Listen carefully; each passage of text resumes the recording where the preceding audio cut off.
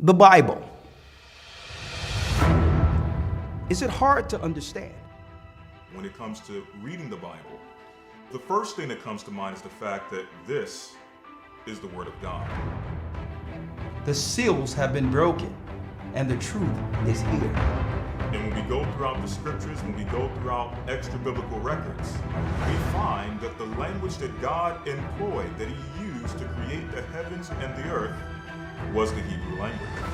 Christ said, I came for the lost sheep of the house of Israel.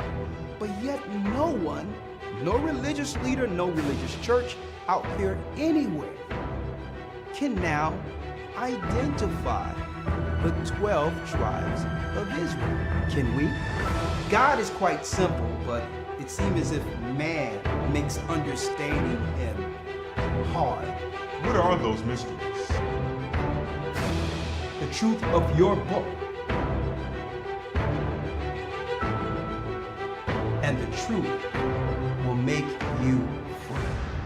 The Hebrew and Bible Academy, you're invited.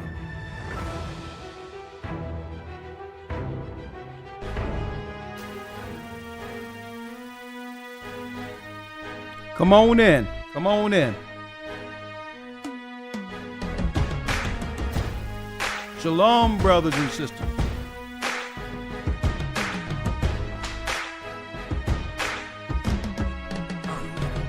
Yo, I've been living at the bottom with my hand on your heel. When I want strong enough to put my hand on your ear. And nobody knows me better than my nostrils. So when I say something, come on in. believe I prosper. Ariaga Ball came and caught him off a girl while you was drunk off of alcohol, partying like a star. That money tree scared cause he saw me with a star. Standing tall, time to cut you down. Sorry, I'm in charge. You messing with the line rat. This ain't no scared cat. Trying to catch me unexpected, baby. I'm expecting that. Bet you that you don't wanna come down to my level. I'ma humble you. One, you don't walk around with a shovel. You don't regard the poor, probably why they wanna jack you. Shalom, shalom. Scraps probably wanna crack around the earth for a work. You would think that this food's fine. Now you're traveling the space to go and still a moonshine. But I'ma bring you down. Shining for a while, living above the clouds. But I'ma bring you down. Ain't gonna stop till you're on the ground.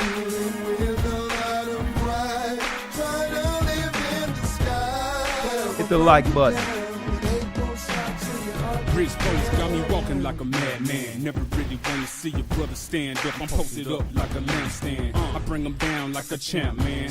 By they pride, I see in they eyes that I'm the last man. I bring them down like the two twin towers. Run up on me and introduce you to my two twin powers. Walking through the valley of the shadow of death. Worse than enemies, my enemies, so I be mad at myself. Come on in. Today is this day that nobody gon' stop me, y'all disable this fate. The queen of Babylon don't wanna play. On with into this the fake. stars. Ready for war, you ain't gon' make an escape. Equip banana clip. Rise, Israel, rise. Come on. So you making a mistake. Trap tails, prepared and heavy, ready for that day. Checkmate. Anybody that wanna step been in my ruling. way, cuz. They've been shining for a while, living above the clouds. Ain't gonna stop till you underground.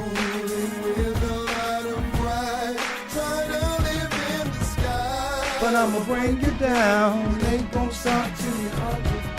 Hey, yo, I'm on a mission, grab your shoes and run with me. The cops on my tail, but I'm moving real slow. Come on. They got babies on them things. Come on in. I ain't gonna stop till them suckers come and get me. I'm taking down the stars, all the stars in the industry. They try to take me once, but them suckers couldn't get with me. They took my brother through, but they said it didn't matter. Be they lied on it. All the ish they said was tragedy. So bow down your head and get ready for a tragedy. I'm coming for your heart, that's gonna come dramatic. Yeah. I'm finna sling my blade like Slice Game. It's ecstatic. See you guys when I get there, you lambs gon' fit. So listen to the flow that I'm kicking in the air.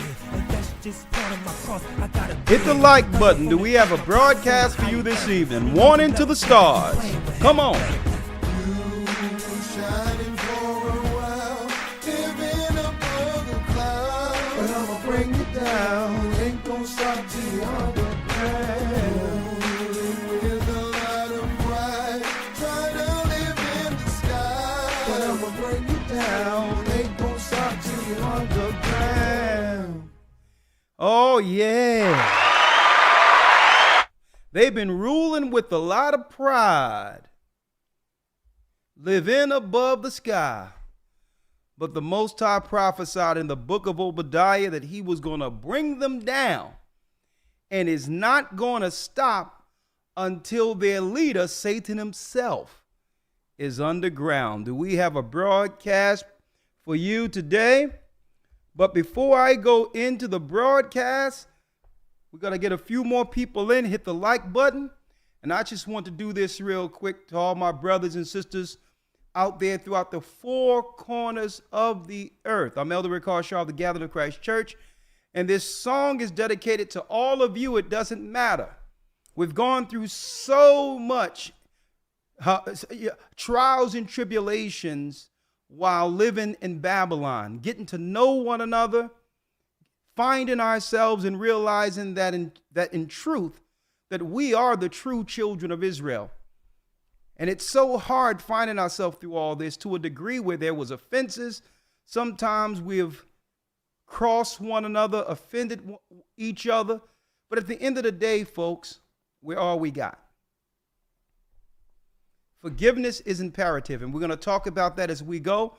But before I go into the broadcast, warning to the stars, this goes out to all my brothers and sisters throughout the four corners of the earth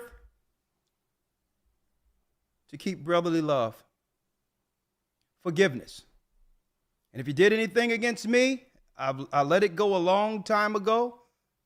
I forgive you. And I hope you can forgive me and we can forgive one another, because what's coming down the pipeline, what they're letting in the gates, what they're letting through the gates, we're going to need one another, okay? Let's go out to my brothers and sisters, brotherly love.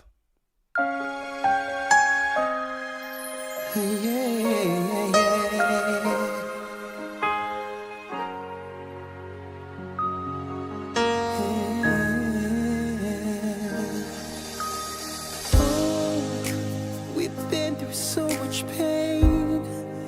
Life took us separate ways. Both did some hurtful things, but it's not over. You know that we both care. So can we forgive and forget? I need you here. Remember the ups and downs, the trials we've been through. See, there is no one on this earth who can replace you, my brother. Life is too short, don't hold no grudges. No grudges. You are my blood, yeah. We must forgive and love each other. No matter what life throws at us, we must keep brotherly love. Searched high and low. Searched high and low, where did you go? Pick up your phone. Oh brother, do you hear me calling? See, I apologize. Hey, this bond will never die.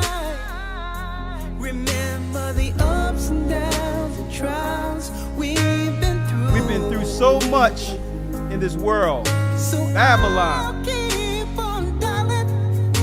I'm going till I get through to you, brother.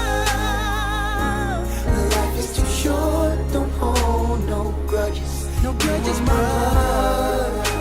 brother. We must forgive and love each other. No matter what life throws at us, we must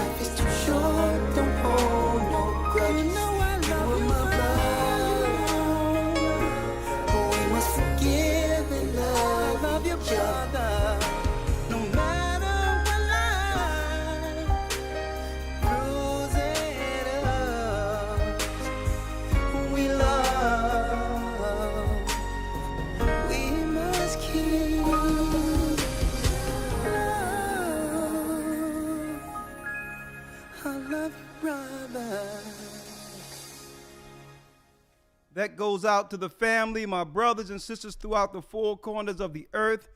And you know what? That also, above all, that include my blood family.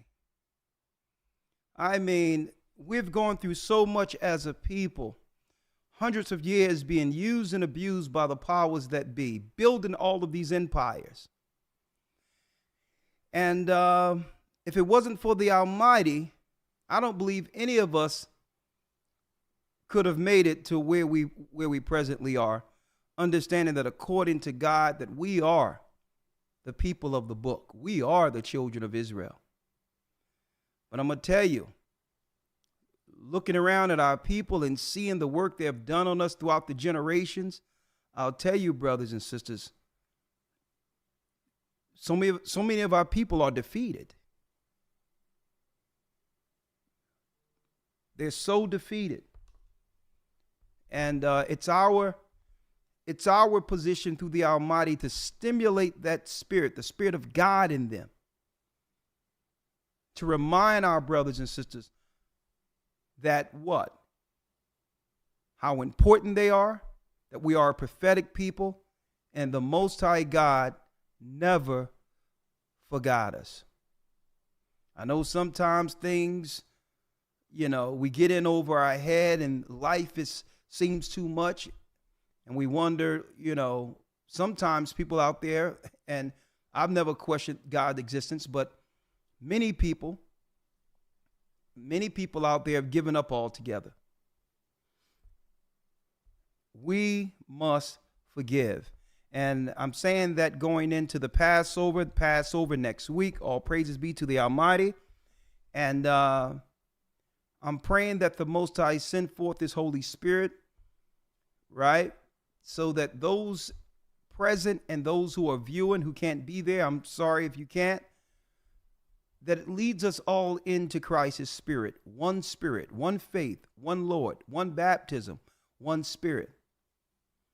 And to remember what this time of year is truly about.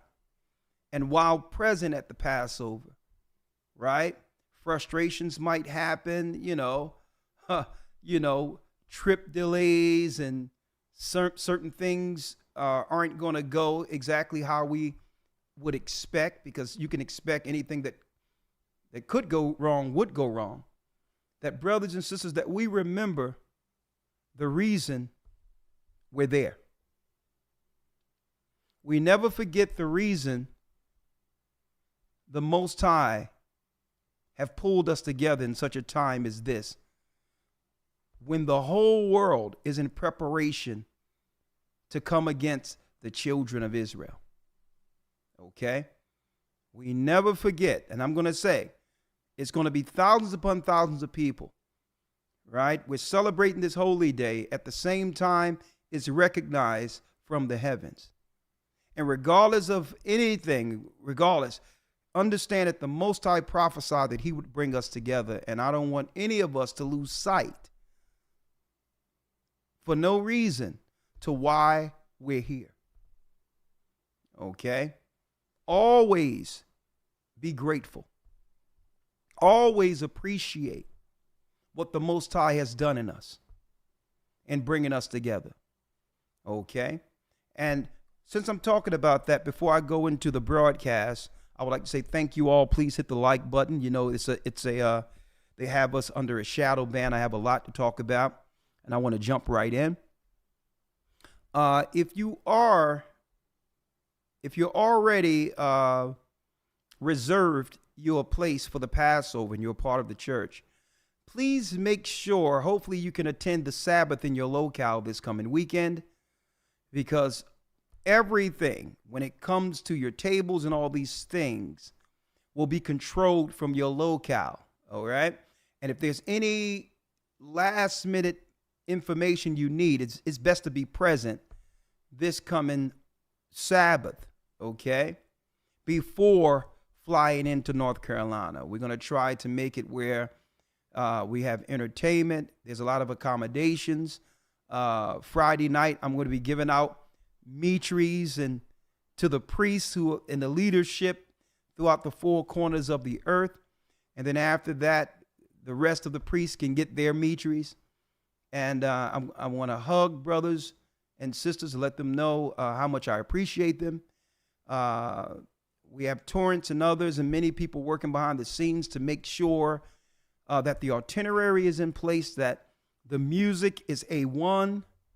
Okay, we have multiple camera angles so that those who are viewing this from home can actually engage themselves as if they were present.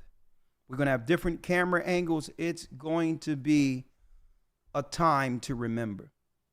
It's going to be a time to remember. I mean, we're putting so much work into this, and to make this a day worth remembering, a day that from the heavens they would be proud that we're all coming together like angels on earth to celebrate the Passover in remembrance of Christ's sacrifice for our nation. Folks, this is what it's all about. It was through that crucifixion years ago, through the Holy Spirit from one generation to the next, that have led us to this awakening. And Christ from the heavens will be watching his people. He will be watching his people. All right. So please, if you are a part of the congregation, if you already reserved a seat, please go to your local church this week in preparation for next week's Passover. Okay. Passover is 2 weeks from the end of winter. Okay. That's the way it is. It's always at a fixed time. It always fall on what? You got it. Friday sundown to Saturday sundown. Okay. Now, I'm going to open up the lines in a few moments. Elder Lawyer, when you're ready, just text me and I'll bring you in. But in the meantime, let's jump in to the broadcast. Now, brothers and sisters, you know, a few days ago, I made an announcement, right? And as you can see, when I made that announcement Monday concerning the brother who did Adam and Eve animations and things of that nature, books or whatever the case might be, John Martin, as you can see, we edited that particular broadcast.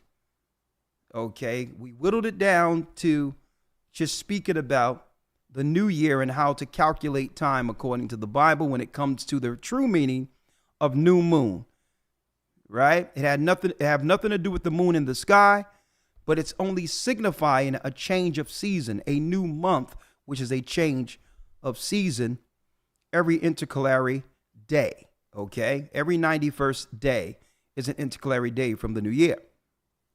And I spoke about John Martin. Here's his picture right here. And I was talking about how that you just can't come through and begin to use the network of this church without proper protocol, because for so many years, the other nations come into our neighborhoods, whether it be Amway or something else, to connect with the pastor and get access to our people as a network, but yet go back to where you live. And none of the money ever comes into our community to help those same people in the church, right? But I did edit it, and I had an opportunity to talk to the brother. All right. And I told him that, listen, I will clear things up when I go live Wednesday. Okay. I spoke with him. And the whole deal was, while I was overseas, there was another brother over Houston. I corrected Houston to a degree where it's going the way I would have established that. But he came through and told me that he was baptized in the Houston church, but he never attended the classes with the leadership I have in place now, right? What tipped me off is this brother here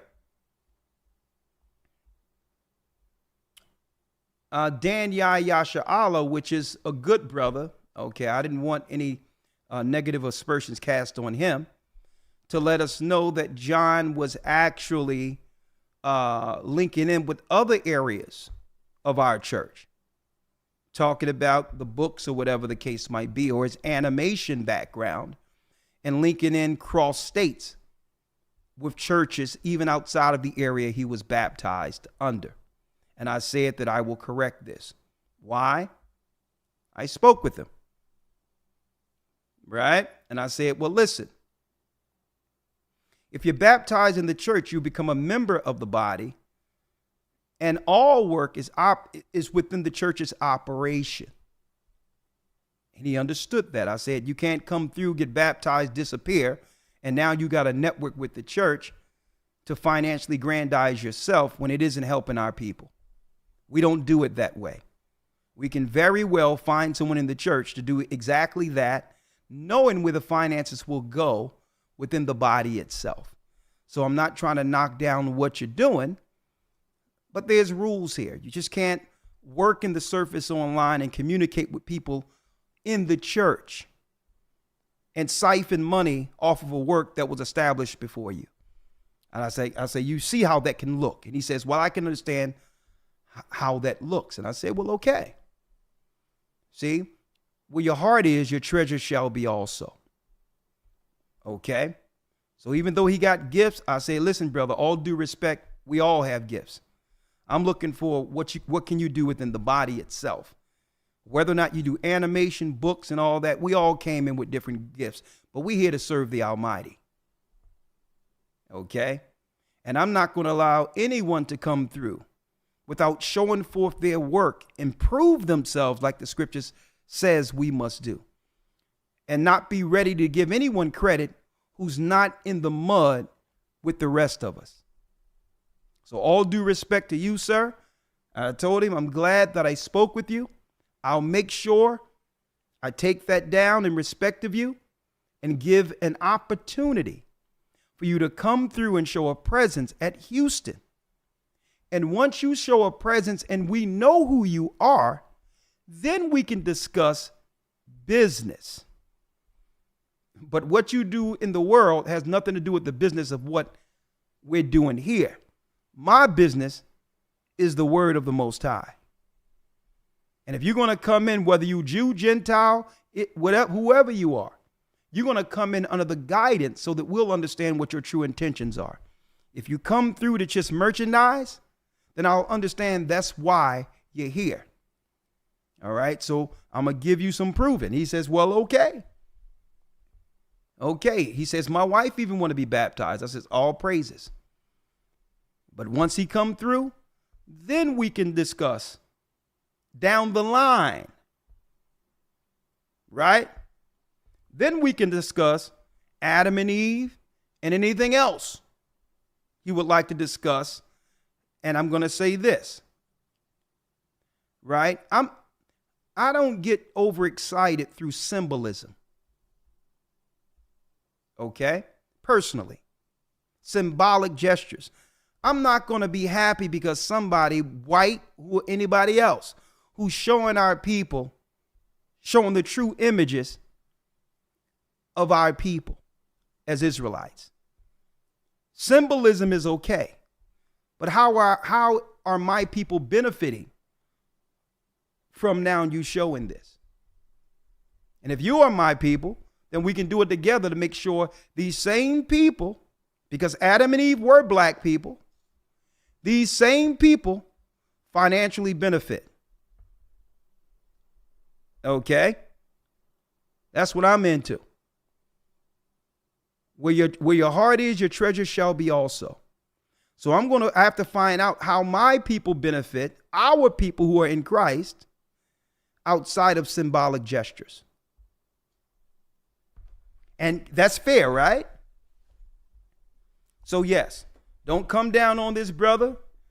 He only did what he thought was right and was never told the proper protocol on how to market within a church or a body. So I'm not blaming John for this, okay? But I thought in good faith that I would come before you all. If I come out and say something, okay, I'm not too proud to come back and say, well, listen, this is what it is today. I don't want no negative aspersions cast on this brother. He want an opportunity to show that he can do things right, and now he's in order with the church. Okay, so everything is on hold until after Passover, and then I'll sit down with the brother and we'll discuss what this relationship is. But more important, his soul and the family of his soul and the soul of those in his family is more important than the gifts he's delivering. So that's what I'm going to focus on first. Him being a part of the work and how that benefits Christ's work. All right. All right. So I'll leave that there. So I thought that I would put that out there because I said I would. Right. So let's now jump into the broadcast. Let's jump into the broadcast. Let me pull Elder Lawyer up here. Please hit the like button. We have a great broadcast. Warning to the stars is the topic, right? Warning to all these stars who have made it in the world. Here's a warning to them, right? Warning to the stars. Check 1 2. Check 1 2. Check 1 2. All right, I got that. Okay. All right, there go Lawyer there. All right, let me bring Elder Lawyer in. Ruling with a lot of pride. I'ma bring you down. Ain't gonna stop till you underground.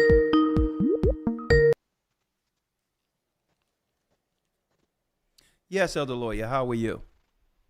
I'm doing well, sir. How about yourself? I am blessed by the best. And his name is Ahaya. Let me pull you in. Let me see. Here you go. Here you go. Elder Lawyer's in the house. Yes, yes, yes, yes, yes. There you go, Elder Lawyer. Yes, yes. Good to see you, my brother. Good to see you. Likewise. Let me put on another light. One moment.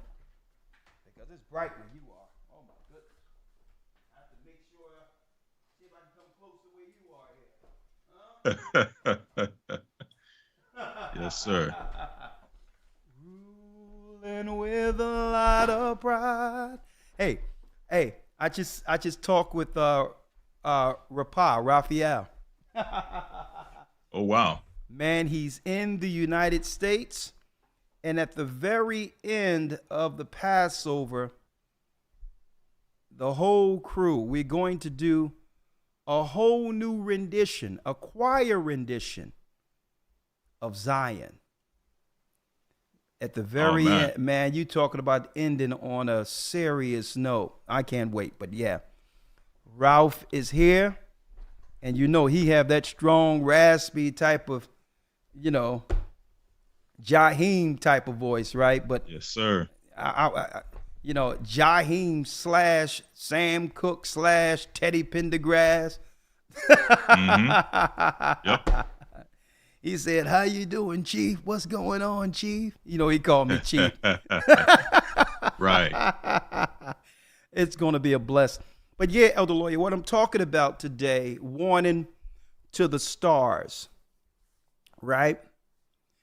It seems as if our people have done so much going through the curse for, I would say, our slave masters' acceptance. And it would be at compromising our own spirit, our own morality, just to be recognized as a star. And I'm going to go there, right?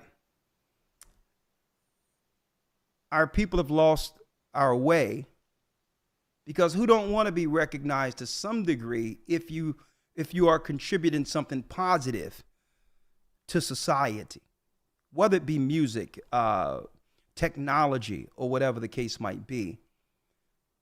But I believe the Most High, when I read the word, I think our people have lost sight. Let me put it this way, lawyer. We've lost sight to why we're here. Right. And through that, we've gained the wrong kind of recognition. Right? Like, for instance, Christ was famous. Right? Christ was famous. As a matter of fact, let me read it. This was the type of fame our people, the ancient, the righteous, this was the kind of fame we were known for, right? And instead of celebrating this type of famous, it seemed as if the stars of this world, when it comes to our people, that particular recognition isn't famous at all. It more so turns from fame to infamy. Mm-hmm. And I don't think our people know the difference. So I wanted to make a clear distinction to why the Most High have us here in the first place. We're here, America and scattered throughout the world, to learn the trials of our era and to realize we're under a curse for disobedience. We were never here to gain the same recognition as the world. Our people were intended to become famous in an entirely different way. And this is a warning to the stars, right? Whether it be P. Diddy, whether it be Kanye West, they're fighting an uphill battle. Okay, they're fighting an uphill battle with the paymasters.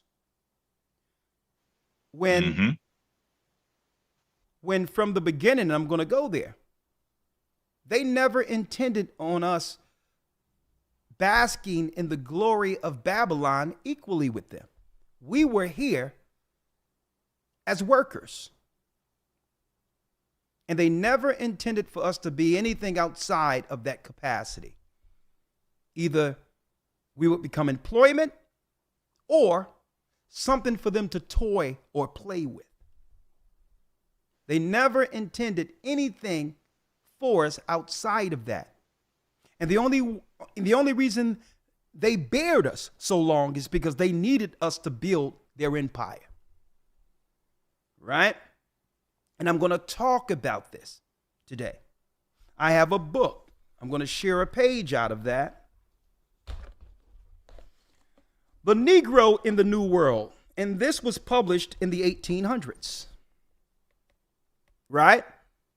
They had a study from all the lands the children of Israel were taken captive, and they logged our existence within these particular colonies, right? These slave colonies. They logged it. They charted the social engineering of our people. And there are some key things I'm going to bring out of this while talking about this. We were never in their eyes. There was never an intention to make us equal or have us consolidate enough power to actually have a say, politically or otherwise. Now, let me talk about the famous in the past, the fame we were actually known for. Right? Right here, Elder Lawyer, I'm going to read it real quick. I'm in Matthew 4:23. It reads, in Yeshua, Jesus, they call him Jesus, but his name is Yeshua. There was no J's back then. No J sounds back then. And Yeshua went about all of Galilee, teaching in their synagogues and preaching the gospel of the kingdom and healing all manner of sicknesses and all manner of diseases amongst the people. And his fame went throughout all Syria. You see, this is what true fame is. And they have it twisted in a twisted world as Babylon. They have confused and blurred all lines to make us believe infamy is famous. Debauchery is famous. Anti-God activity is famous. And I'm going to show you how the enemy tricked and deceived our people. The true fame is when you read in Syria, and they brought unto him all sick people that were taken with diverse diseases and torments, and those which are possessed with devils, those which were lunatic, that means mental illness, and those that had the palsy, and he healed them. How can you acquire all the wealth of this world and not think of fully healing your people? And not and believe and begin to think that others view you separate from the same people the world is making sick. Mm-hmm. When the destitute, the trodden down, those who are poor, who can't see the light, are looking to those who've achieved something to actually heal the ills of our community. And it seems as if the elder lawyer, it seems, let me go here. It seems as if the stars from our community who are highly gifted, it seems that they don't think to actually connect with us until the paymasters turns on them. Mm-hmm. Right? That's right. And when you get that notoriety, that's when you're supposed to realize what real famous is and begin to sacrifice to make sure you acquire the same fame as our king and recognize and be recognized for more than just your carnal talent. Healing our people. We're under assault. We're under eugenics. Tens of millions of our children have never seen the light of day, which is calculating. A political system that makes our people believe that it's a caveat or it's a right to get rid of our own children, while the stars idly stand by. No other people would allow a genocide of their own people if they have something to do about it, say about it, and if they have the finances to get to the bottom of it. I'm going to talk about this today. Fame, infamy. Our people who've acquired riches don't know the difference. Don't know the difference. And there's a few things I want to go into, right? Let's go here first.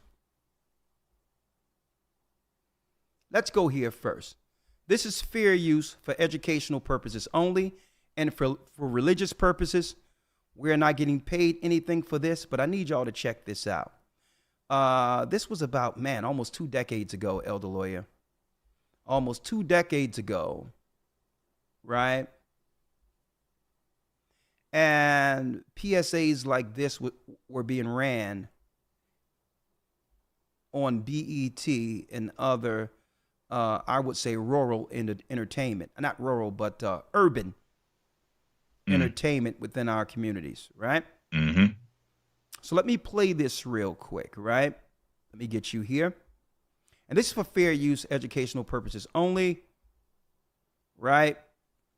I need you to check this out, right? Warning to the stars. Years ago, when our people were getting genocided, racial profile being shook down in New York, right? Being frisked, right? They had the frisk law in New York. The same time, genocide was being perpetrated on us, where they were convincing our parents to actually deal with certain types of health care that, you know, that some could deem questionable, that was perpetrated on our children to some degree. At the same time, instead of looking out to heal our people, PSAs, we were watching PSAs like this. Fair use. What's hot? Respect for people. What's not hot is hating people because of their color or religion. What's not cool is anti-Semitism. It's a long word for racism. Anti-Semitism and racism are the same thing. Don't let anyone tell you otherwise. Speak out against anything racist, any kind of bigotry, the minute you hear it. Let's fight all types of racism and anti-Semitism together. Don't be silent. Remember, we are one. One voice. We are one. See, we are one. That's Jay-Z, Elder Lawyer, and Russell Simmons.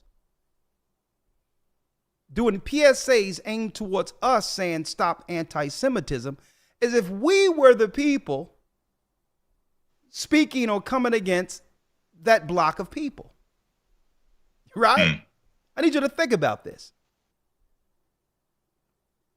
So here it is, Jay-Z, Russell Simmons, we're doing PSAs, stop anti-Semitism. Now, I don't believe in any type of hate, right?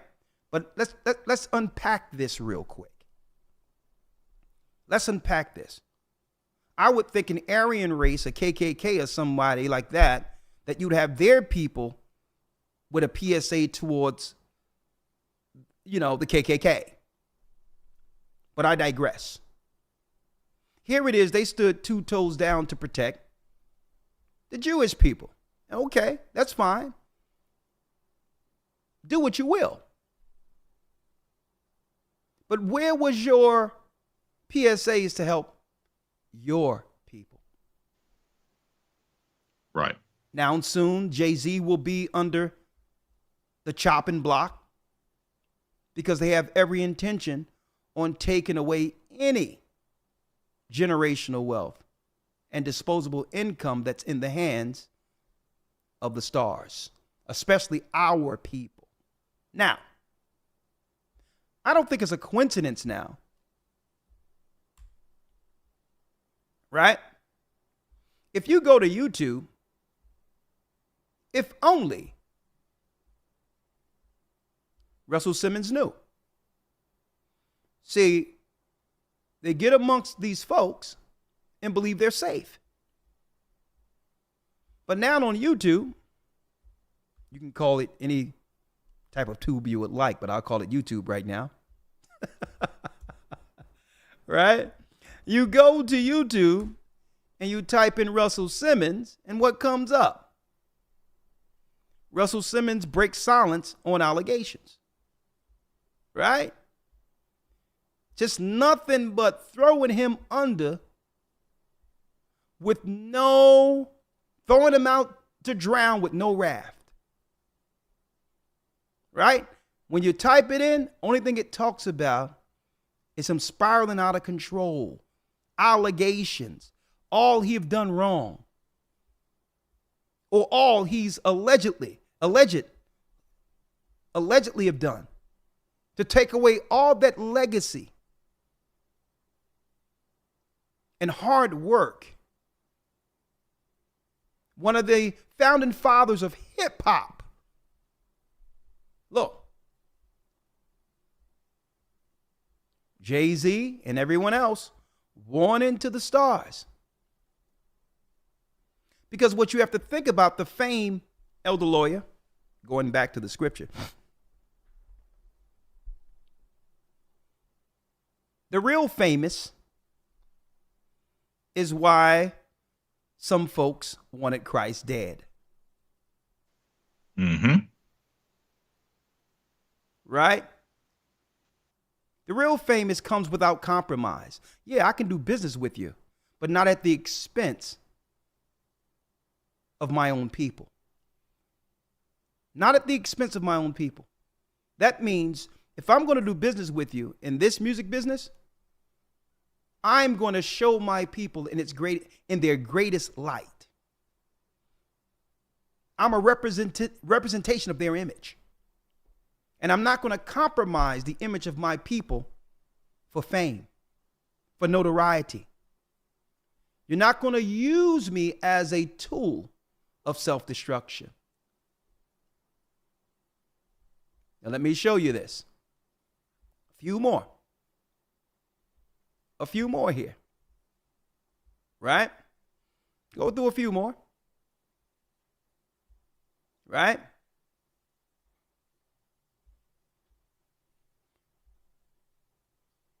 Russell Simmons, Jay-Z, all the other famous icons, if you will, in New York. You think they never seen Hebrews on the corner telling the world that we are the children of Israel? You think Elder Lawyer, you know they've seen that, right?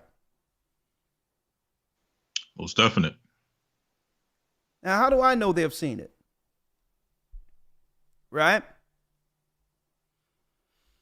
Years ago, at the Hit Factory, a few friends of mine were recording at the Hit Factory. Right? And at this time is when Barak Yard, Maurice Wiltshire had a deal with Dr. Dre's, with Interscope before it blew up or whatever. He was an artist under Interscope. And there's nothing I'm talking about that I didn't talk to him about first. So I'm free to talk about this. He's in New York at the Hit Factory, right? I'm a part of the writing team, and I'm a singer seeking to be an individual artist, right? And get my own deal or whatever the case might be. And him and a friend of mine, some friends, come back from New York after seeing Hebrews on the corner and said, Elder Ricard, I was Richard at that time, excuse me. Yo, Rich, I think there's something you need to see. Right? He says, we're the children of Israel. And I'm like, yeah, that's deep. Okay. I'm here. I'm trying to get a record deal. What's happening here? Well, what are you talking about, children of Israel? But to make a long story short, went down to Cheltenham Avenue, and there was some men dressed in what you would call, look like Western regalia with, fringes on and chaps on, looked like they just jumped off a horse. It was spaceship. It looked like Funkadelic to me, a mixture of old West apparel and psychedelic, funkadelic type thing, as far as I can see, like someone just stepped off a spaceship. But all in all, that I was a young man in my early 20s and found out that I was Hebrew, right? But they were able to acquire this information by just visiting New York, on a trip to the Hit Factory. So if they was able to bring the information back that allow us to know that we're Hebrews, you think Jay-Z, you think Russell Simmons didn't know this? You think they never seen the Hebrews on the corners? Disturbing the peace, as the world would say? Interrupting the ether, right? So they know we're Hebrews. And I'm going to tell you, Elder Lawyer, all of them know. Jay-Z knows. P. Diddy knows. Right? They all know. If you ask them privately, they'll tell you, I know. But they're not, but they weren't but they weren't going to disrupt their business, understandably so. But with understanding your Hebrew or an Israelite comes what? Comes accountability, because there's a law of morality attached to these people. And I'm going to tell you, Elder Lawyer, even though the enemy only seen us as workers, it was because of that law of morality and our belief in God. It was through that, being the moral compass of the United States, is why the Most High, to every degree, to some degree, sustained us through chattel slavery and allowed us to multiply beyond control as it was in Egypt. It was through that moral compass the Most High allowed us to be protected for generations, folks, without the enemy seeking to utterly destroy us like he's doing now. But going back to the stars, Elder Lawyer, they knew. P. Diddy knows. But it usually doesn't come out until what? Until they're running to find some level of protection when the paymasters begin to turn on them. Right. That's when usually a lot of this start coming out, where they're willing to now side with the Hebrews. Now, I'm going to show this real quick. Just a piece of it. Right? And this is fair use, right? And I'm going to show a still, right? Because if I do it this way, then I'm not violating people's content out there. So I'm going to show a still for this, Elder Lawyer. Right? Where TMZ stepped to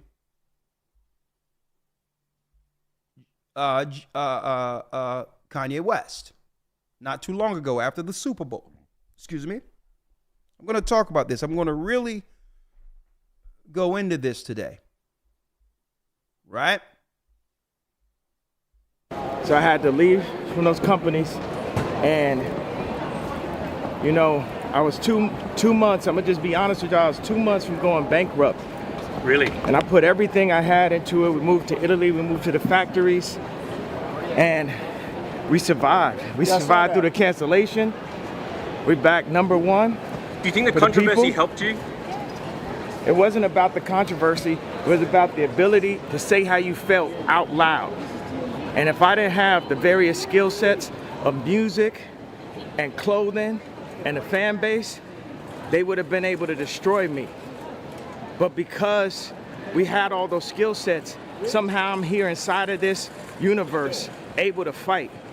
You can't be destroyed. Elder Lawyer, he says because he had the skill set of music, fashion, or what have you, if it wasn't for those gifts, that they would have been able to destroy him. Right? I need you to check this out. Mm-hmm. He said these skill sets is what help him overcome. Right? The paymasters who were seeking to bankrupt him. When it was our God who gave him the skill set. That's number one. Number two, it goes back to a lot of these guys don't realize what their part is within society and how they're viewed. They don't understand. The gifts of your music, the gifts of your clothing line and your sneakers line, they only see you as someone whom they can utilize for merchandise. You were brought here to work for them. Right. And that's the uphill battle Kanye has been fighting. He don't understand. You can't say you're Hebrew or you know you're Israel and don't realize what your position is in business. And they're constantly reminding him without being crass, without actually just telling him, listen, okay, what you're getting is your portion. You were brought here to work for me. And that's what he's fighting against. Here's the reality. Here's a reality. They made you famous. And none of them, elder lawyer, want to accept that. Yeah, you have the gift. But it's their machine that made you famous. Mm-hmm. Now, do I agree with the machine? No, but I understand the machine based on the word. And the enemy understands our position according to a curse that was placed on us. That they can only allow us to excel, but so high, without losing their dominion. Listen to me and listen to me good. That means if you're going to do business with them, you must do business with them understanding, and I know this hurts a little bit, your place. There's nowhere in the Bible that stated that you would have a position to overthrow or be equal to your paymasters. They won't allow it.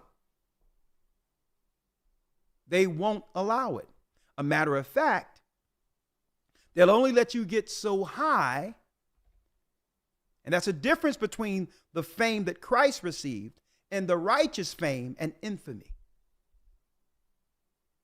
Listen to me clearly. Here it is, elder lawyer. They'll only let you get to as high as they would like you to go. But guess what? They'll also be responsible for your fall. And that's the difference between God's fame and Satan's infamy. You have to become infamous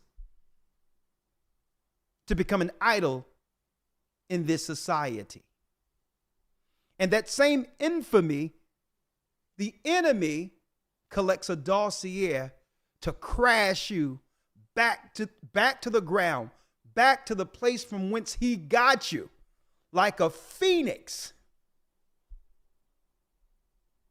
A phoenix that have crashed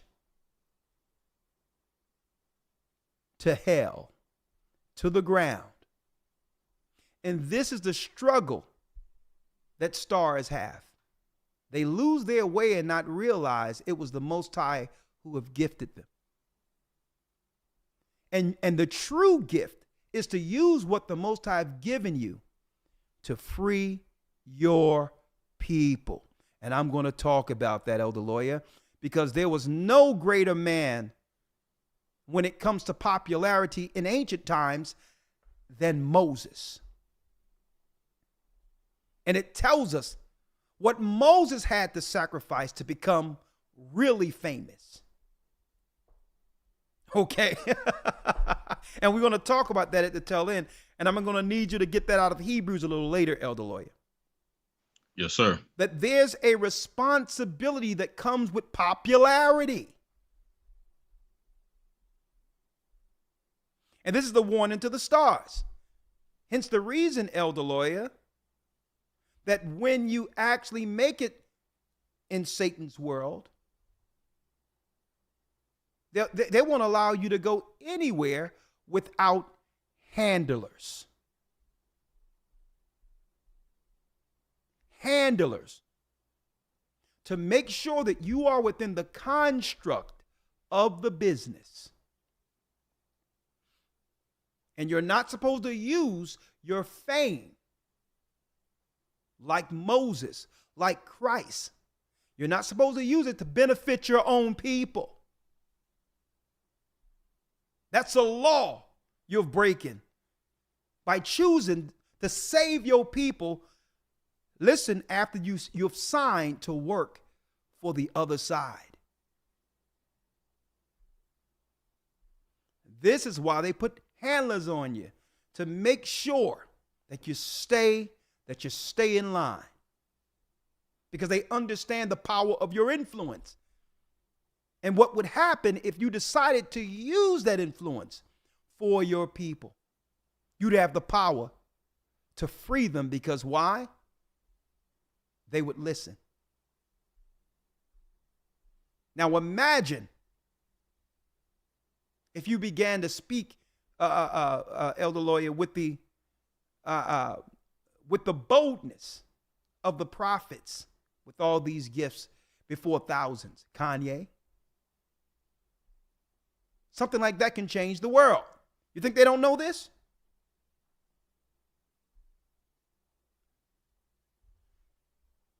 Warning to the stars. Let's go back. Then I'm going to go into the reality, how we've always been viewed. And it doesn't matter the fact that we're in so-called 2024 right now, right? They don't view us any different than they viewed us coming off the ships. Mm-hmm. When it comes to our value to them and how they view us. We were brought here to work. That's the only value they'll see in us, and how they can benefit from our work. And it doesn't matter whether or not you are a musician. It doesn't matter if you are a master architect. Okay? They'll never view us above workers. Okay? That's why they told what? LeBron, shut up and dribble. Right? And our people look at LeBron, as a quote unquote God to some degree. King James and all these others. Mm-hmm. And you have these other guys who don't have enough talent. They don't have enough strength in their whole body to do what LeBron can do with one finger. But they will sit back and say, listen, shut up and dribble. You're nothing more than entertainment. And that's humbling. But that's how they're viewed. Because that's no different than them pulling us off the ships. The strong guy they threw in a wrestling ring, and they begin to bet. And as this guy began to take people out, they would travel him like a circus from one state to the other, and made him a boxer, a prize boxer. Right? Folks, they have just changed. Believe it or not, folks, they have just dressed it all up, but it's the same view. And this is what the stars are struggling with. They're struggling with the reality of their existence without being content. Now, why did I say this? If I understand the construct according to God, that the Most High would send us to serve for a time before freeing us, I can operate them regardless of how they view me, right? And I could take my pay and do whatever I would like to do with it to help my people. Okay? But I would have to do it with, wise as a serpent, harmless as a dove, by doing business, but at the same time not compromising my morality. Because I understand the construct. Until Christ returns, these people will always have the dominion. So I'm not fighting against that. God put all these nations in dominion. From the Babylonian Assyrian Empire, the Persian Medo Empire, we went through that last week. From the Greeks to the Romans, it was our God. We lost the power for disobeying God. So I'm not going to fight against the dominion. right? But if I'm going to, we're in this world, we have to do business. So if I'm going to do business with you, I'm going to do business in respect of that scope, understanding the prophetic scope of where I stand and how far I can actually go. With the realization that if I'm going to serve my people and my God, that this connection with the world must be sacrificed. And guess what? I'm willing, and you must be willing to let it go. Because before the world seen your fame, it was God. It was the Most High who instilled that spirit in you to inspire, to create. And you must be willing to let it go and allow the Most High to shape you in his image, to be utilized and use the gift for what it was intended for in the beginning. Our people understood that these gifts inherently endued within us was given to us by our God to free our people.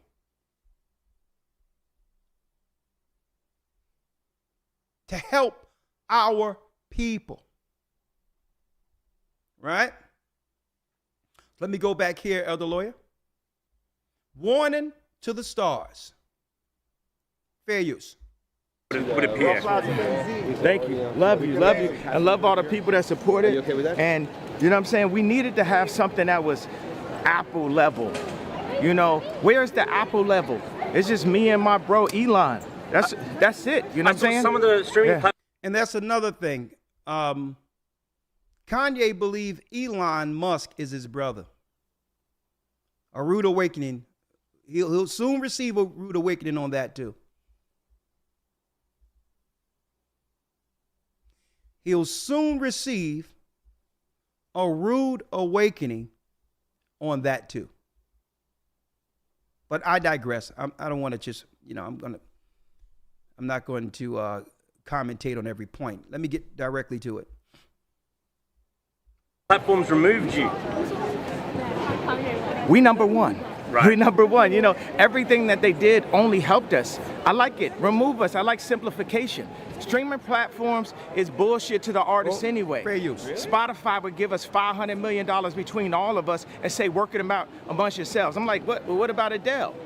What about Drake? What about Weeknd? What about Taylor Swift? What about me? They like, no. Doesn't matter how much any of y'all stream. Y'all got to work that $500 million. A $500 million? A $500 million? That's what streaming companies think of us as the musicians, and all the label owners just hand it over. Right. You understand what I'm saying? Right. We ain't on that, bro. As long as I breathe, I'm here for all of my artists, all of my peers, and all the people. People get in the way. That's what the market does. They get in the way. The diamonds are infinite, but people make a market out of it and try to charge more. They make diamonds our girl's best friend. You see what I'm saying? They make the Twix bigger. They trying to make us fat. You know what I mean? What do you have to say to people who resent your success based on some things you've said they disagree with? That's the whole thing. They got the right to their opinion. I got the right to my opinion. You understand what I'm saying? We all have the rights to our opinions, but so many people will lose their jobs, lose their careers for taking the steps that we took. You know, we went down for like a year and a half. You know, people think that I got, kicked out of Adidas for the tweet. We were having problems before. They were stealing my designs. They still trying to sue me. It's like, get right. Right. Get right, be honest. Y'all gonna send me $100 million a year, then say that I misallocated the marketing. I was the marketing. Look at where y'all at now. Look at where we at right now. Y'all wanna play? Gonna have me nap on the board. These companies, Gap, Balenciaga, they just want to use the celebrities and have us be like the polo man on the top of the horse. And everybody knows, everybody felt what I felt. You know what I'm saying? I even said the apology and they still fuck with me. You know what I'm saying? I said apology. Some of the stuff I was saying was true. So until y'all come up and say, yo, what he was saying, some of that was true, then go ahead with all that. Do you take back any of the anti-Semitic stuff you might have said? Black people. Now listen to what I'm saying here. Excuse the language. I'm sorry about that. I should have edited that. But he says, do you take back any anti-Semitic rhetoric, the anti-Semitic things you've said? You notice they keep throwing that in there? So it's as if there's a ritual in which if you become famous, you have to do a PSA to side and say before the public, mentioning something towards our people, to not be anti-Semitic, or you're for that side. You notice that. So now it comes right back around where they said, do you apologize for your anti-Semitic words? Listen to this. Listen to this now. All that. Do you take back any of the anti-Semitic stuff you might have said? Black people can't be anti-Semitic. We are Jew. Well, You understand what I'm saying? We are Jew. He says black people cannot be anti-Semitic, Elder Lawyer, because we are Judah, or from the tribe of Judah. Now, he's correct, right? Now, and I know a lot of people would celebrate that. Oh, man, the people know. Folks, they always knew. Right? But if he know that we are Israel, have he not read the curses? Right? Mm-hmm. Can you imagine Moses having this conversation with the consul of Egypt of why they want to allow him to flex and become greater than Pharaoh in Egypt? Right. Can you imagine that? Nah. He's like, y'all got to go into the wilderness, right? I'm running things here. Right? I need y'all to think about this. How can you say you are a Jew and you're Semite for argument's sake and not realize that this battle against Jewish people is unattainable? Okay? Not that I'm for anything, but if you understand the construct of you being an Israelite, you would understand how the nations and how these same people view you. It starts off with how we came over, and they'll never see us as anything different.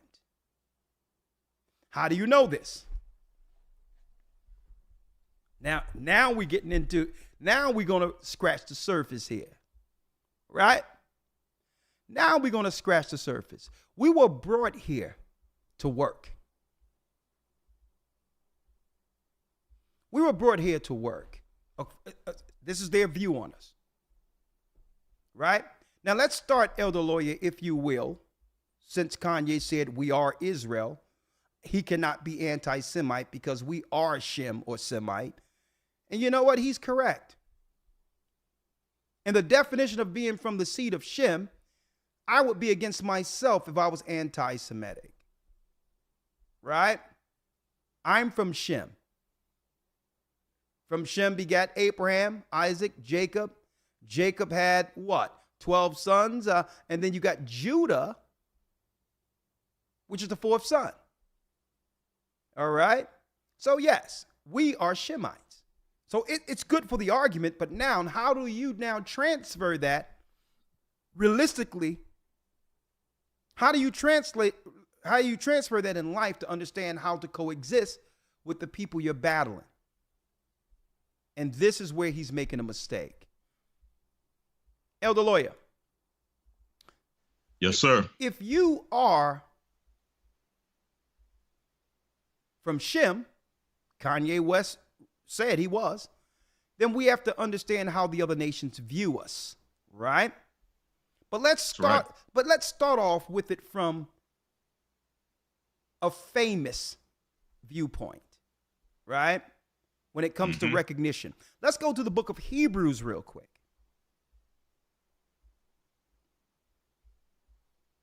Right? And let's talk about Moses. You can't find a more famous man than him in the Old Testament, right? Let's go to Hebrews 11, and I need you to read that with me real quick, Elder Lawyer. Yes, sir. When Hebrews 11 and 23. Hebrews 11, verse 23. Now guess what? Moses was a Hebrew. He was from Levi. And I know some people would say, well, he was Jewish. No, there was no such people as Jewish people. All right. Until the 3rd century, when the Idumeans under Hyrcanus, that's right, converted into Judaism. When there was hundreds of thousands of Edomites or white people converting. So when you hear about the patriarchs and you hear people say, well, yeah, Moses was Jewish. He wasn't Jewish. Moses was an Israelite from the tribe of Levi. Okay? Hebrews 11, verse 26. Let's read that, Elder Lawyer, if you will. Sir, I started at 23. Yes. Okay, let's get it. Yes. Hebrews 11 and 23. By faith, Moses, when he was born, was hid 3 months of his parents because they saw he was a proper child, and they were not afraid of the king's commandment. Come on. By faith, when he was come to years, Now, refused. Hold up. We at 24, right? Yes, sir. Verse 24. Yeah. By faith, when he was come to years, refused to be called the son. It says by faith. Yeah, you're right. I'm sorry. Go ahead. Yes, sir. By faith, Moses, when he was come to years, refused to be called the son of Pharaoh's daughter. He refused to be called the son of Pharaoh's daughter. That means it doesn't matter the notoriety and respect he received amongst the elite of Egypt. He's like, no, let me make it clear. I represent my people. Moses stood on his people. Doesn't matter the circumstance. He didn't change himself and compromise his mission or the love of his people just because he was amongst the elite of the Egyptian government. And this is what happens when our people leave Goshen, which is the ghettos, to find themselves amongst the elite. Mm-hmm. They tend to understand their responsibility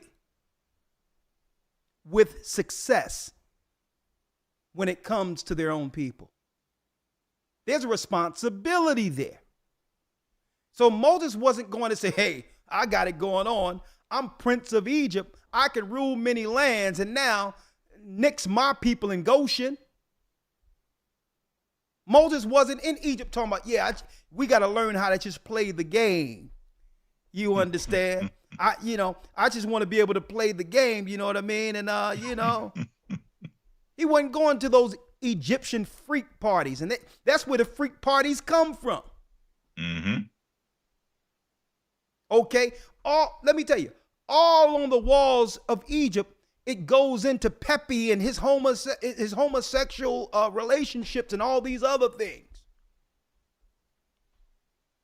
That's why when we left Egypt, the Most High gave us a law and say, well, listen, you've seen how they rolled up there in Egypt. You don't do that. Right? So these same parties, you got to understand that they're now coming down on P. Diddy with and all these others.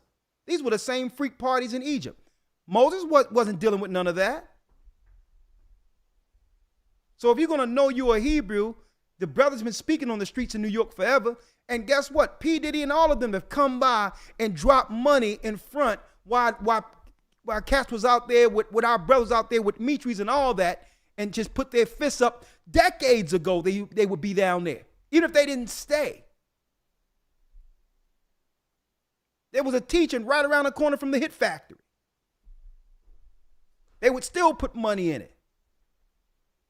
But then you go amongst the elite and not realize there's a responsibility with it. Right? Mm-hmm. And the other nations, how do they roll? They'll do business with you, even Jewish people. They'll do business with you and all of that. But they know there's a responsibility. They're representing the whole. Even though they'll do business with you, they go to the synagogues together. Their family come up in their communities together. They understand that there's an overall objective when it comes to the responsibility they have to the group.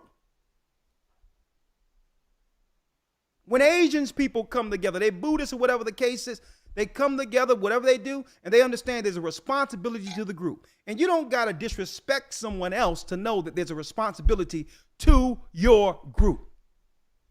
Mm-hmm. And that's why I had to do this, Warning to the Stars, because I know a lot of them, even if it's for a moment, some of them run into our videos. They run into our videos. And some of them, they think about it, and, Elder Lord, don't think they don't. Sometimes they look inward and question how can they help our people without hurting their own urn. It's not as if they haven't thought about it. Right. Absolutely. Right? They think about it. Like, if I do this and they see I'm connected to this, are they going to throw me away? Mm-hmm. They think about it. But now I thought that I would just roll out the scriptures. Right? Mm-hmm. By faith, Moses, when he was come to years, refused to be called the son of Pharaoh's daughter. Hebrews 11:24. He wasn't going to now identify himself as an Egyptian and forget the struggle of his people just because what? He was famous, powerful. Right? Because at the end of the day, guess what? When the Egyptians have no use for him, eventually they would throw him back with his people anyway, knowing that he isn't them. Mm-hmm. See? These people never look at you any different than work. Now, of course, there's some relationships outside of just the work thing where, okay, there is some friendships and mutual respect that should be had that across race lines. That's a gimme. Not to say you don't have some real friends that aren't a part of anything. But when the rubber hits the road, I'm going to tell you, these people are for their group, and there's nothing wrong with that. It's supposed to be that way. And they're not willing to sacrifice their position with their group for us. They're not willing to do it. Mm-hmm.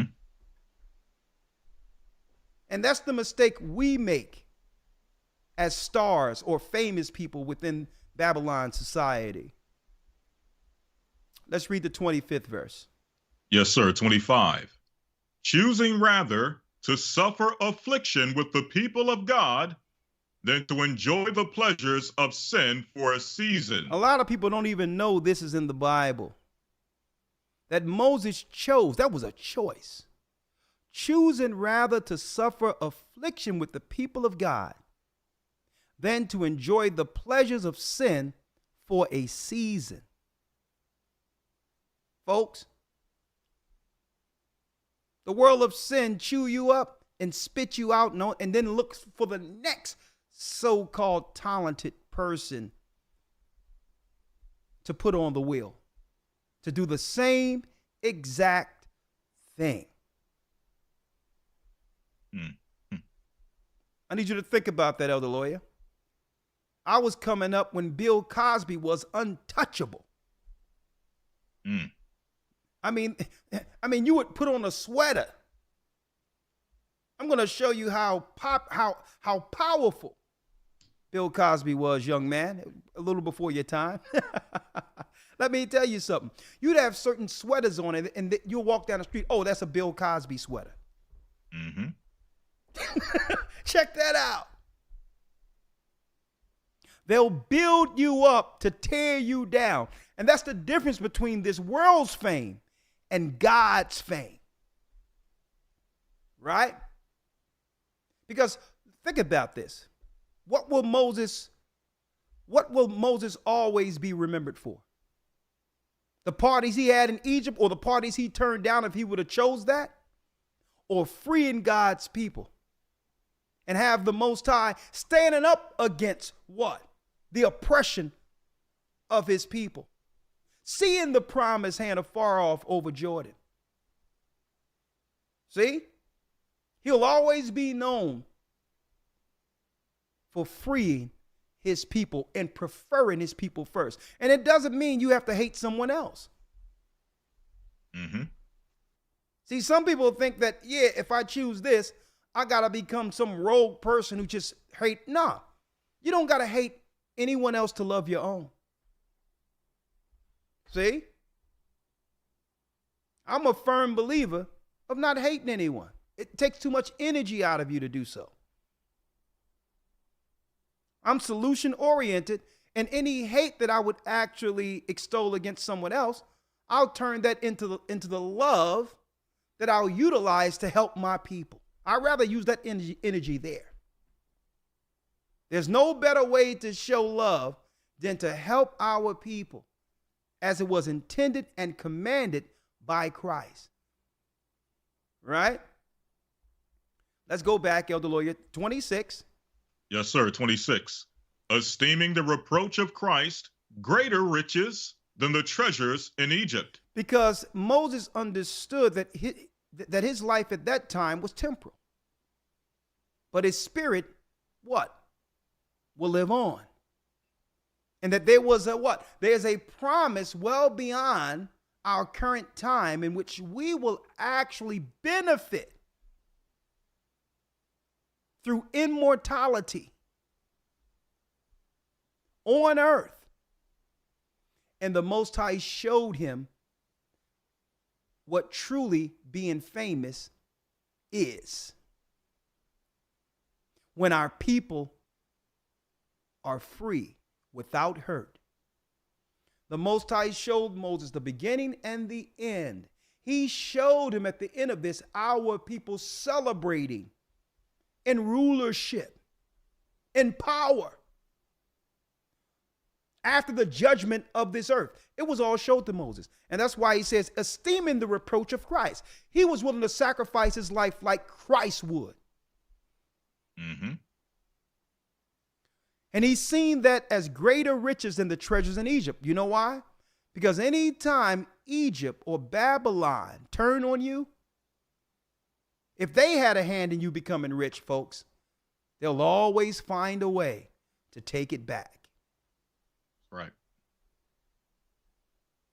And that's what Kanye's experiencing right now. He says, listen, I was almost bankrupt. You know why? Because you sowed in this world and not in Christ's world. And those who, the benefactors of your talent in this world, the way they gave it to you, are able to take it back. But the riches that you sow in heaven, these people can't touch. So, you see what I'm saying? These people can't touch the riches in heaven.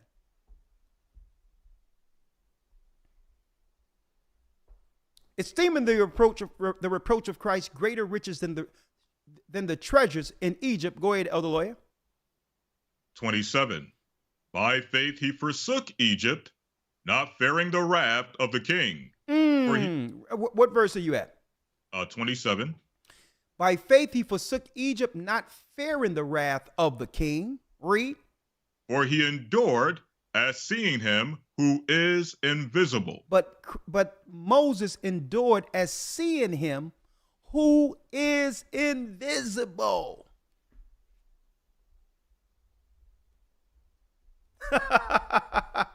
And this is where we're going into next week. Read the 28th verse, Elder Lawyer. 28. Through faith he kept the Passover. Through faith he kept the Passover. That invisible God who rules from the sides of the north, from the heavenly realm, who control all powers, which minister to this earth, folks. It was that God who sent forth the death angel for those who didn't obey. Put that blood on the door so that what? So the death angel can pass over. And those who didn't listen, including Pharaoh, lost their firstborn. See? And that's the power of believing in our God. If you're going to say you're from Shem, if you're going to say you're Hebrews and stake claim, you must now stake claim to this. Of the only way you can fight the powers of this earth is through your God. Huh? Huh? The only way you can fight the powers of this world is through the God of the Hebrews that you're claiming now, Kanye. Mm-hmm. That's right. See? You can't play both sides. Okay? You can't live your life trying to prove a point to them by disrespecting yourself. Mm-hmm. And if you're going to be married to a wife, right, you can't be out there embarrassing your home by having her out operating in harlotry, walking around with no clothes on. You can't now claim to be a Hebrew for the people when it's convenient for an argument, an anti-Semite argument, Right. and disrespect your own home by operating immorally with your woman running around with no clothes on. See?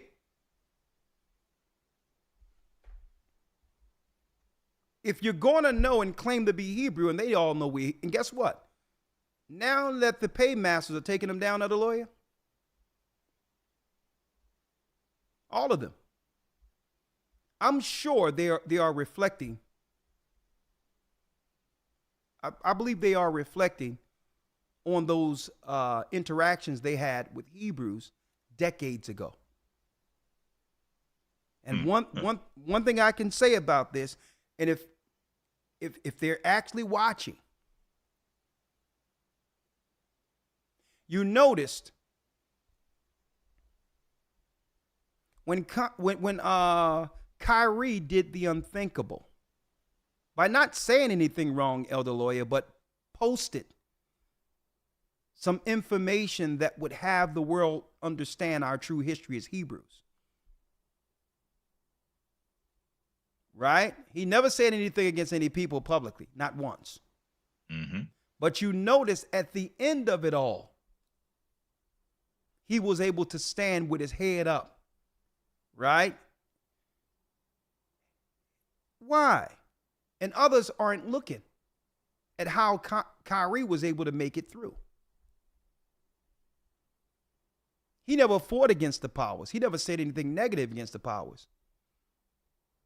But he never did what? He never backed down on what was posted. He know we're Hebrews. And what the whole world seen is our people throughout the earth rallying to his defense without him having to reach out, without him having to say anything. Right? It was us who held him down to a degree where he can still make earn when most people would have been utterly destroyed by now. And guess what? That's what you get. That's the kind of love you get and receive when you operate without actually separating yourself from your people. Kyrie has never separated himself from us. And that's an example of a person who can actually do something, right? Who actually has a gift which would allow his family to have generational wealth. He's a perfect example that they should have looked at to take some cues from. Because under any other circumstance, that man would have been utterly destroyed. But the whole world of our people who are Hebrews came to his defense. And on top of that, our God stood with us, with him on the side of right, to let the whole world understand.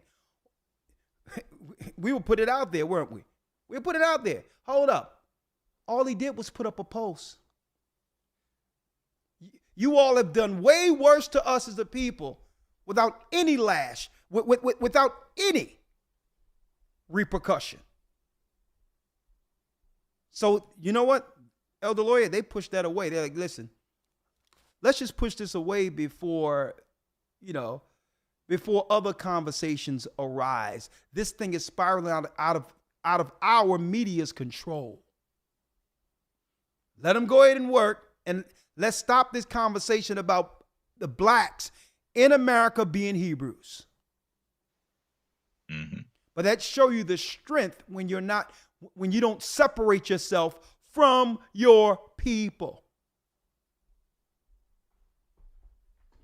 Huh? Now, Elder Lawyer, I'm going to jump right here and I'm going to show this.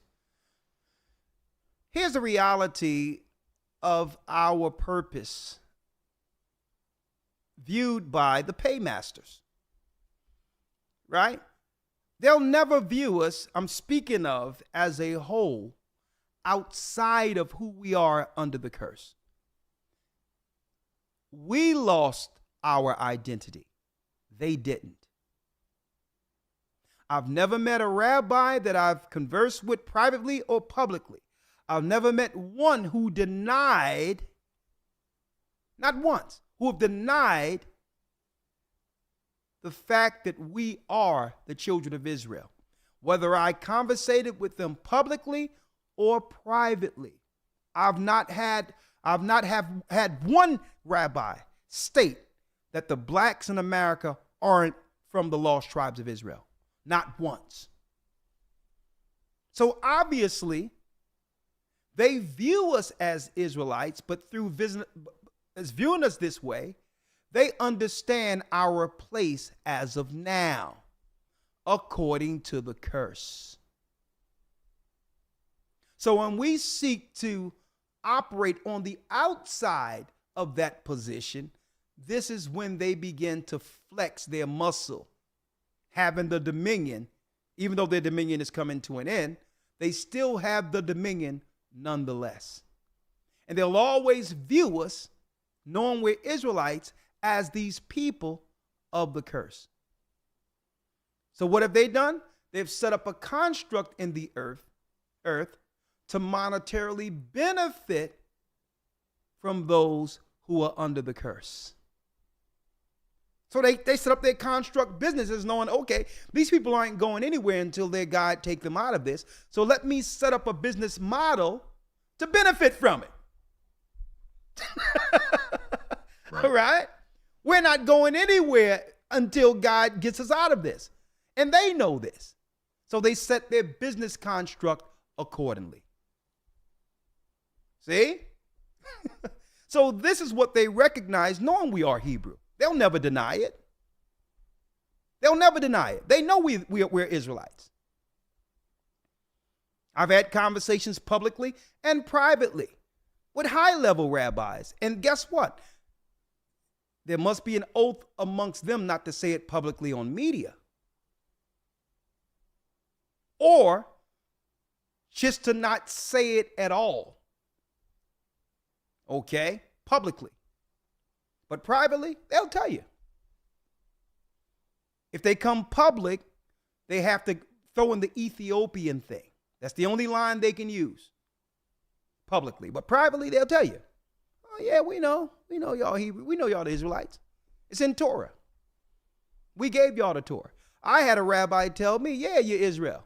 But is it my fault your people don't follow the law? Don't blame me. Don't blame me. He says, listen, there's Orthodox Jews, there's Orthodox Jews, there's atheistic Jews, but we all keep Passover. Right? Whether we believe in the Torah or not, we keep Passover. And he says, well, listen, and I was on Peace FM with a rabbi, and he says, well, listen, is it my fault your people don't follow the law?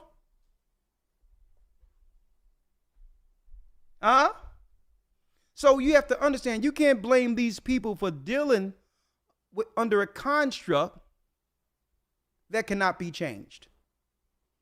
They know that according to the same Torah they read, that there was a people who would go on a cargo slave ships, and they could benefit if they set their construct off of that. Hence the reason why they'll never help you but so far when it comes to their business model.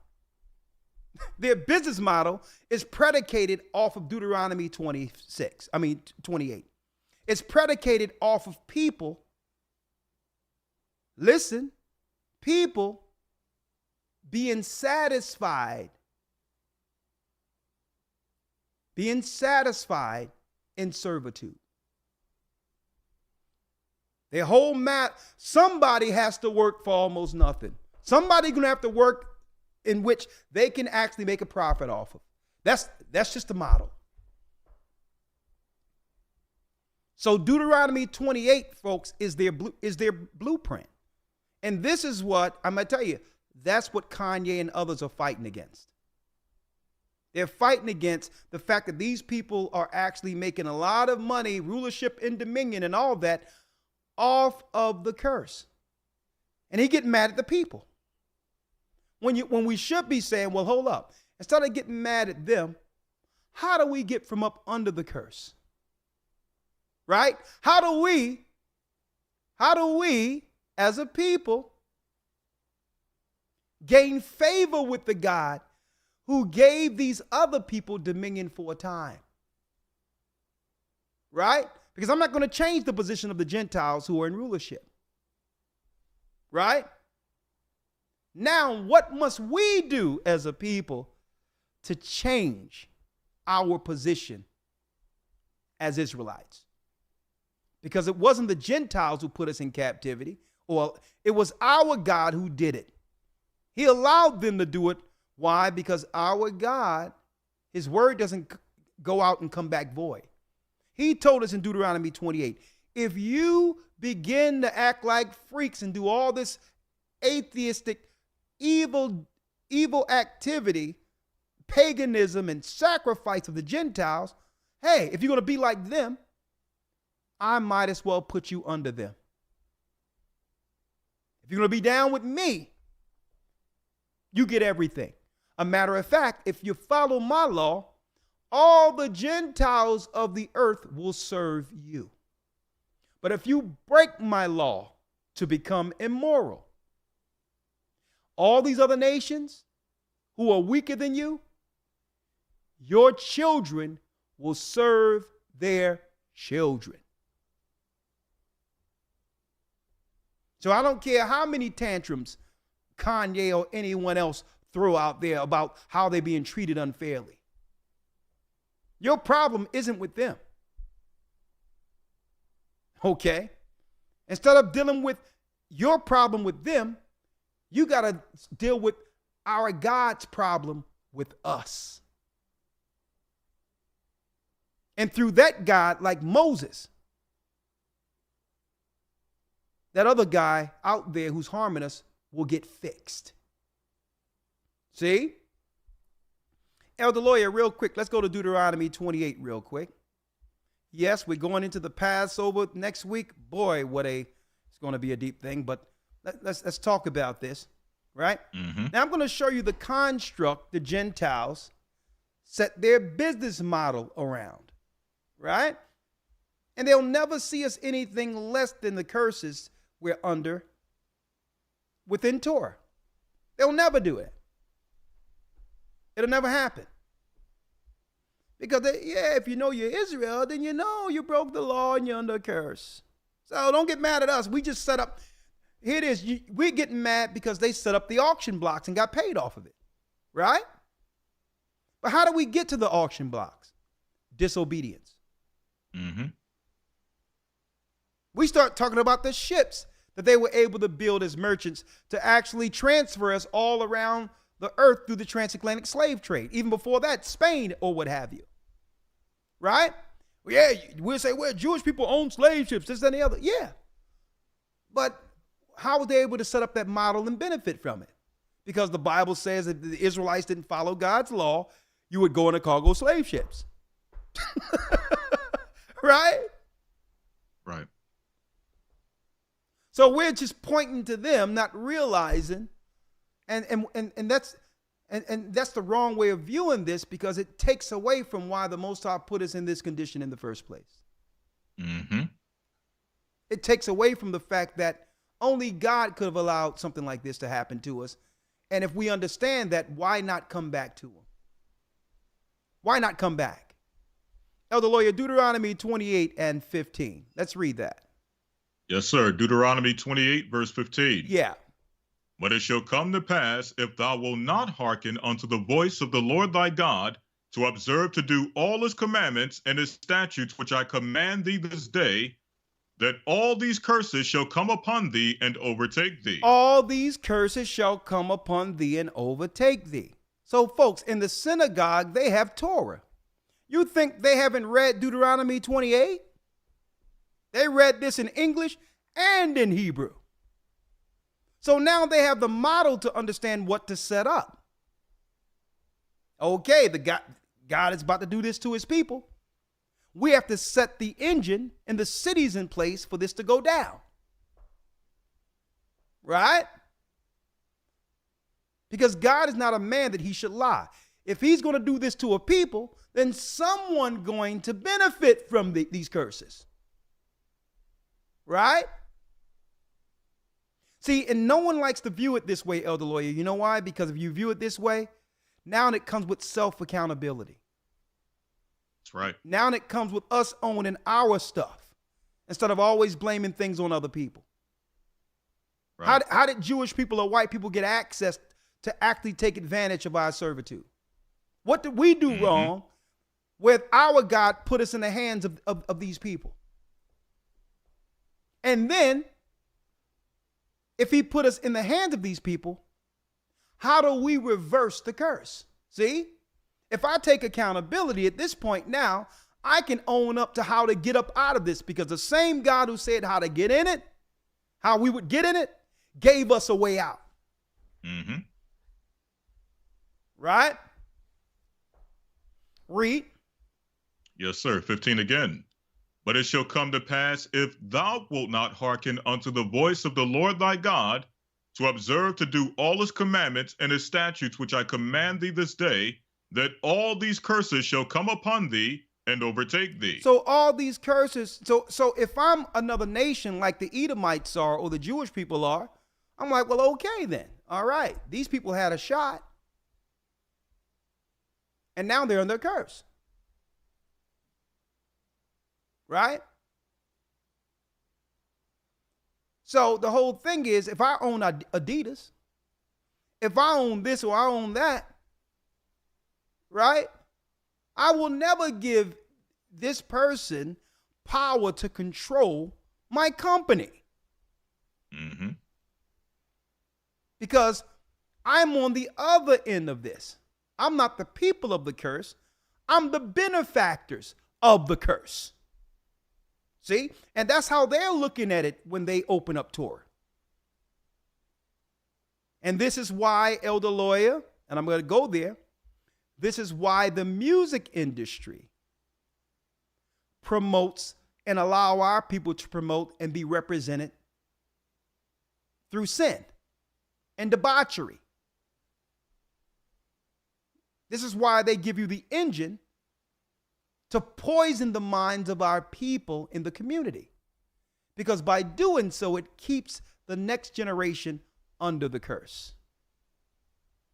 It's quite that simple. Right? Leor Cohen said on the Breakfast Club, when Charlemagne asked him, well, why do you promote something that you know with drugs and all these others that's going to harm our community? You know people are going to come down on you on that, Charlemagne said to Leor Cohen. He says, well, you know, I got to eat too. My family got to eat. That's what he said. Go look it up. Mm-hmm. But there's something spiritual to all of this because they've read Torah. They know this there. As long as our people do wrong and teach others to do wrong, these people will always have the benefit to set a model. They can set a model to benefit off of these curses. It's strictly business to them. So if you want to talk about killing your own people, yeah, they'll give you the machine for that. Because the Bible says thou shalt not murder. And now their children will rule over yours. Not because anything they're doing wrong, because our God said it. Our God said that if you do these things, I'm going to put a curse on you and these other nations will rule over you, where you will be screaming in the mall about how you're being dealt wrong when it comes to business. See? Read the 16th verse. 16. Cursed shalt thou be in the city, and cursed shalt thou be in the field. So you think they didn't read this in the synagogues and all that? Like, okay, then I'm gonna now set up a chain gang after slavery, where you do something wrong, you're working on a chain gang, build railroads, and you'll build our cities, and you'll be picking peas and cotton in our field. Folks, that's all they've ever seen us as, a workforce. It was through the Most High God that he blessed us to multiply beyond control. But they never seen us anything different than that. See? They've never seen us anything. They've never seen us outside of the curse. They're like, okay, let's build a construct where they'll build our cities. They'll be working in the field. They'll be picking our cotton and paving our roads. Because that's all, because as long as they're under the curse, we can benefit. See? Read. 17. Now check this out, Elder Lawyer. Read. 17. Cursed shall be thy basket and thy store. Cursed shall be thy basket and thy store. What is this? Cursed be thy basket and thy store. A bank. This is where you store what you've saved. So you have one side who benefit and would have the bank, and you'll have another people in the earth who can't save, who's working just enough to survive, and that's not even enough.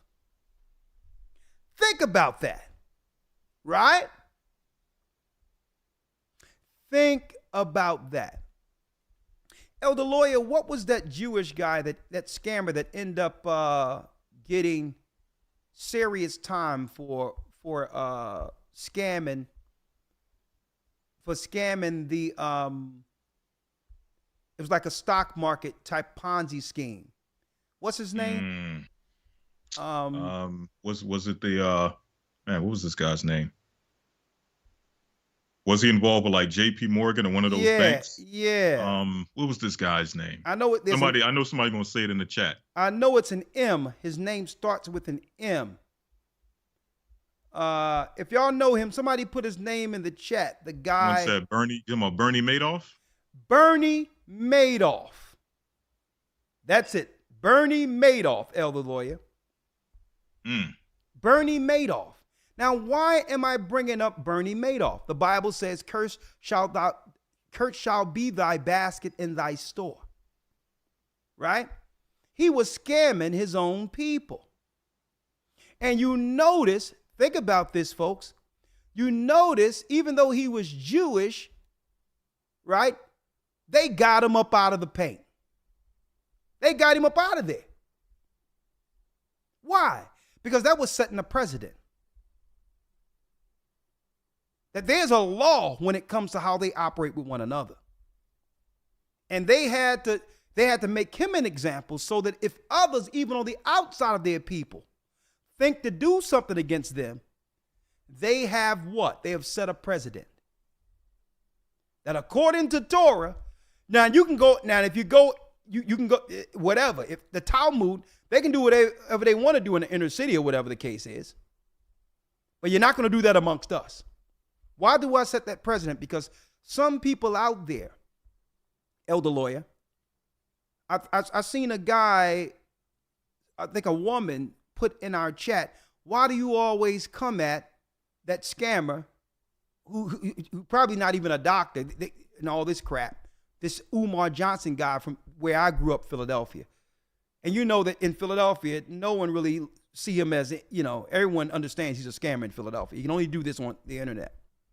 And they wonder why I keep on pointing him out. And the reason why I keep pointing them out is because our people are suffering all together, and our people know that he's a thief. They know that he's a scammer. They know that he's been destroying our community. And he's doing it because he can. But if he was doing this amongst their people, he wouldn't have gotten to Bernie Madoff's level to do that. They would have been had him out of the paint. Because there's a law, there's a code amongst them. That you can do whatever you want somewhere else. But we have to set an example when you start scamming out your own people. That's why I wanted to use him as a to parallel that to how the Jewish people operate opposed to our people that have no law. Our people don't have a basket or store. Anything we've sent people. It was our hard-earned suffering money. Right? So when we say we're going to do something and someone give us something, we're supposed to do what? We are supposed to make sure they get that and more if necessary. And this is why I pulled him out, because he can go around and talk about relationships that he don't know nothing about. He can do frolic all online without any law according to God, because no one can hold him accountable. Because why? We've left off from a code. We've left off from a law. And Jewish people, they're not going for that. They're not going for that. There's a rule. How you deal with somebody else, okay, but you're not going to be all up in Manhattan and all this shaking our people down. You done broke code. But yet we'll have a guy just floating around the whole world destroying our people without any pushback. And this is why the enemy allows him, Elder Lawyer, to float around, because they know how damaging he is. If he was doing this to any other people, they would have been had him out of the paint. They'd have been moved him out of here.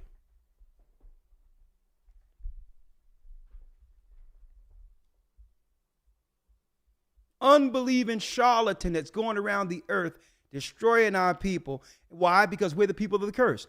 It says, "Cursed shall be thy basket." No one want to hear about no relationships. No, our people should say, listen, I don't want to hear a darn thing from your mouth again. You are X'd until there's a school. I don't want to hear your opinions on nothing. No movie stars, no basketball players, no nothing.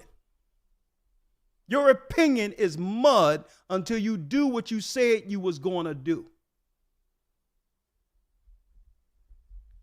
And until our people start holding each other accountable, you'll always have someone that's going to come through and destroy us from the inside. And that's why these enemies, the enemies of our people, allow him to just move around.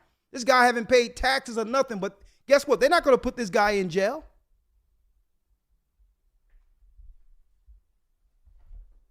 Okay? Because it benefits them allowing him to operate and just break everything without any rules, without any accountability.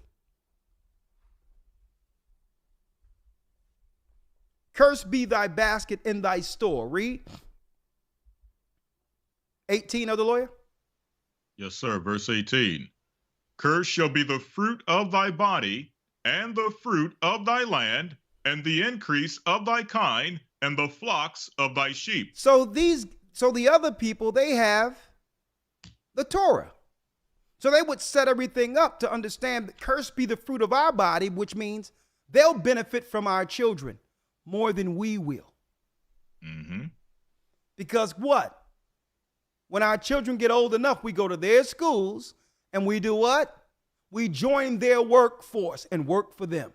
And they have never seen us anything outside of this curse. Their children don't go to school to come work for us. That's what a curse is. See? And that's why when anybody, Israelite, whether you be a Gentile, Elder Lawyer, we don't care who you are. When you come amongst us, it's going to be equitable according to the law, and we're going to know what's your purpose for this mission. We're not going to let nobody just come in and pillage and benefit from the network as if we're some regular church. No, we don't roll like that. You got to come through and be proven. And whether you're black, whether you're an Israelite, or whether you're white. Doesn't matter. And this is how we do what? This is how we begin to move from the curse. Where the standards are set from this side. Right? We weren't born to just financially aggrandize and benefit other people. That's a cursed people. And this is why I'm not down with symbolism and someone, giving me, some symbolic gesture to make me feel like, yeah, that's good that we showing black people. I'm not into that at all. We set the standard now. We have the right to do so. Right? That's how you reverse the curse. Right? Well, no. It's about you giving. You bringing forth and building the kingdom without taking. That's how you reverse the curse. Curse be the fruit of thy body and the fruit of thy land, the increase of thy kind and the flocks of thy sheep. So these other people looked at the Torah and said, you know what? We're going to set the model to financially benefit from the people who are suffering these curses. It's really that cut and dry. Right? Let's go down to the 68th verse of the lawyer. Let's read that. Yes, sir. And before we go there, verse 48. 48, yes, sir. Let's get it here. Thank you. Yep. 48, thank you, other lawyer. Read it. Yes, sir. Deuteronomy 28 and 48. Therefore shalt thou serve thine enemies, which the Lord shall send against thee, in hunger, and in thirst, and in nakedness, and in want of all things. Now, before we go to the yoke and the neck, here's the curse. Therefore shalt thou serve thine enemies for disobeying me. This is what God said to us, Israelites, from the tribe of Judah, Benjamin, Levi, right? All of us, the 12 tribes, right? Therefore shalt thou serve thine enemy, which the Lord shall send against thee in hunger and in thirst and in nakedness and in the want of all things. Right? And the lawyer, guess what? The merchants set up stores. And our people are complaining, man, we need Walmart. Right. Are we not the people of the curse? They're gonna shut down Target, and where are we gonna eat? Where are we gonna get our clothes? We need Walmart. You notice this? All around the United States, you hear about our people complaining about them shutting down the stores. Right. Think about it. So guess what? These others knew that we would what? Serve the enemy, which the Lord sent against us in hunger and thirst. We would be at the behest of our enemies for our daily bread. They would own the stores. They would own the clothing. And listen to this, Kanye, if you're listening, and in nakedness, which means they would be over the fashion industry when it comes to clothing and sneakers. Right. And they're not going to relegate that to you regardless of your designs. It's against the agreement. They'll always see us as the people that we must come to them to survive based on this curse. So they'll work that machine that way, and then they'll work it on the other end and use the music industry to promote sin and debauchery in the community so that the cycle of the curse continues. So if you got influence, if you have influence as a star, It's your position as Moses or anyone who had recognition in the Bible to reverse it by being the contrary of what they've used you for. Mm-hmm. See? And use your notoriety to bring forth Jacob and to instill righteousness and virtue within the earth. That's your position with notoriety. It comes with responsibility. Right? And let's go to the 68th verse, Elder Lawyer. Yes, sir. Deuteronomy 28, verse 68. And the Lord shall bring thee into Egypt again with ships. That's bondage. A second time by the means of what? Ships. And the Lord shall bring thee into bondage, Egypt, again by the means of ships. So we can't get mad at Jewish people or any other people having slave ships. Okay? They set the model knowing that our people would go into servitude for disobeying God. Mm-hmm. Okay? Someone had to do it. So our question is, are we going to get mad at those who are the benefactors of our curse, or are we going to turn to the God who made the curse to undo it? See? Think about this for a moment. That's where the slaves, you think they don't know who we are? Of course they know who we are. But they understand the agreement. They understand the laws when it comes to our God. If we disobey, they'll have the machine to continue to curse us. Period. And we have a choice on whether or not we want to, whether or not we would like to actually put what destroys our image on their machine. Right? That's the power we have. The power we have to stand up and say, well, nah, we will not be misrepresented anymore in our communities. Think about this, folks, and allow them to exploit the ignorance of our people. Right? Let me show something real quick. So this is how they will always see us, folks. Let me show you this. This is how they'll always see us. Right? On their machine.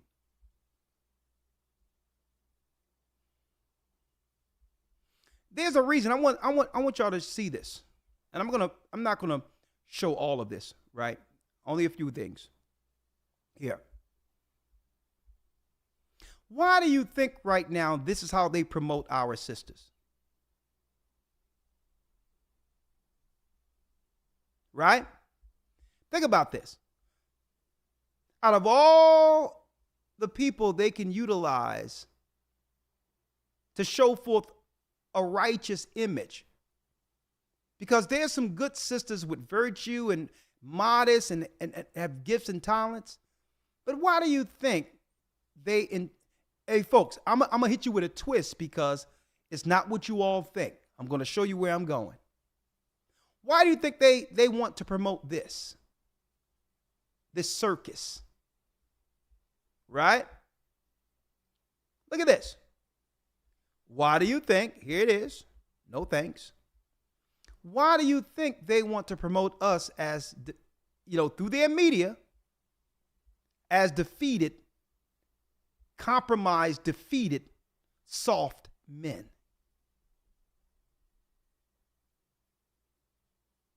Well, folks, I'm going to drop this on y'all real quick. I'm going to bring you back in a second, Elder Lawyer. Mm-hmm. Sisters. Then I'm going to go to the brothers. Sisters. They never seen you let me tell you, they never seen you in our society, in America, or any place we were taken in captivity, outside of when the Bible says in Deuteronomy 28 that you will be betrothed to another. You will be betrothed to your husband, and another man will lay with you. Right? So we started multiplying in the South, Elder Lawyer. Let me drop it up. Let me give you a quick history lesson. In the 1800s, we started multiplying beyond control. Now, here's the problem. When the plantation owners' women would begin to age, they begin to age past 30 or 40. There was what? There was just an innumerable number of beautiful black young girls who worked every day, strong, virile, right? They had to stay in shape because they worked. And then they were seamstress in the house. Folks, it's all in this book too. The Negro in the New World by Sir Harry. This is an 1800 book, and I reprinted it, and I'm going to pull some of this out in the academy. But it's all in the book. So when the plantation wife started aging out, brothers and sisters, the plantation owner and others, the high elite, couldn't take their eyes off of these beautiful, black, virile, shapely women. And there was a serious jealousy amongst the white women. Listen to what I'm telling you. Their bodies couldn't compete. To a degree, listen to me clearly, to a degree where there was a law in place. There was a law in 1669. Check out this law, brothers and sisters, right? Virginia slave codes made in parallel to those in Barbados, with individual laws starting in 1667 and a comprehensive slave code passed in 1705. In 1667, the Virginia House of Burgess enacted a law which didn't recognize the conversion of African Americans to Christianity, despite baptisms in 1669. Virginia enacted an act about what? An act about the casual killing of slaves. Listen to me good. Virginia enacted the casual killing of slaves, which declared that masters who killed slaves deemed resistant were exempt from felony charges. And in 1670, they enacted a law prohibiting free Africans from purchasing servants who weren't also African in 1680. A lot of you may have never heard of the casual killing law. The casual killing law. It's in this book here. Now think about this, folks. These sisters are working. Shapely, beautiful, natural. The white women, not only that, they're gifted singers, seamstress, making dresses and all these things. Right? White women are beginning to age out, and the plantation owners and all the elite cannot keep their eyes off of these beautiful young black girls. And guess what? Under the casual killing law, when a plantation owner really was falling in love with a sister before he got a chance to, and she found that out, you know what she would do? Miss Ann would tell him, How you doing, Sophie? How you doing, Sophia? I need you to go out and just grab me something from the line real quick out there in the bushes near the line. And just grab me some. Matter of fact, go get me some fruit and bring me some fruit in real quick. The girl would run behind the bushes, and the plantation, the jealous woman, the white woman, would get her ambushed, and she would die under the casual killing law. Only for her to sit back and he's like, well, what? Hey, what happened to Sophie? What happened to her? That girl tried to escape. That girl tried to escape, and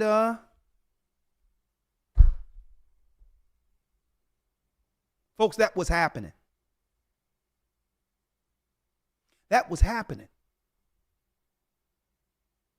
So now, think about this. We were multiplying like nothing. I mean, we were just having children all over the place, folks. And a lot of those women in the South, and I need to talk about this even more, seen our sisters as a threat to take their elite men.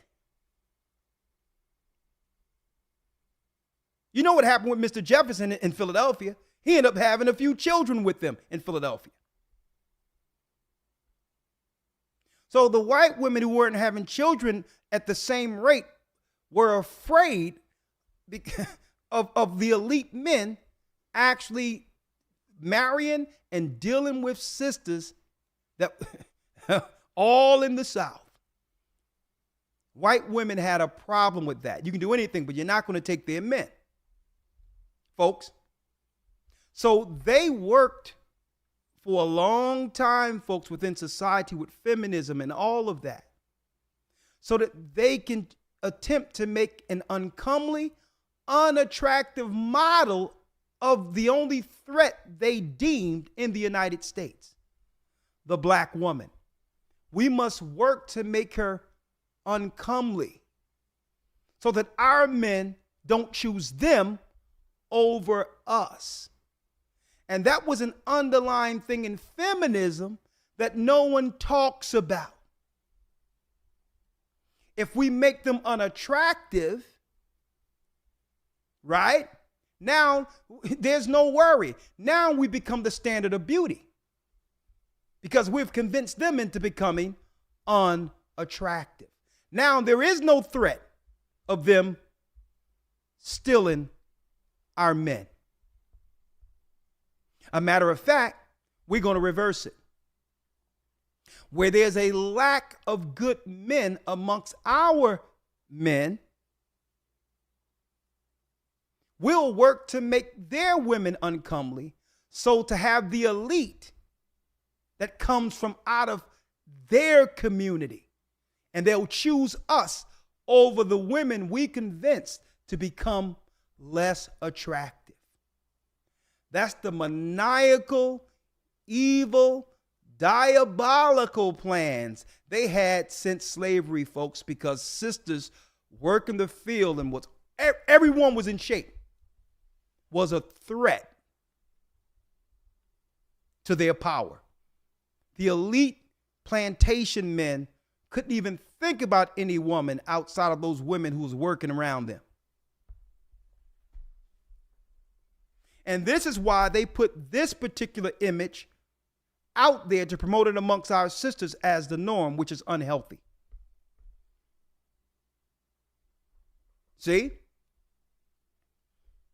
They have worked to tear down our sisters' self-esteem so that they can become undesirable, so to not have the elite of their men choose our sisters. It's in the book. One other thing I wanted to put out there real quick. Hold up. I need y'all to check this out because I took this from, right? Yeah, folks, a lot of y'all don't know about this law. It was called the Casual Killing Law. It was a casual killing law where they can get away with doing anything as long as they came up with a good enough reason. The casual killing law, it was on the book, 1669. Look it up.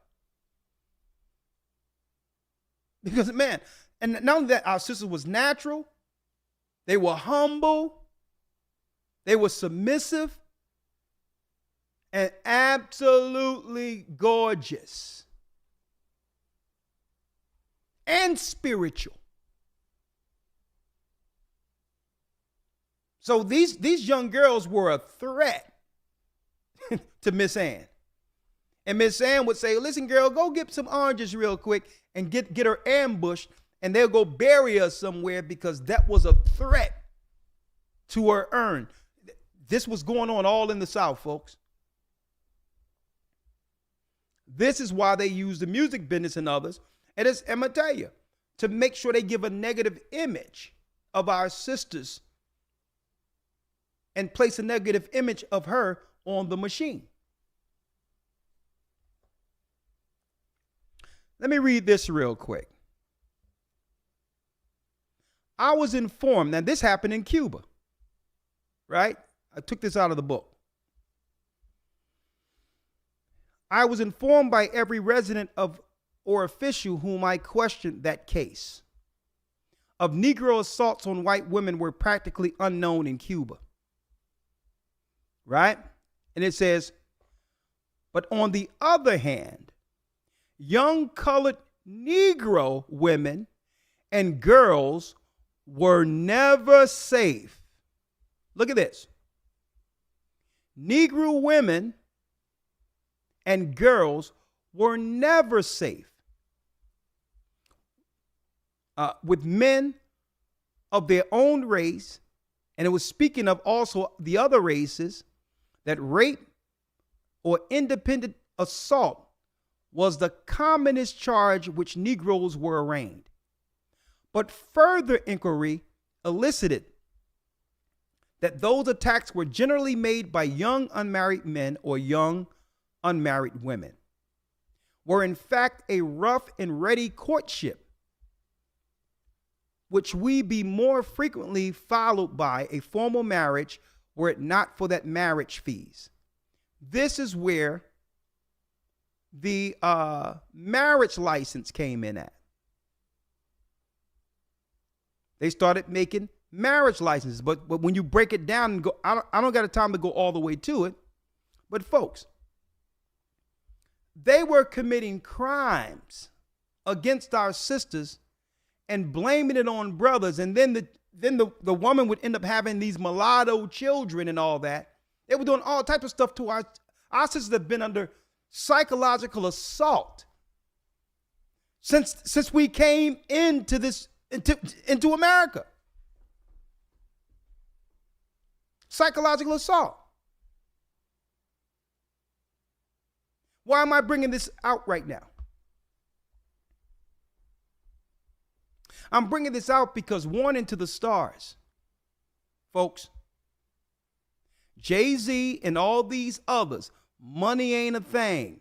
Showing them throwing money up. Luke, who came from the islands in Florida, started dealing with all that straight debauchery on stage that happened during the late 90s. I mean, the mid 90s, going into the 2000s, where it was about what? It was about just straight debauchery and fornication. And guess what? That's when they begin to promote us as less than a people throughout the earth. And who had a hand in this? P. Diddy, all of these, Jay-Z, right? So here it is. The business was able to use these people to actually destroy anything wholesome left within our people. Think about this. After all we suffered through chattel slavery under the curse, they're going to now set themselves in position to be utilized by the enemy in promoting our people anything less than God's people, but won't take ownership with that. I've never seen any of these guys go public with NWA saying that they're going to shoot people and kill their own brothers and sell drugs to their own brothers. I've never seen any of them come public and apologize to what they've done with the influence of their music. I never seen Jay-Z. Money ain't a thing, and showing our women on yachts and all these others, halfway clothed and all that, being shown as harlots publicly. I never seen him come to apologize to us and to what they've done to our community. Right?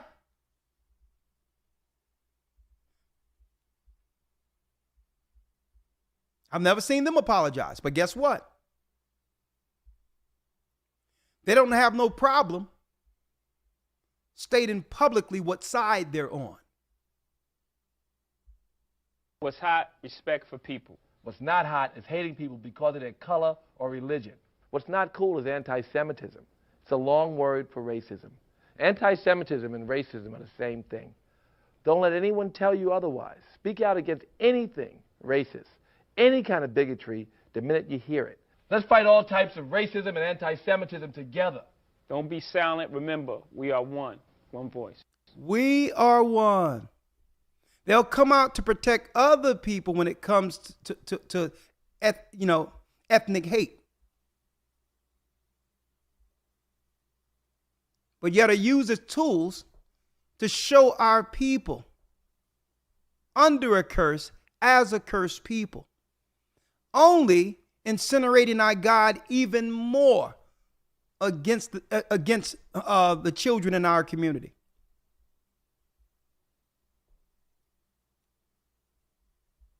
Right? Sexy Red, Sukiana, right? What about the anti-Semitism that's being executed against us in destroying our image? Where's that PSA? Warning to the stars. One other thing I wanted to show before I end real quick. This was 7 years ago. You notice? Right now, Puff Daddy is under fire. They're seeking to destroy him without hand. I'll leave it here. Fair use. For educational purposes only. Okay? Fair use.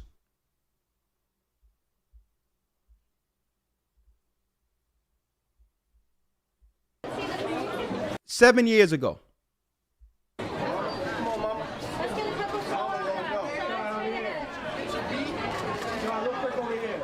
You know, I'm going to be announcing something that, very big if they don't stand up and talk about how things are going to change for the voting blocks that they're going for, that'll put them in office. They need the African American voting bloc, the Latino voting bloc, and they're not bringing up the issues, and they're not making strong enough commitments for our votes.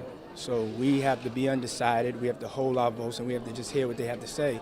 And tomorrow, if they don't talk about what they're going to do for our communities that are in such dire service, that we're going to have something to say about that will kind of teach and educate from my perspective of, starting Vote or Die and being involved in how I'm disenfranchised with not seeing enough attention to a voting bloc that is just kind of guaranteed. They people count their votes without dealing with their issues. So we can't guarantee anybody, Hillary Clinton, to vote. We can't guarantee Donald Trump to vote. We have to make sure that they're talking about our issues. That's how the game is played. We're going to make the difference, and we're going to be educating people. But we hope that they recognize it and they speak on it, so we're going to see. But if not, just something that's going to be done more powerful than vote or die. See that? Elder Lawyer, I don't know if you ever seen that, but before Trump became president the first time,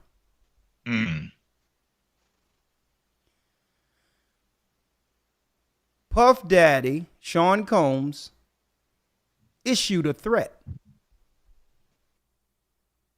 He said, unless somebody going to do something for our people, he's going to have to make a change. So he wasn't committing to Hillary or Trump.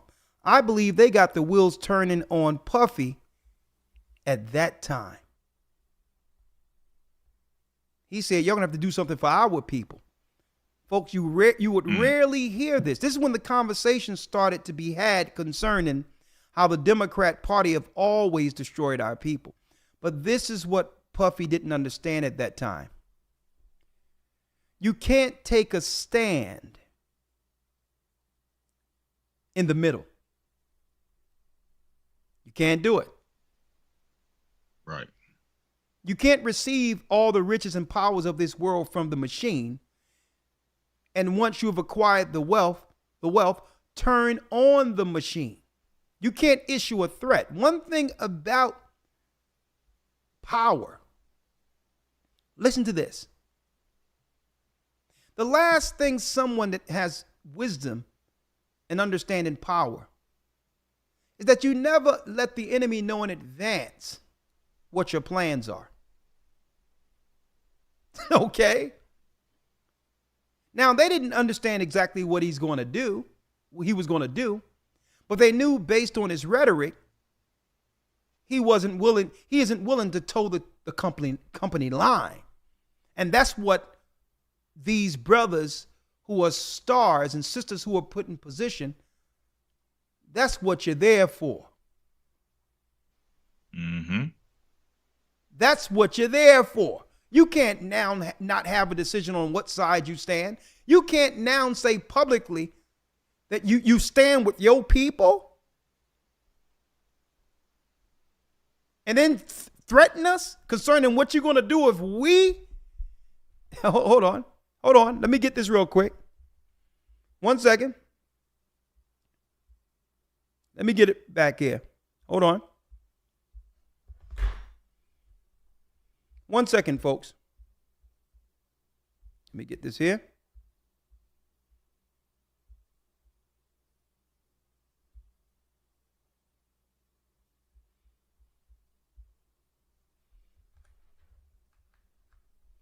One second, folks.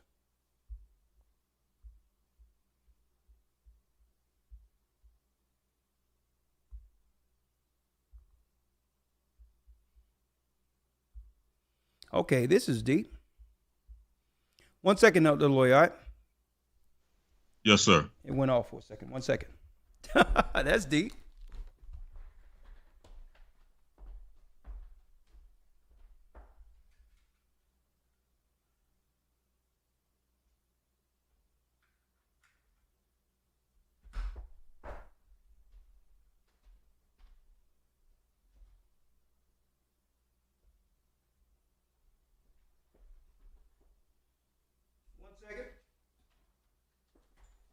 Interesting.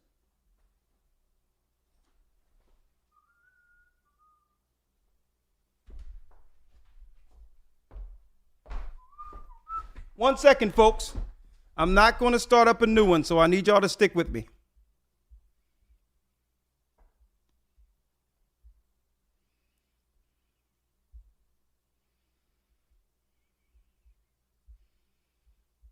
One second.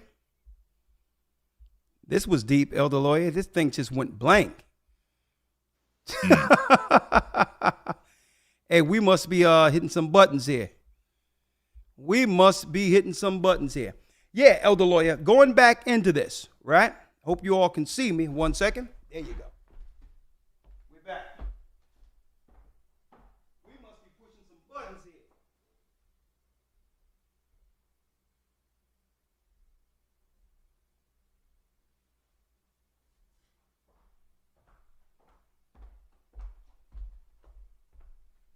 Oh, there we go. There we go. Thank you, thank you, thank you.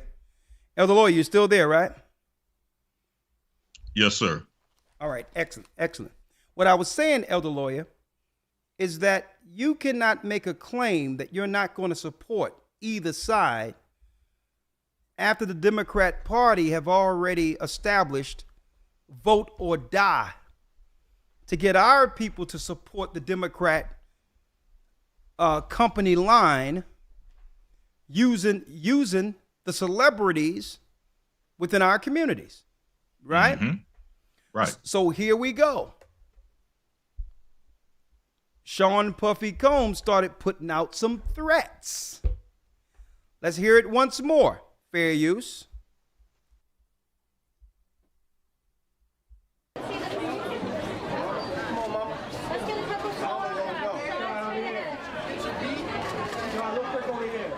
You know, I'm going to be announcing something that, you know, very big if they don't stand up and talk about how things are going to change for the voting blocks that they're going for, that'll put them in office. They need the African American voting bloc, the Latino voting bloc, and they're not bringing up the issues, and they're not making strong enough commitments for our votes. So see what Sean Puffy Combs didn't understand before Trump was voted in, that you're supposed to be for exactly what they put you there for.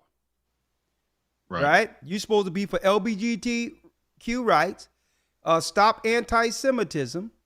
You're supposed to be there for open borders so that our people can be replaced. You're supposed to be there for what they call reproductive health care, which is getting rid of our children. You're supposed to get up and dance, okay, and promote the debauchery, which in essence leave our people under a generational curse. You're entertainment. And they don't see you anything less than that. Or, I'll tell you what, go sell the vodka.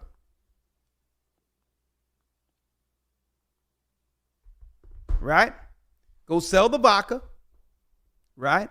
This is Associated Press, fair use. Right? Go sell the vodka or whatever the case might be. Get your people drunk. Go entertain. Okay? Now, ever since that happened, as you can see, Russell Simmons, all them on down, who said stop anti-Semitism, are between the crosshairs. Right? You can't type Russell Simmons' name in YouTube right here without something coming up in scandal. Vlad TV. Russell Simmons looks guilty. See this? It was Russell Simmons who years ago said, stop anti-Semitism. See? You go to YouTube, you type in P. Diddy,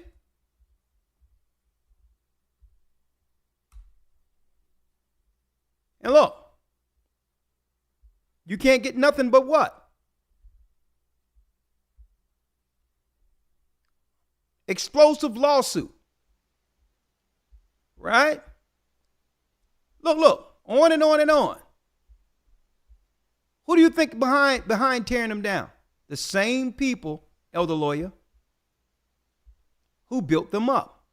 Mm-hmm. That's right. Look at this. It's a shame. Right? Look, you go here, it says the end of Diddy. Now, personally,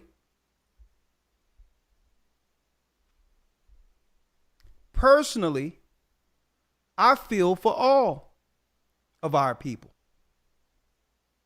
I feel for those who got lost operating on that side. Okay?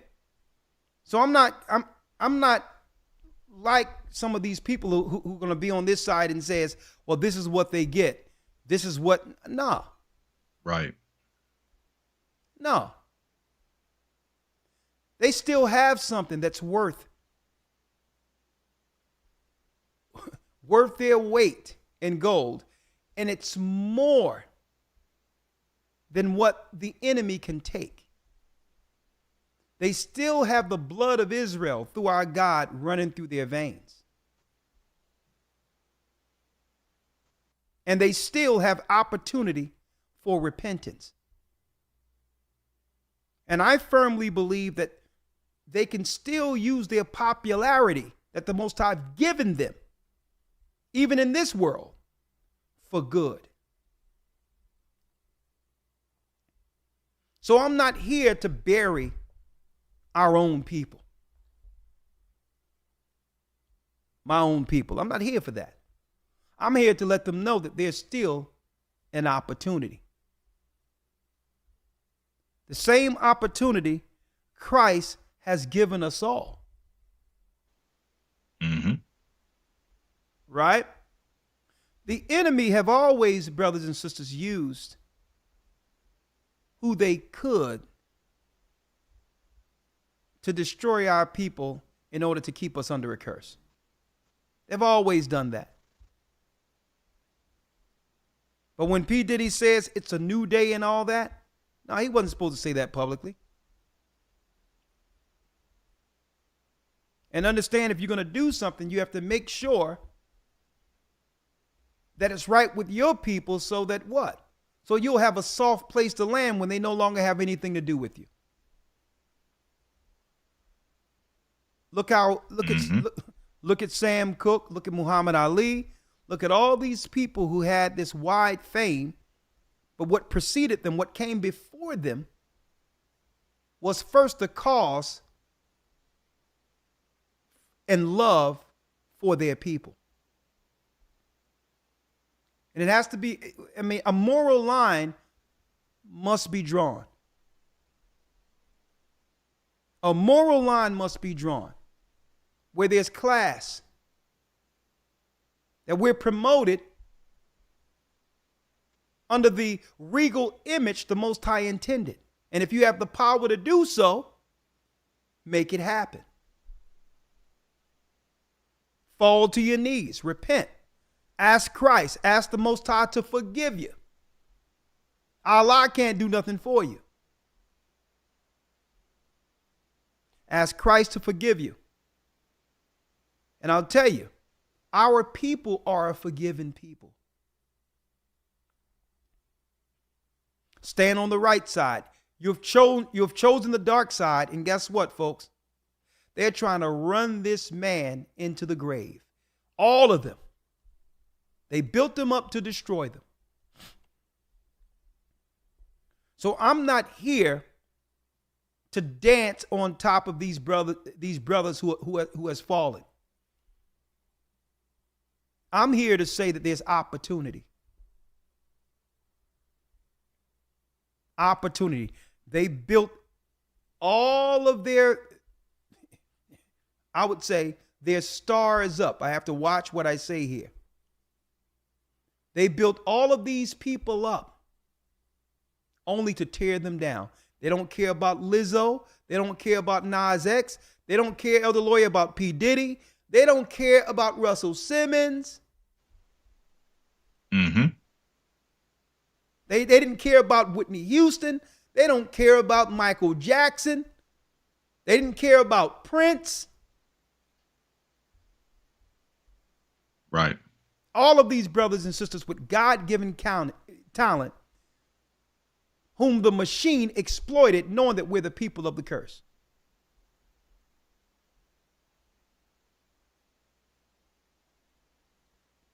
So how do they overcome this?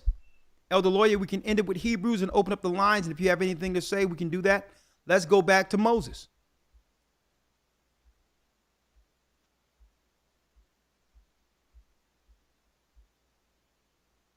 Let's go Let's go back right back to where we were. Yes, sir. Hebrews 11:23. And I'm going to say this.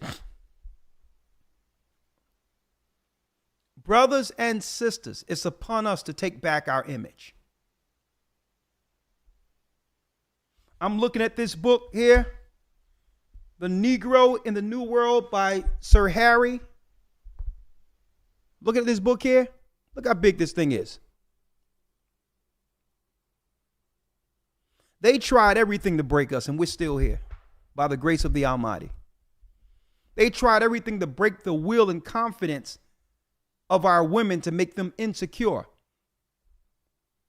Only because the threat our sisters had with the elite of their own people chasing our women in slavery. They did everything to make our women undesirable and not love what they see in the mirror, because if you don't like what you look like, then they don't have to fear their man choosing you. Okay, it's in the book how they were doing this. And these sisters weren't doing their hair. They didn't have all of the luxury of what we see right now, which is the natural beauty that all men desired. And the white women seen these sisters as a threat.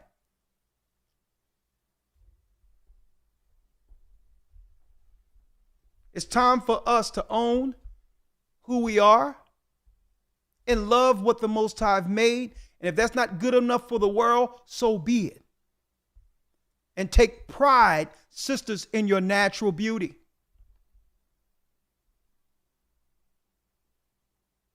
In your natural beauty, I'm going to tell you. And brothers must what? Brothers must man up. Brothers must man up, because let me tell you, even if they haven't turned men all the way to what we see here in Nas X, right? Even if they haven't turned brothers all the way, the sensitivities of young men who aren't homosexual. I'm going to repeat that again. The sensitivities of young men who aren't homosexuals is not too far from this. Weak and oversensitive. Folks, they were buck breaking us coming off the ships. The only thing that they've ever seen us for was work, and outside of work, entertainment. The people of the curse. And they had a finite time to take full advantage to financially aggrandize themselves off of the curse of Israel. And we must, and I don't expect the enemy to portray us any differently. It's up to our people to change the image and change how we're viewed. And it's in the power, and it's in our power, to do so. Hold on, who we got here?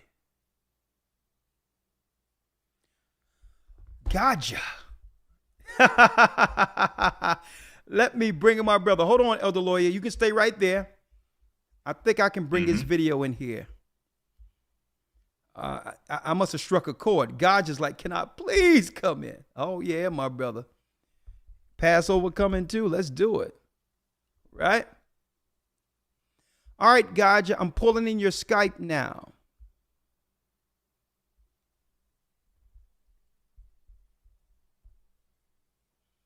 Hold on. Let me see. Gaja. I cannot please come. Okay, Gaja. Right. Where's your video? It's right here. Can you see me? Oh, brother Elder Gaja. How you doing?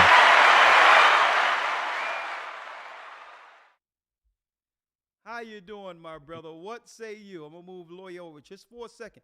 Lawyer, if you got something, you can bring it out in a minute, because I know I got Hebrews, but let me see what Gaja has to say real quick, if you will. And yes, sir. Elder, just listening into this, like you said, it struck a chord. You're seeing it.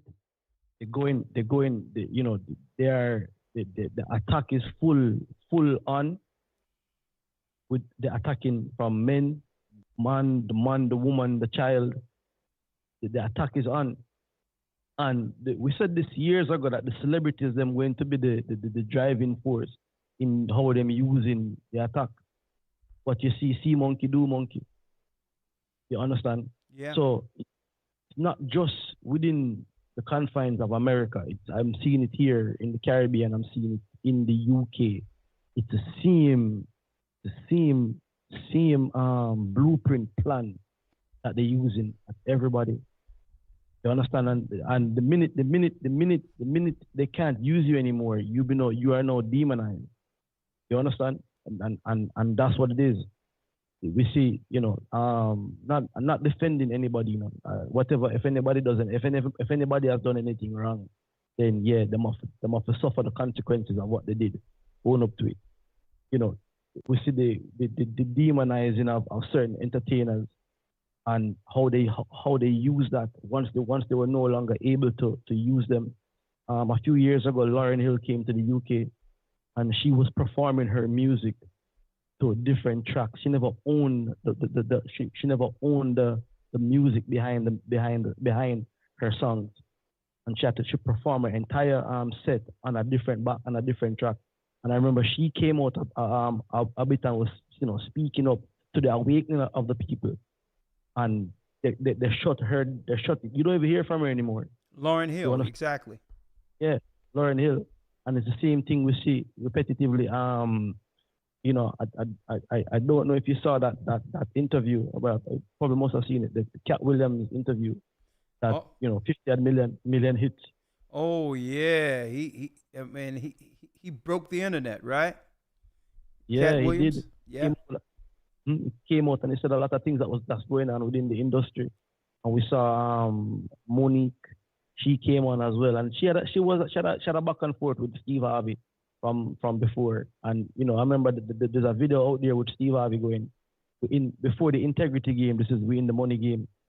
So this brother here willing to sell out. This brother willing to disregard anything to do with integrity over money.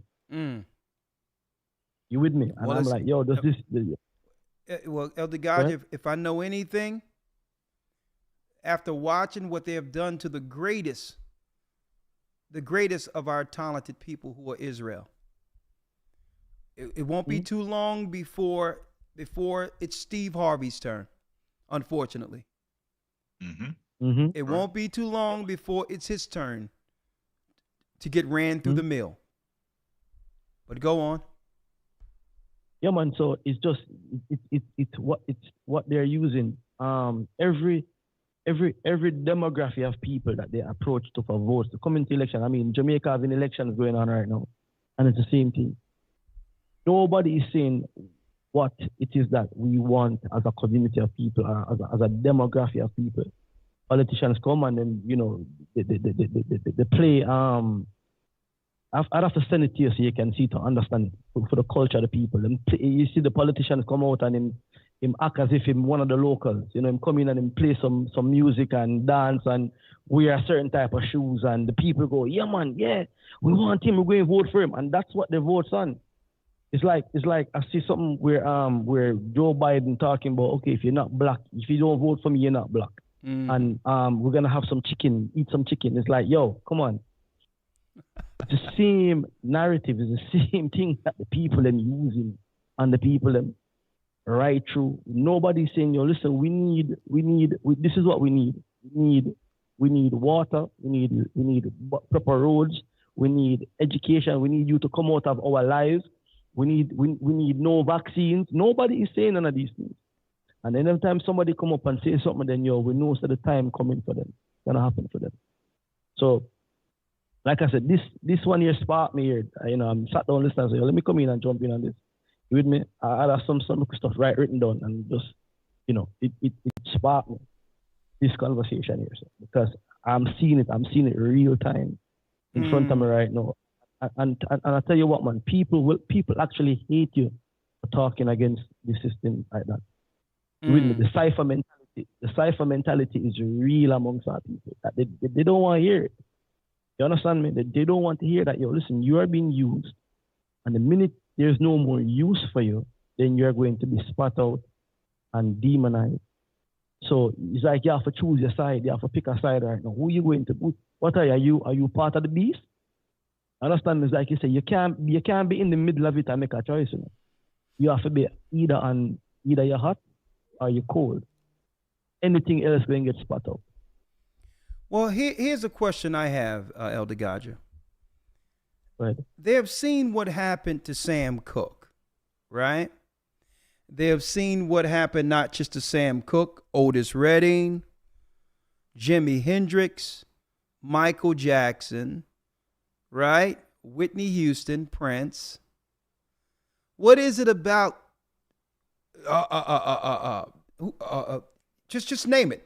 Bill Cosby. I mean, what is it about them that makes them believe that they are above reproach? If this can happen to Michael Jackson, to get ostracized by the same people he financially grandized, no one's safe. I need you to think about this. Right. And I believe Oprah believes she's safe. When the examples that have been shown proves they don't leave any of these so-called stars from our community unscathed. Elder, check this out. I'm saying, but what do you think they believe? You think they believe Jay-Z and all these others? Well, it happened to others, but this can't possibly happen to me. Well, I think this is the thing, Elder. I think some people have known. All right. There was a president one time in Africa, in Zimbabwe, called Robert Mugabe. Yeah. Right? Robert Mugabe is actually Sir Robert Mugabe, meaning he's a member of the British Empire. Sir, he was knighted Sir Robert Mugabe. Okay. Robert Mugabe was the British puppet, right? He was the British puppet in Africa until he said no. So all of these guys right now are puppets until they say no. So everything will go on fine for them, and I believe in it. Your Steve Harvey's, your Oprah Winfrey's, everything is going to go on fine for them until they say no. Bill Cosby, from what I'm hearing, had some land that they wanted to buy because oil on it, and he refused to sell it. And that led down to what went on with him. R. Kelly gone broke, asking for his royalties. That what happened to him. Michael Jackson, same thing with Sony, same thing with Prince. Every time they say no, this is what happens. You understand? And check this out. In the Caribbean, a few years ago, about 10 years ago, you know, there was a billionaire, you know, called Alan Stanford, right? Alan Stanford came back into the West Indies and started to pump money into cricket. Cricket is the only sport within the Caribbean that is played by all the islands. Everybody said that's the only thing that they do together is cricket. And in the 70s, the West Indies cricket team was unbeaten for 15 years from I think 1979 all the way to 1995. 15, 16 years they were unbeaten. And what that did for the Caribbean people at the time, it brought back pride, it brought back culture, it brought back a lot of things for them. They were, you know, they spoke against the oppression. In the same period of time, you had people like Bob Marley coming up, talking about, you know, I shot the sheriff. You know what happened to Bob Marley? Bob Marley, they killed Bob Marley. They said Bob Marley had cancer. The lifestyle that Bob Marley was living with health-wise and all that, there's no way he could have cancer. Okay? They destroyed the West Indies team, and then this billionaire comes along and says, yo, I'm going to pump money into this team. Right? He kept a tournament with the British cricket team and the West Indies cricket team, you know, and he gave the winning team got $20 million US. No sooner after he did that, they brought up fraud charges against him. He's now in prison. So anything that comes out, right, comes out for the people that is going to galvanize the people then, right? Once, like you said earlier, once you have taken the money from that system, once they have bought you, sponsored you, then they are going to come back and take what they have given to you. And that is why nobody from within the system can speak on the system. You have to be on the outskirts. Yo, we don't want your sponsorship. we don't want your funding, we are independent. Because the minute you take the bag from them, that is the time them is going to come after you. If you preaching a message about unity and all that. So if Oprah and all of these other people stay where they are as the puppets, leading the people them down into that zone that they are paid to do, then they have nothing to worry about. What is going to worry them is if they change their mind from that. And then the man them going to say, all right, listen, time to go. You have to go now. Well, I'll tell you this. I'm looking at what's going on in Ghana right now. And I'm looking at they're trying to really push. I'm going to put it here real quick. Ghana's parliament passes anti-LGBTQ bill.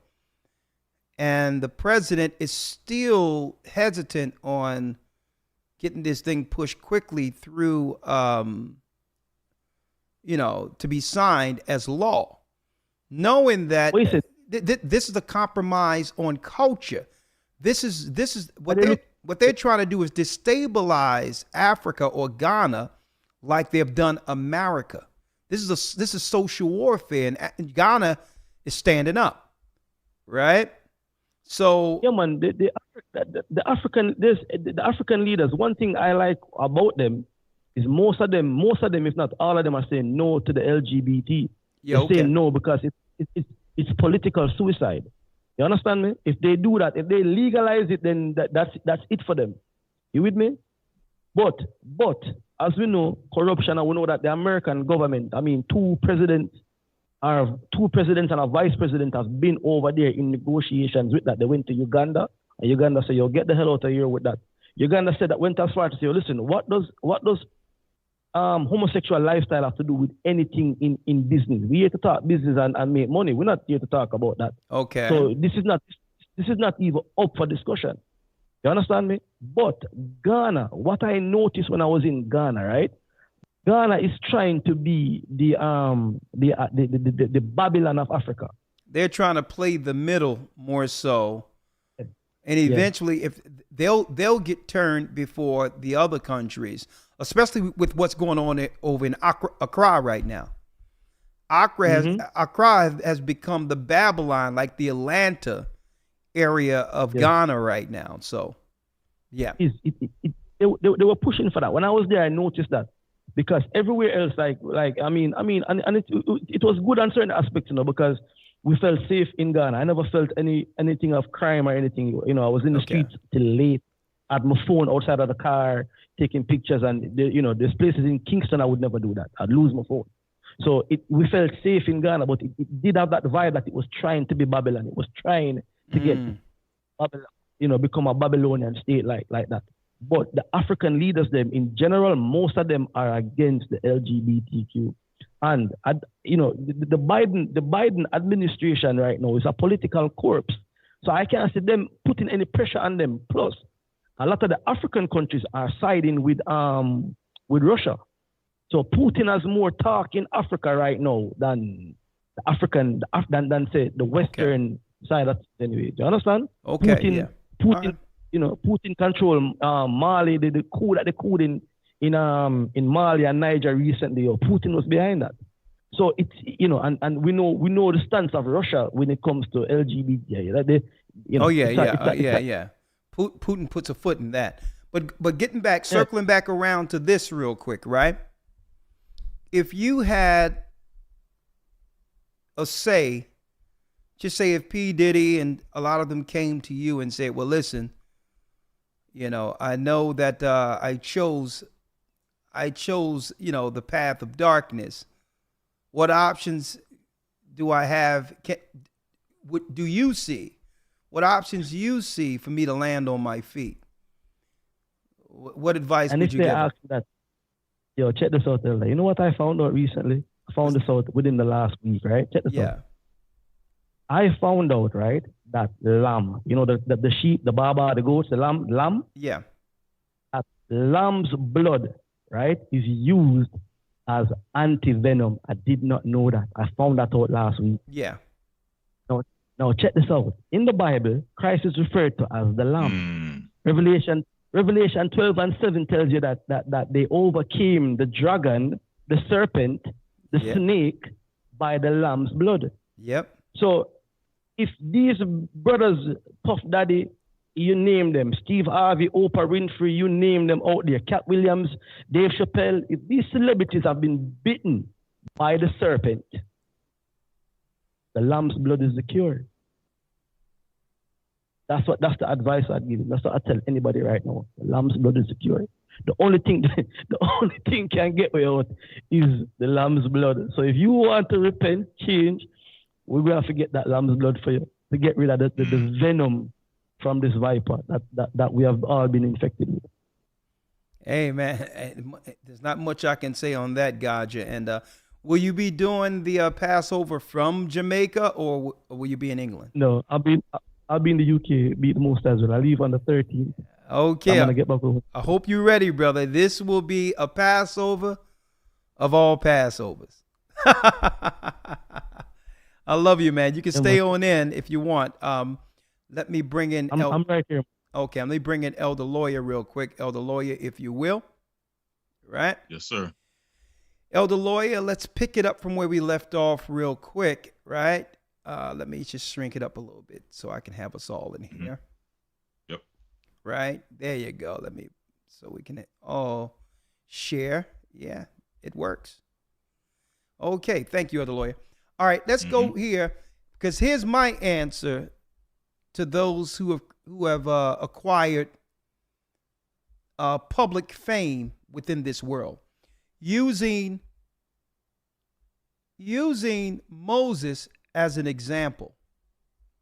Right?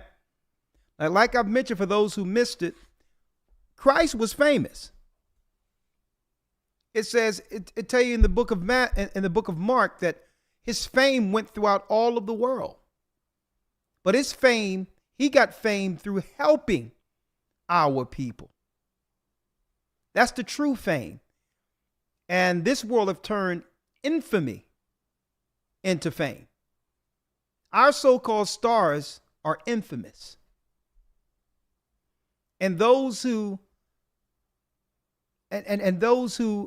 have a care to help our people are usually tainted. Their legacies get tainted, either alive or while they're dead. Right? Let's go to Hebrews real quick, if you will.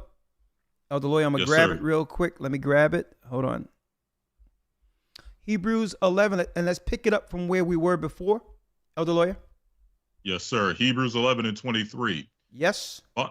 By faith, Moses, when he was born, was hid 3 months of his parents because they saw that he was a proper child. Come on. And they were not afraid of the king's commandment. They were not afraid of the king's commandment to kill the children.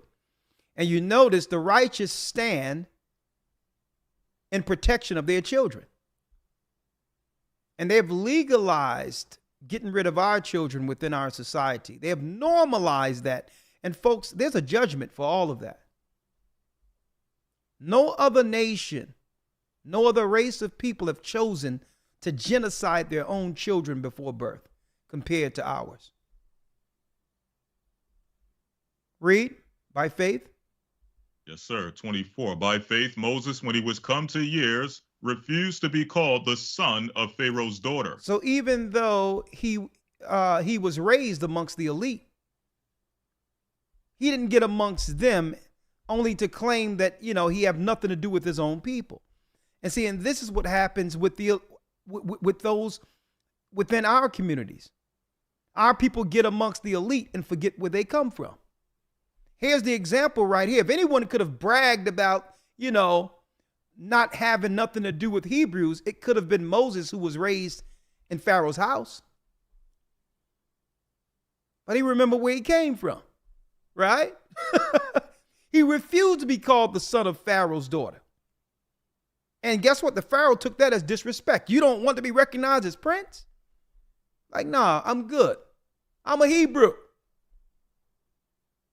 Right? It was to a point where he was extradited out of Egypt. Folks, he didn't come to save Egypt until 70 years later. Okay, understand this. He was extradited. He was rejected out of power, humbled before the world. And I'm going to tell you, so many of our popular stars, I'm going to tell you, they just aren't ready to start from the bottom. They don't have enough faith to say, you know what? I renounce all of this. I renounce it all and stand before my God, and I will allow the Most High God to shape me in his image. Okay? I'm willing to lose it all. See? And this is what these guys, a lot of them, aren't willing to risk. And I'll tell you this. At the end of the day, they end up losing it all anyway, because the agreement is for you to get. Hold on, Elder Lawyer. What happened here? This thing is wigging out here. One second, Elder Lawyer. Mm-hmm. 1 second. Oh, I think this camera is on a clock. I got to tell AC about it. One moment.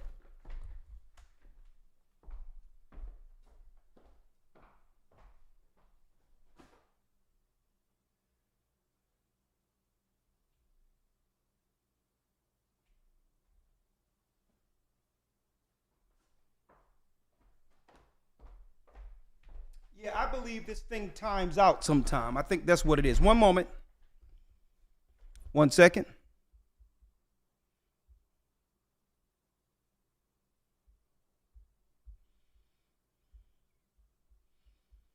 Hold up, folks. Integrated.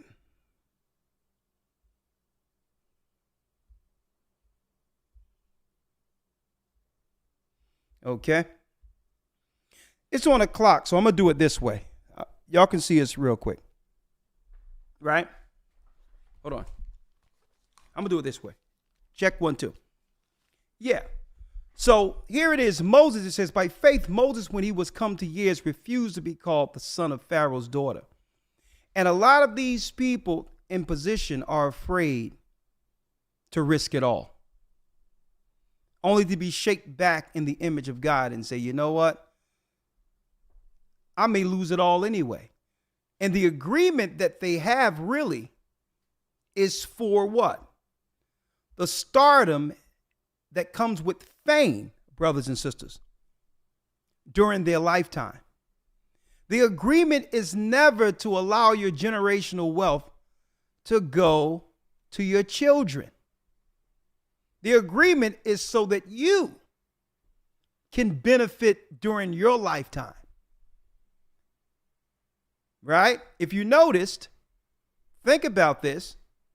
If you notice what happens right before a person actually leave his wealth to his children. That star is from our people is destroyed financially, so that there's nothing to leave to the children, because that's the agreement. See? Michael Jackson, where did his money go? There's 2 children. You can't tell me those Michael Jackson children. Okay. They don't look nothing like it. Whitney Houston, where did her money go? There was only one heir, and that was her daughter. And now she no longer is living. Think about this, folks. The agreement, even with R. Kelly, he started looking for his royalties so that his family can have something. And the agreement is so that you can live a higher life compared to the rest of the people we pulled you out from. Because as far as the machine is concerned, Elder Lawyer, right? They could have put any talented person in our community on the machine, and they would have become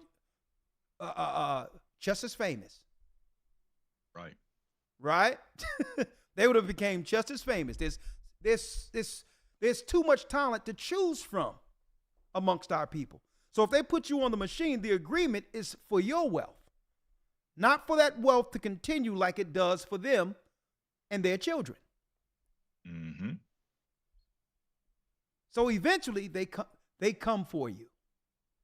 And that's one thing when the Bible says that we must build our riches in heaven where there's no moth. that the world cannot take what's in us, what's prepared for us when it comes to the promise that comes through Christ.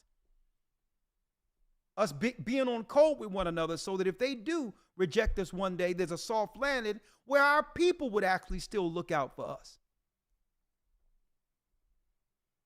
See, but that can only happen if we keep our ties amongst our people like it was in the past. Okay? Now, finish reading what you got there, Elder Lawyer, real quick. Right? Let me get back here. Hold on. Yes, sir. Let's read it. Choosing rather. All right. Choosing rather to suffer affliction with the people of God than to enjoy the pleasures of sin for a season. Moses was willing to suffer the affliction with his people. He was willing to be recognized as a common man amongst his own people.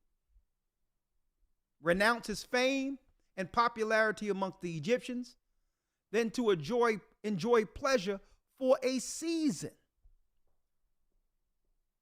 Pleasures of sin for a season. And a lot of these so-called stars out there, they get an opportunity to do as thou will for what? A finite amount of time. To sin and do all of that. And the elite does what? Collect a dossier of negative against them to use at the end of their careers. Right? So it says they enjoy pleasure for just a season. Right?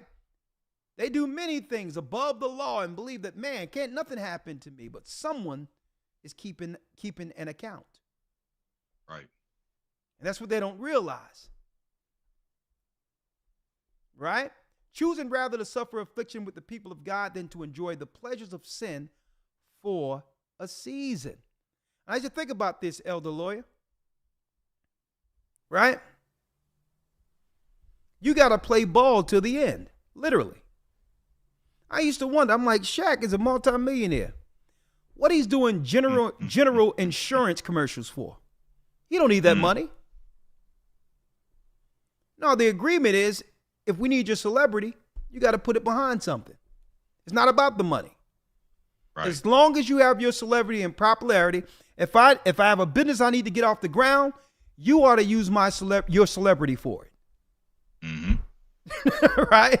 That's the game. Right? You must play into the end. Choosing rather to suffer affliction with the people of God than to enjoy the pleasures of sin for just a season. Read. Esteeming the reproach of Christ greater riches than the treasures in Egypt. So here it is, esteeming the reproach of Christ, which is to sacrifice yourself for your people. Taking more pride in suffering with your people, for your people, than the temporal treasures you get out of Egypt. Because eventually, Egypt or even Babylon takes everything back. Because they'll only see us as the people under the curse. There is no equality. As far as they can see us according to the word, the Torah, we're their workers. And they'll never see us anything.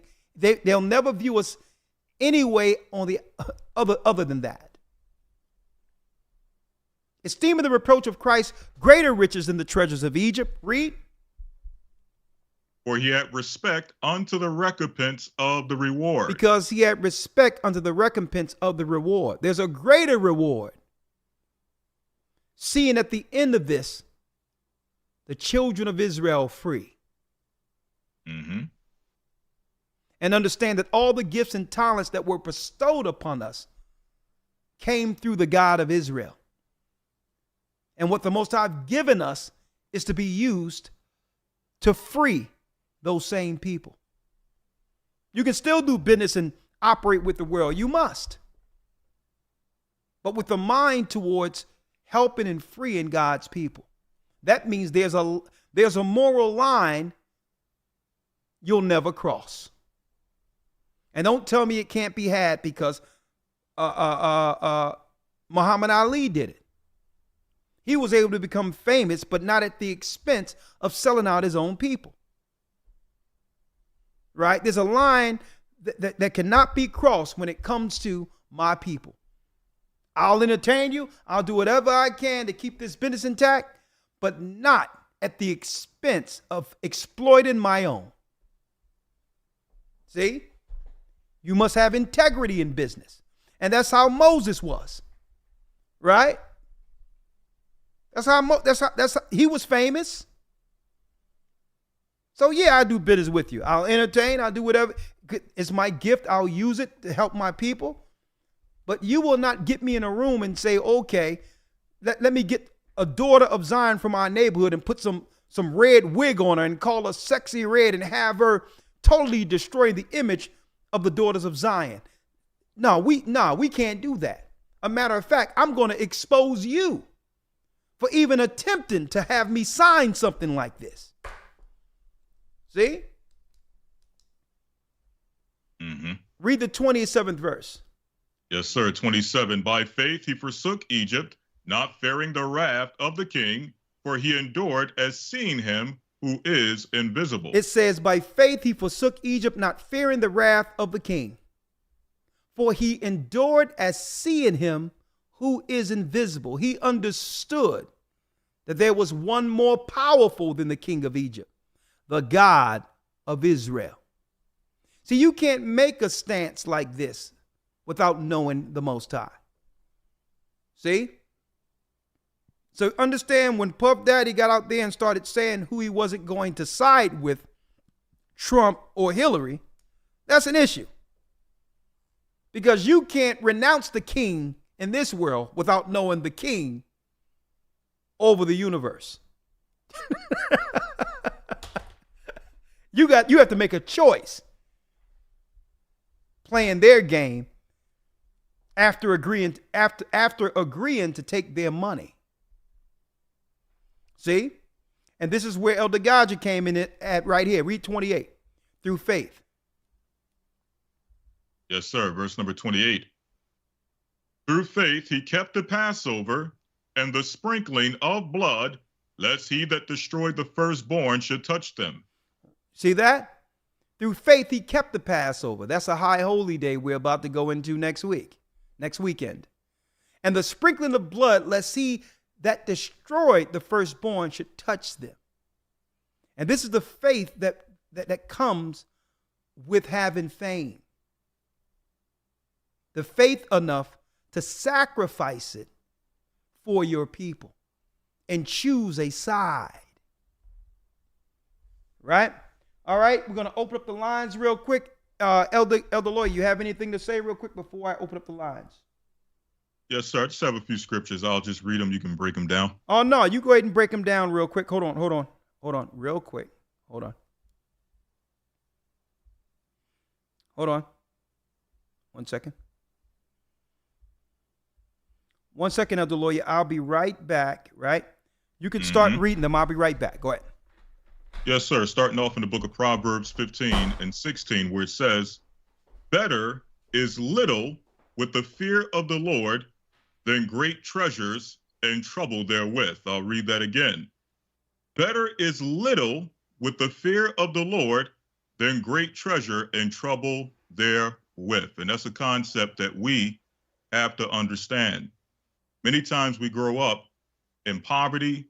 We grow up under the curses. We grow up dealing with the traumas that come with the curses.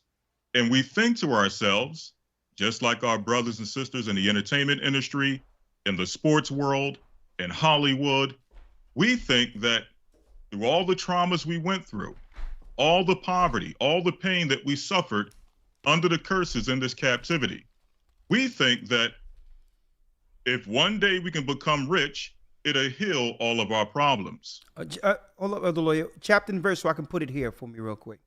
Yes, sir. Yes, sir. And you can finish breaking it down. What's the chapter and verse you were at?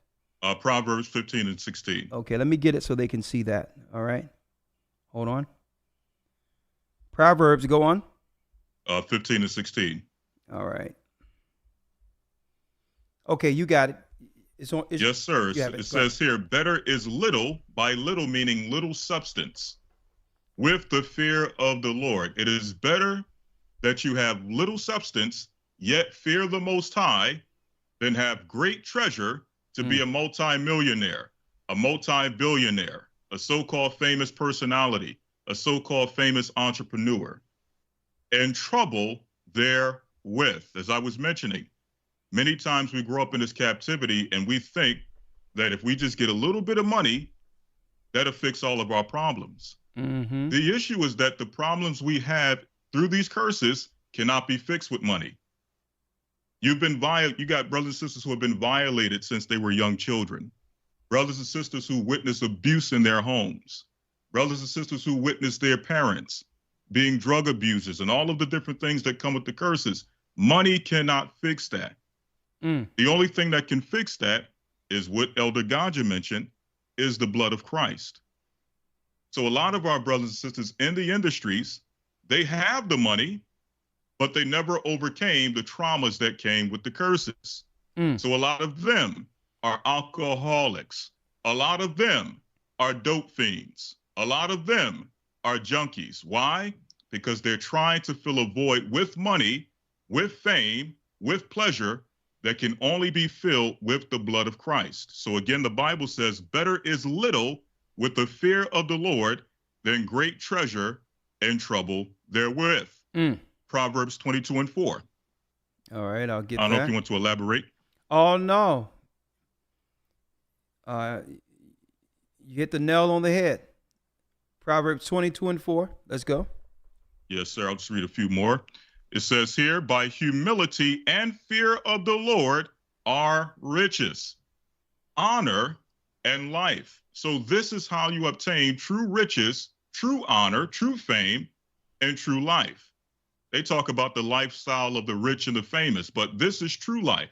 It says, by humility and fear of the Lord are riches, honor, and life. This is how you obtain true riches and true fame in the Most High. Speaking of fame, one quick precept of the book of Sirach, chapter 44, verse number 1, since we're talking about fame.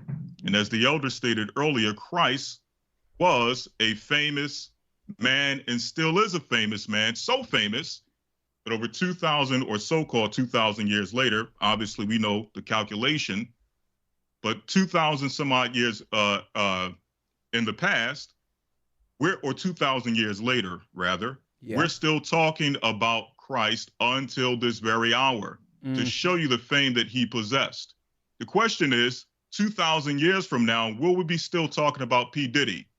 Will we be still talking about Kanye West 2,000 years from now? Nope. Will we be still talking about Bill Cosby 2,000 years from now? Will we be still talking about Kyrie Irving 2,000 years from now? Who knows? But we know for sure that 2,000 years later, we're still speaking about Christ and his apostles. Hey, Elder Lawyer, on that, we're still talking about Isaiah, Jeremiah. Right? Jeremiah, Baruch. We're still speaking about Moses. Right? That's right. Enoch. Right. You're talking about 3,000, 4,000 years ago, and these men still got fame. People are still writing books on these men. Exactly. People are still studying these men, still finding archaeology on these men. Exactly. Good point. Chapter and verse, Elder Lawyer. Let me bring that in again 1 second. Yes, sir. Sirach 44:1. I got just one more after this, and that's it. Okay, let me put this integrated camera in. What is it? Sirach 44:1. Okay, just take your time, brother. Right now, you bringing it. It's all good. We need these scriptures. All right, yes, Sirach 44:1. Let's do it. Right. So now talking about real famous men. These are the real famous men, and we're going to see what made them famous. This is Sirach 44:1.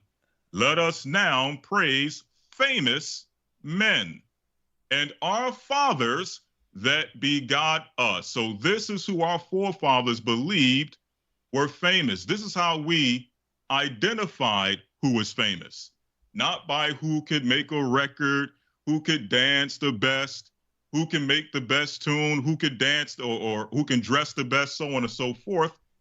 We looked at our forefathers that begot us as famous men, men that were to be celebrated, men who were to be looked upon as celebrities. let's see what made them famous. Verse 2, it says, "The Lord have wrought great glory by them through his great power from the beginning, such as did bear rule in their kingdoms, men renowned for their power, giving counsel by their understanding, and declaring prophecies." Not dunking a basketball, not tossing a football, tossing a baseball, but by declaring prophecies, these men became famous. Leaders of the people, by their counsels and by their knowledge of learning, meet for the people, wise and eloquent are their instructions. Now check this out. Now the Bible does deal with the music. Such as found out musical tunes, such as King David, and recited verses in writing. Rich men furnished with ability, living peaceably in their habitation. All these were honored in their generations, and were the glory of their times. And they were the glory of their times. 2,000 years later, 3,000 years later, they're the glory of our times. There be of them that have left the name behind, that their praises might be reported. I'll just read one more verse here. "And some there be which have no memorial, who are perished as though they have never been, and are become as though they had never been born, and their children after them." So last scripture in the New Testament, ending it with Christ, Matthew 16:24. Matthew 16, verse 24. Okay. I'm there. Yes, sir. So this is the message we have for the Kanyes or the Ye's of the world. This is the message we have for the P. Diddy's of the world, the R. Kellys of the world, and all of those in the entertainment industry who, whatever reason, at some point or another, have been railroaded. And yes, I'm saying railroaded. Not that these men are innocent men, not that they have done things that I'm pretty sure they are ashamed of, but understand that the world they're in, Hollywood, the entertainment industry, is a shameful world. It's full of shame.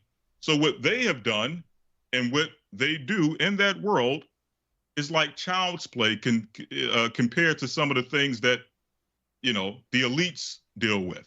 It's child's play. But nonetheless, this is a message to them. Matthew 16 and 24. But Elder Lawyer, I want to say on that, we have to ask also, where did they learn it from? Exactly. Because they weren't like that before they were in the industry. A lot of them came out of the churches. They were in they were in our neighborhoods, and they must have learned about these elite freak parties and its freak offs and all that by the likes of those they were associating with. Exactly. Like we have to ask, okay, P. Diddy, were you around Clive Davis, Andre Harrell? What was those parties like, and why weren't they pulled to the carpet like Puff Daddy's being pulled to the carpet? Exactly. See, what would allow him to be, you know, obviously this is par for the course, right? And then we have to ask, okay, the same thing with Russell Simmons and anyone else. They were doing what everyone else does. Not to say it's right, but they're being railroaded for a particular reason. And it goes back to this also, the lawyer, before you say it. You must know your place. We as a people cannot do what the Gentiles do without suffering serious consequences, because we're the people of law, morality. So guess what? Yeah, they're being railroaded, but there's a double standard. That's right. There's a double standard.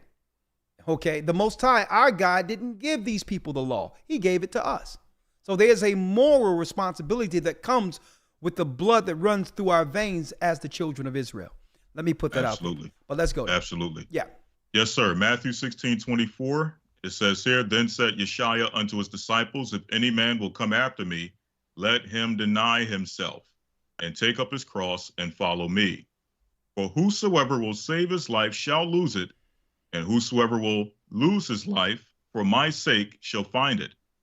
For what is a man profited if he shall gain the whole world and lose his own soul?" Or what shall a man give in exchange for his soul? And with that, I yield. Hey, that's a mic drop right there, young man.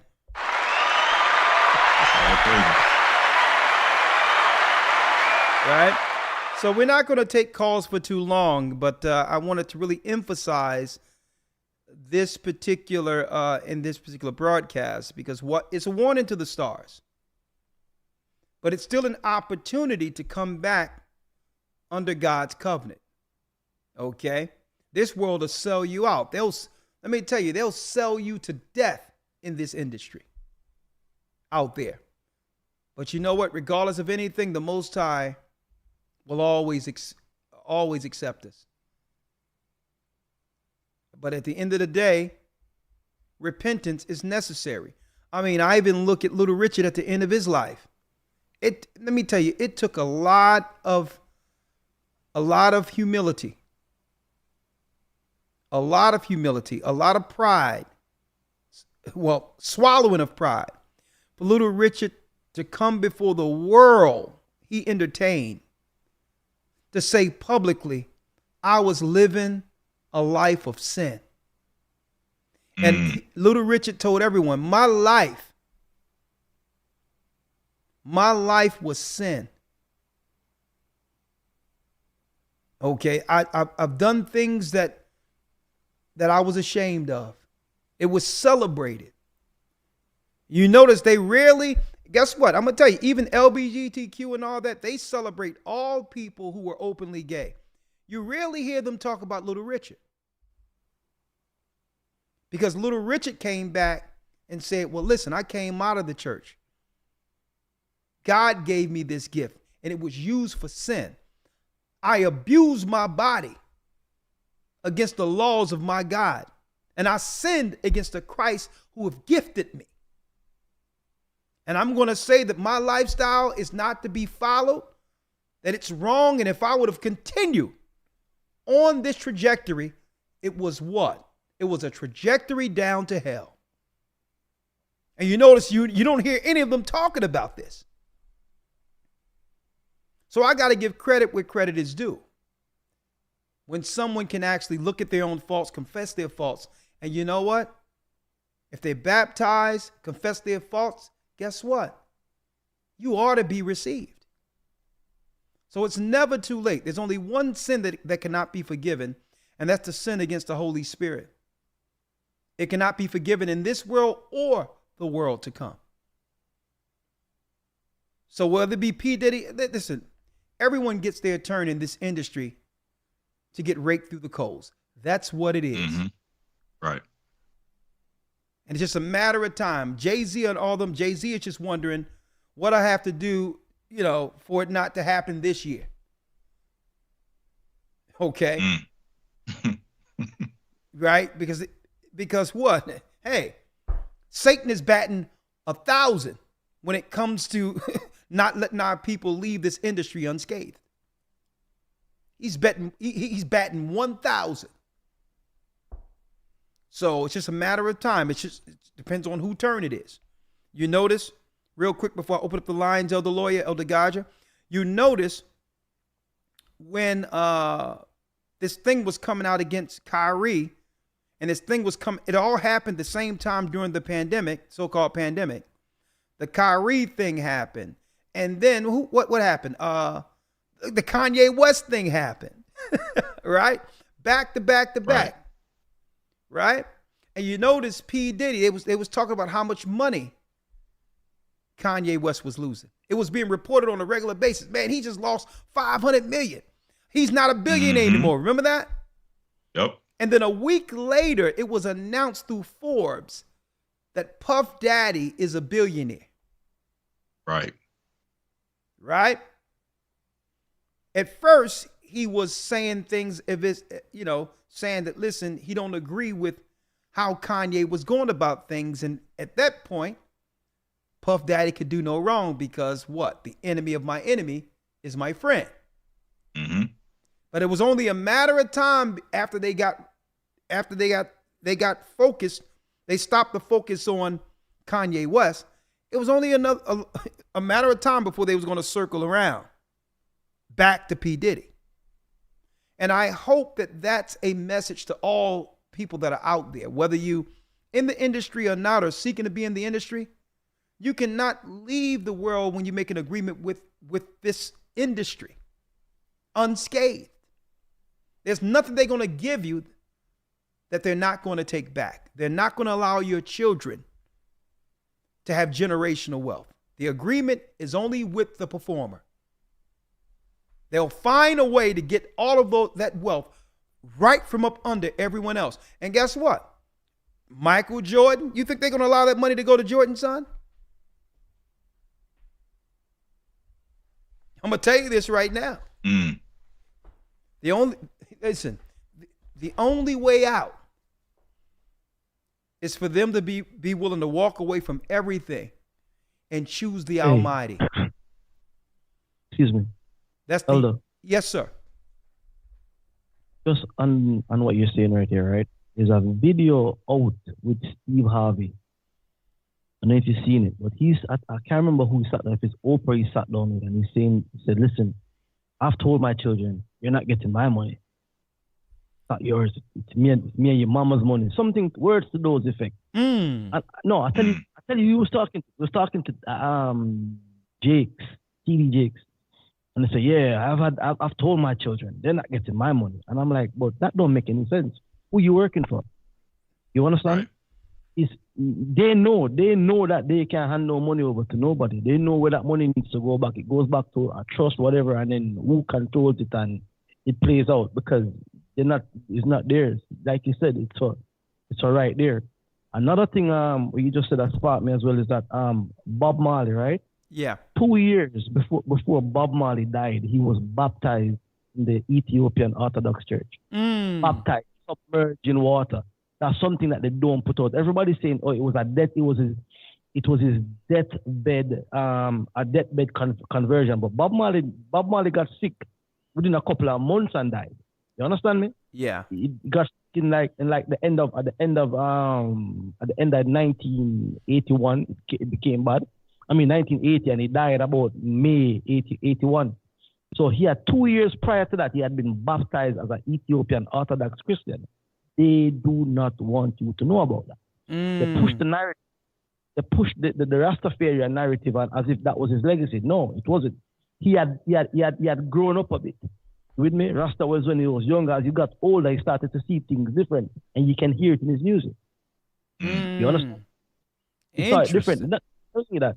Yeah, they're not telling you. He was baptized, fully submerged in water. You understand? Through the Ethiopian Orthodox Church. Went and got baptized. So that like we said earlier, like these guys can change, people can change, anybody can change under Christ. Right. Christ, you with me? It don't matter the infection, it don't matter the disease.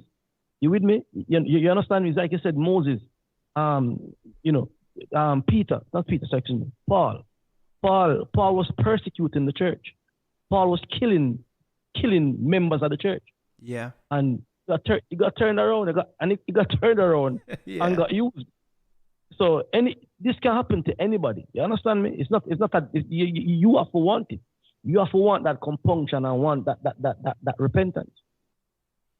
God, I'm going to tell you, man, I thank the Most High for sparing me that industry. I'm going to tell you this right now, Gaja. There's nothing I wanted more throughout all of my life growing up than to be a famous singer. I was living that life, that dream since I was like 5 or 6 years old, and I was on my way. Man, was I on my way. Man, I thank the Most High that he spared me from that. I mean, the brothers come back from Hit Factory. It was Barak Yard, Ramakad, and he says, man, I think we the children of Israel. I had on my gold suit or whatever the case is. You know what I mean? S-curl, whatever. Just tripping out of my mind. You couldn't tell me I wasn't going to do it. And I'm saying, man, I mean, what do you mean we the children of Israel? What are you talking about? I'm in my early 20s. Man, the Most High stopped me dead in my tracks. Right? Dead in my tracks for this industry. Don't forget, Barack Yard was signed to Interscope before all these acts came out on Interscope. We were the team working that would have been the team with Barack Yard in California. Maurice Wilcher. All you have to do is type in Maurice Wilcher on YouTube right now, Wilcher, and you will see a video come up with Dr. Dre driving in front. That's Barack Yard. He's the one who did the track. Ahia's calling back Israel. Ahia's gathering Israel. He did the track. He did it, and Managun, Lamont, the one that's in the films now, that's dealing with the echoes of the Ramapo, mixed it. The Most High stopped me dead in my tracks and was like, well, nah, you need to check out this here. And I remember standing on the corner in all black, 15th and Market at the clothespin, where there's a brown clothespin there. Folks, you know that was the place where that was an auction block. Years ago, during the 1700s.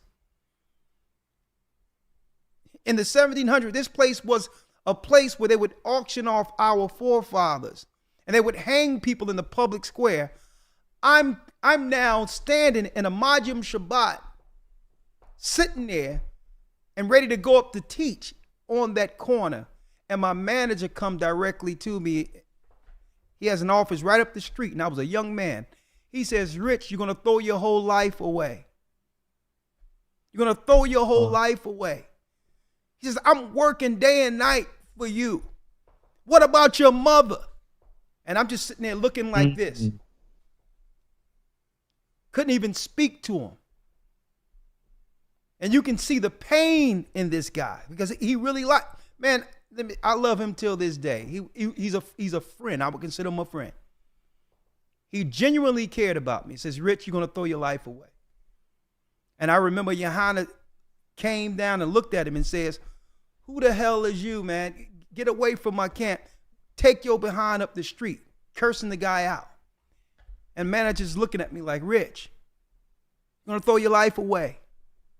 What you doing? I don't agree now with how Johanna handled that.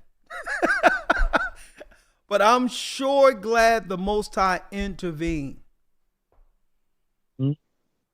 My life, hey, Elder, when I met you, man, my life have taken an entirely different road. I was going another way. But go on. Elder, I'm listening. Elder, when I met you, Elder, and I told you this, when I met you, man, I had 100 pounds of weed waiting for me, waiting for the phone call. Hold up.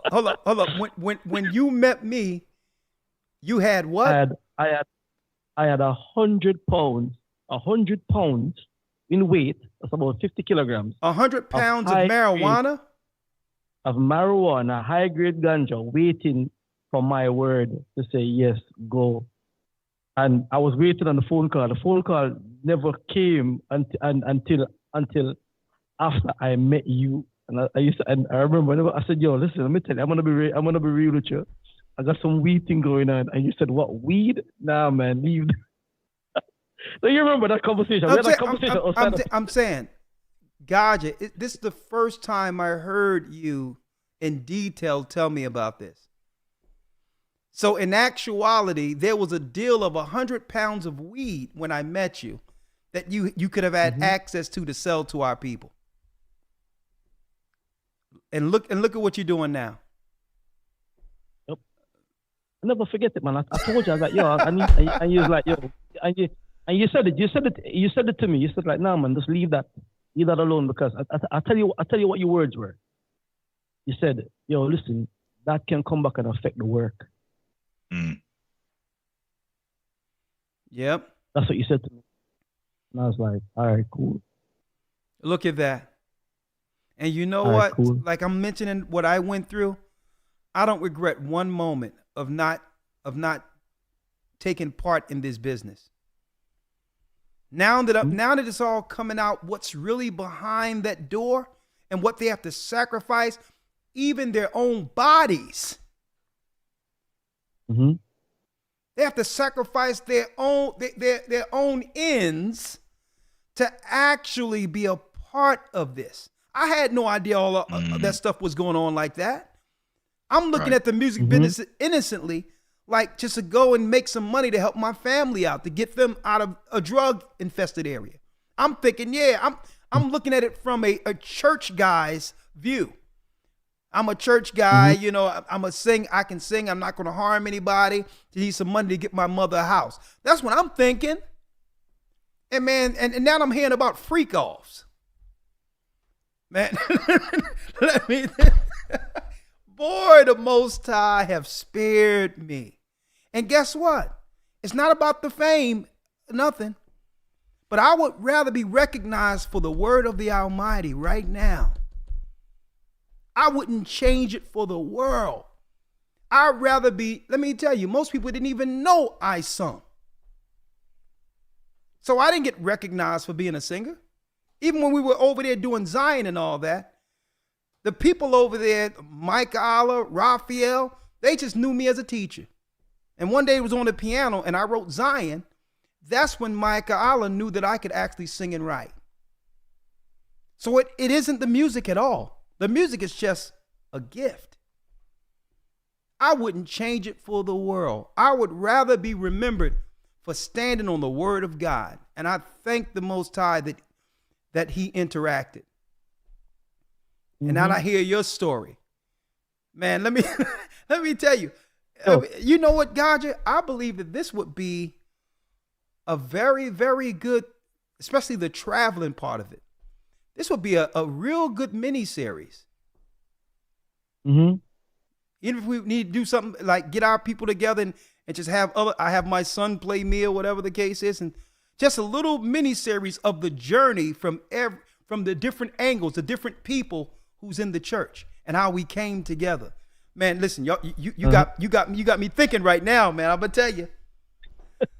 But yes, man. Let me tell you, Ella, right? Yeah. When I came to the truth, came to the understanding of this, there was a lot of things going on in my background, and a lot of things happening. And looking at it now, right? Looking at it now, I was at a crossroads in life where the Most High was really giving me a choice. No, and I've said this, I believe that if I had not chosen this, if I had not come this way, it would be prison or the cemetery with me. And it was going, and the situations and people I was involved with and could have been involved with, it would have been, it would have been just that. You understand? So looking at it now, and I like you hear the stories them, and you hear certain things, you're like, wow. It's like the Most High favored you. The Most High have favorites. He favored you and say, yo, listen, you go this way. This is your lifelong dream that you have, but I have this for you. Prior to me coming and being a part of the Gathering of Christ Church, if anybody had said to me, yo, say in another couple of years, you're going to be baptized, you're going to have a Bible, you're going to go to here, there, and everywhere and baptize people and teach them, and you're going to be known for Bible, I'd have said, brother, you're mad. Are you crazy? Bible? White man book? You're nuts. No, man. No, I don't know. I don't know what crystal ball you're looking into, but no. You with me? That's not anybody that tell me that. Because I hear a lot of testimonies. I hear people say, I was searching, I was looking, and I came across this and this happened to me. I wasn't looking for anything. I wasn't searching. With me? I never thought I was lost for anything. Me exactly, either. Elder. Exactly. Let me tell you, man, I'm the last person that was even would have ever thought about teaching anything. Even when I came in, I'm like, listen, I'll find out other things to do, because these teachers, I'll never aspire to do anything like this. Listen, I'll sow some meat trees or something. Right? So I'll tell you, the Most High, man, he's when that statement is made that he works in mysterious ways, I'll tell you, Very mysterious. But go on. Yeah, man, and I never thought of it. It would never cross my mind at anything like this. And I would not have changed it. I wouldn't change it. I wouldn't go back and change any of it. I thank the Most High that you came into my life with me, showed me what was up, and I am thankful. I hearken to the message that the Most High gave. I am grateful for it because it has changed my life. I tell you what, Elder, just before I came into this onto the broadcast, right? So I'm in a WhatsApp group with my high school friends and all of that. So, yeah. We link up back and we all in this group, and we're talking about children. And I put a message in the group and I say, yo, my daughter is 17 years old and she's never been on a date. And everybody find that crazy. They're like, yo, you serious? No, man, she go on a date and you don't know. I'm like, no, she's never been on a date. She's 17. She's never been on a date. And every man that comes into contact with her or a crush or like, she says to them, yo, listen, you have to talk to my dad. And if they don't talk to daddy, then it can't, and it's nothing, there's no communication via text messaging or none of that. And I'm like, yo, look at that. A few years ago, when she was a little bit younger, she went on a school trip to Manchester United football ground. And one of her friends said to her, listen, let's go back to school and tell everybody that we met one of them famous footballers, like Pogba, I think it was at the time. And my daughter said, no, I'm not going to go back and lie. For what? And Elder, these are the little things that I know. If the Most High never rescued me when he did, right? There would have been certain principles and morals that I would have been teaching my children. Oh, you understand me? So the benefit, it's not even so much me, but them. They got moral standards. You with me? Standards that I myself never had. Oh, nobody showed me that. You with me? So it's not that I will not trade that for money. Money cannot buy that. Imagine myself when I came to England, right? When I came to England in the early 2000s, I came to England as a grown up, and I was a grown man when I got to England. I was in my 20s, and my brother was letting me know that, yo, if you have a child in England that goes through the school system between the ages of 13 to 25 and then don't sniff coke, that's a unicorn. Right? So the English culture, the English culture is them, the kids that sniff coke, them on all sorts of party drugs, all of that. So for me, if I get children that come through the system and never done drugs, and never been a part of that, hey, that's a blessing in itself, Elder. That's mercy from the Most High. If I was to ever see mercy, because I did a lot of craziness when I was her age. Man, I did a lot of stupidness. So the truth, man, I would not choose anything different than, looking back at it, I would not choose anything different because I see where the benefit is not just me. It's not my benefit. It's my family. Looking at my kids, children, my son is, you can't even get him a drink that's pink. Okay? You can't even give him a drink with the color pink on it. Yeah, don't even come with that pink stuff, huh? Yeah. Don't even come with it. Yeah. Don't even. I want that purple drink. Give me that purple drink. Give me the pink drink. You with me? And it's like, yo, listen, this is the thing that I'm saying that's mercy, man. Because they could be into foolishness with everything going on right now. Yeah. Them in primary school and this little boy in there saying, "Oh, I'm a cat," or I'm a rabbit, and all of this thing. And he's looking at him like, "Yo, man, you stupid." You understand me? And the teacher's like, "Oh, you can't say that." And no, man, but he's stupid. You with me? Yeah. And like I said, Elder, that for me, that's mercy, man. That's the Most High having mercy on me for me to see this. because I was up to no good at a certain age. Total nonsense with no guidance. Yeah, and then so the most.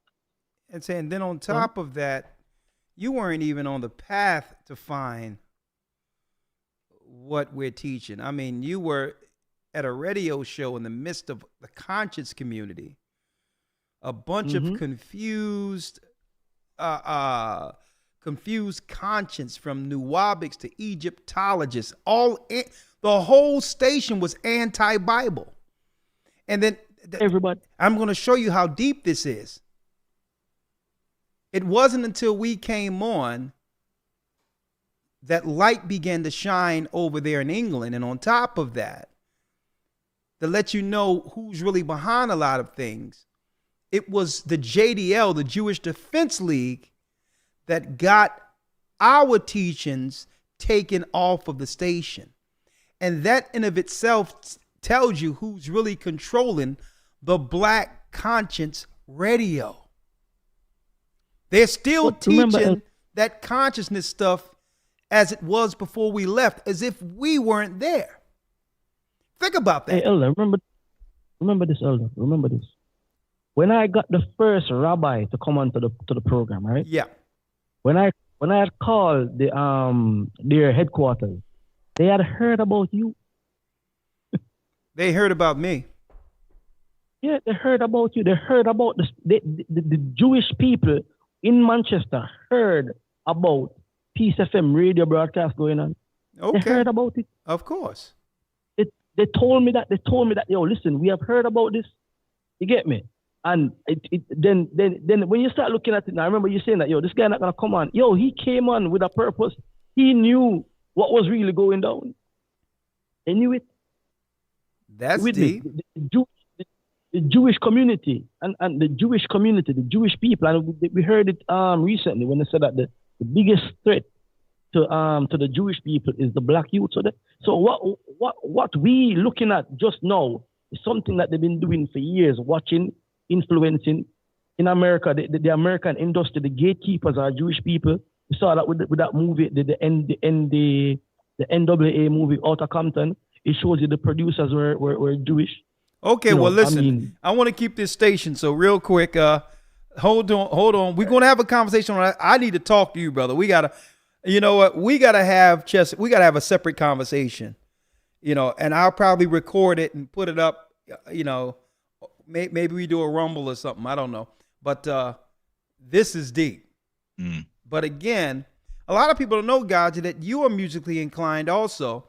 And Lawyer got some rapping skills y'all don't know about. I'm going to tell you that truth. But many of our people are gifted. But it's who's willing to sacrifice themselves for the machine they choose to put on the machine.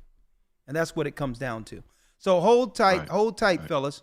I didn't eat anything, so thank you all for your presence. Let me open this up. I'm not going to be long because I do have to eat. But I will bring in a few calls today, 515-605-9327. Let me add that. Participants. All right, that's good. 1 second, let me add something additional. Invite. No.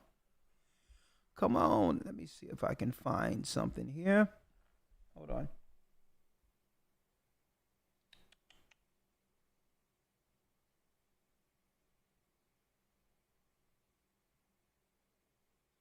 Can I add more? Hold on. Let me do it this way. This is chess as well. Yeah, 1 second.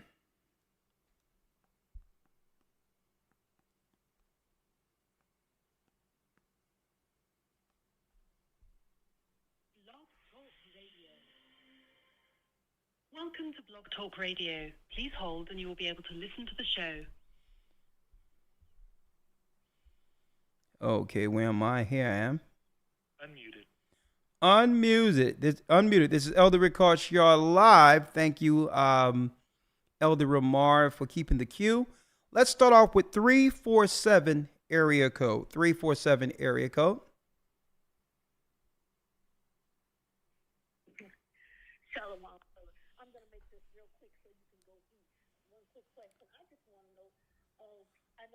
Hold on, you are real low. Oh, I am?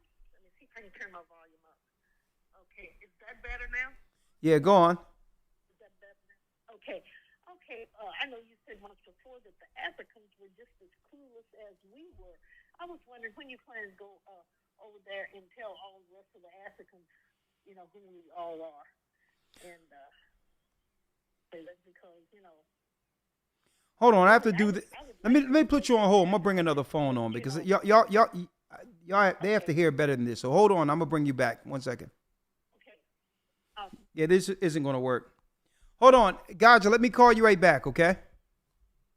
Okay. All right.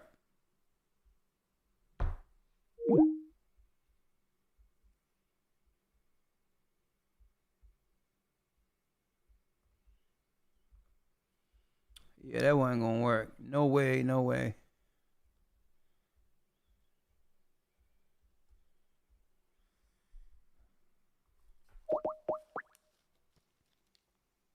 Blog Talk Radio.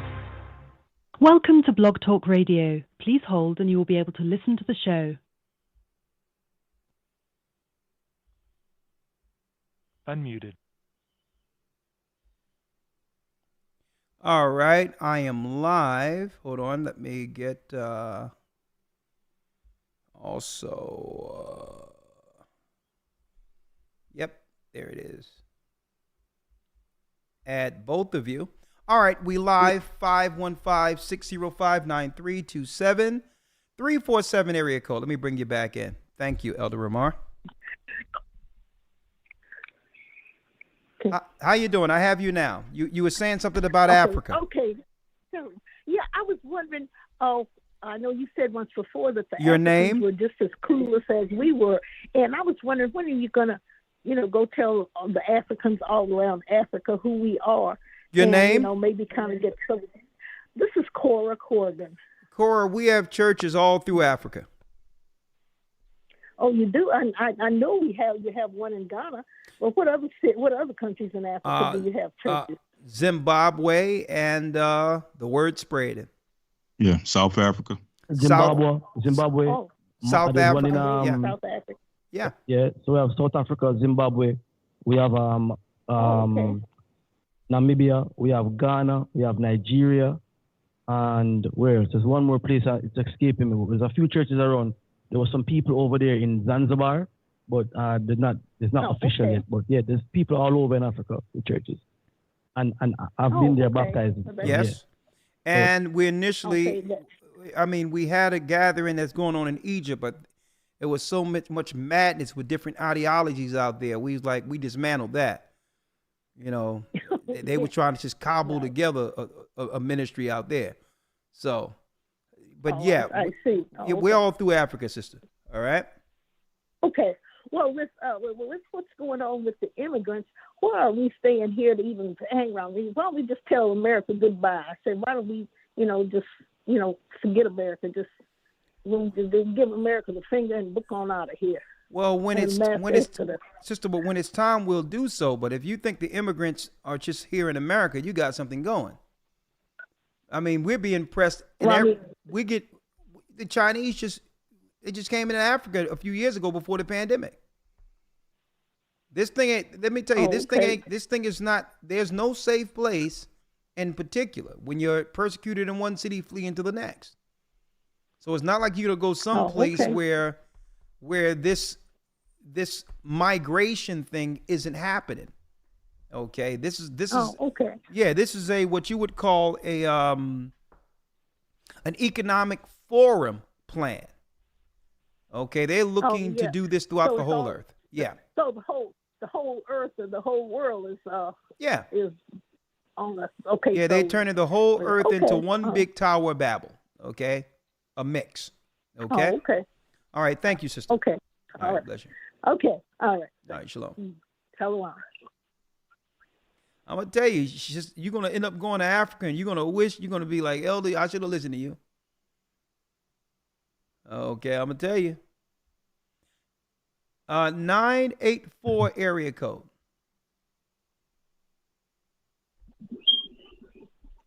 Hello, can you hear me, Elder? Yes. How are you? Who's this? Shalom. I'm doing good. I'm doing good. I just wanted to be quick. It's been years that I've been listening to you off the strength of my sister Kathy from the Charlotte Raleigh body. Okay. I have, as we all have a story, and we all done been through some things, not to go down that road too deep, but I was going through some things years back in the streets. I was actively gang banging and stuff like that. And when I came into this truth, Elder, when I tell you I was dealing with some things that I can't say on this live, of course, but your truth, the truth of the Most High that you was revealing to me, it stuck with me and did something to my spirit. I was having premonitions of things that was like happening, and I was foreseeing the energy of like the serpent type of people I was around. Being in the streets, you can't do both. I had to realize you can't do both. You got to be with Christ or you got to be with the devil. And I just want to thank you so much. I have spent days, weeks, months shedding so many tears when I pray for y'all. When I realized that y'all really trying to help us, it did something to my spirit, and I want to say thank you. You are an amazing man, and I do look at you as an uncle. I would like to say that, and I know we're not blood related, but through Christ, you and Elder Lawyer, y'all are my uncles, and I've been bringing so many people to the truth, like as many people as I can, and not to hold you up, Elder, but I'm dealing with a situation right now. Not to go deep into it, but I had to defend my life to the fullest extent, and I'm dealing with going to trial and all of that. So, and my name is Hebrew Israelite BJ, by the way. I'm in North Carolina, and if you could please just pray for me and just pray that I walk in that courtroom with the energy of defeat this. The evidence speaks for itself, and I just get my life back together. And I pray one day I can be a part of the body wherever in Charlotte and Raleigh and meet you and Elder Lawyer and put my mark or put my work in to achieve the goal. And that's bring people closer to the body, and we try to seal that number. Okay, So, well, brother. Okay, you can pray for me. I wrote your name down. I'm going to pray for you. I think you mistakenly stated that you're going to pray to us. No, you pray to the Most High. Oh, pray for you. Oh, okay, yeah, pray to the you Most pray High to the for Most us. High Yes, in the name of please. Christ. But brother, Yes, oh sir. yeah, you just misspoke. But all in all, it's okay. I'm going to pray for you, brother, that the Most High, show grace and mercy through that judge. Yes, sir. That can have you walk free, especially when you did nothing wrong. And there's nothing wrong with defending your life when someone is seeking to take yours. You can do so. Yes, sir. Yes, sir. I have to get a call. Okay. But what I can do is I can write your number down, right? But in the midst of Yes, this, sir. stay in the spirit, stay out of trouble. I'll be in Charlotte next week for the Passover. Hold on. I'm on house arrest, so I can't move now. I Oh, wish I Lord, could. in the morning time. I You're pinned know. down. Okay, I got you. Yes, sir. All right, so I'm going to write your number down. I'll give you a call. Yes, sir. Thank you so much. And shalom to everybody, the Water Elder Lawyer. And y'all keep doing this great work that I know you're going to keep doing, but I'm behind y'all any way I can be. And I just want to say thank you, and I love y'all. Thank you, brother. And I thank the Most High that he saved you from those streets, brother. I thank the Yes, Most High sir. for Shalom, that. brother. All right, bless Shalom. you. Stay strong, all right? Yes, sir. Stay prayed up and sin not. My brother from the same mother. Bless Yes, you. sir. Yes, bless you. All right. Water. All right, we have Providence with a comment. Shalom, Elder. This is Sister Providence. I want to say it's an honor to finally get through to you. I've been trying to get through to you for years now. Okay, I'm glad you made it through. The timing, I am too. I wanted to get through due to a lesson that you had. This was shortly after the pandemic, where you had a lesson on how societies are formed, communities are formed, a nation and a people group are formed around a deity. And this was like 3-4 years ago. I remember that. And it stuck with me ever since then. I remember that. Oh, yes. And it put so much into perspective. And I've used that model to share in my line of work. I teach history. And that's what I've been doing is I've been showing how the gods of other nations look like the people, okay, that worship, that God, except, so-called Black people, and so that has been life-changing. That lesson was life-changing, and I've seen it impact the lives of the young people, that I teach. I am a substitute teacher for elementary school, and so that's what I teach, and it blows their mind every single time. And so I just wanted to say, Toda for that, hallelujah, and hallelujah, and then just. I wanted to make mention, I wanted your opinion on the Patreon update that you did regarding the gentleman who was selling merchandise about our history. And I was curious to know what you thought about him, because he purports to be, or I should say he says that he is of the 12 tribes. He says he's of the Northern Kingdom. Who's that? So who are you speaking of in particular? The gentleman, I forgot his name, but I've seen him on Facebook. I've seen him touting. What he does is he fundraises. He's trying to fundraise, trying to, go to Israelite web, circles, okay, and he's trying to crowdfund and raise funds to produce a movie, okay, about our people in the scriptures, in their true form, in their accurate form.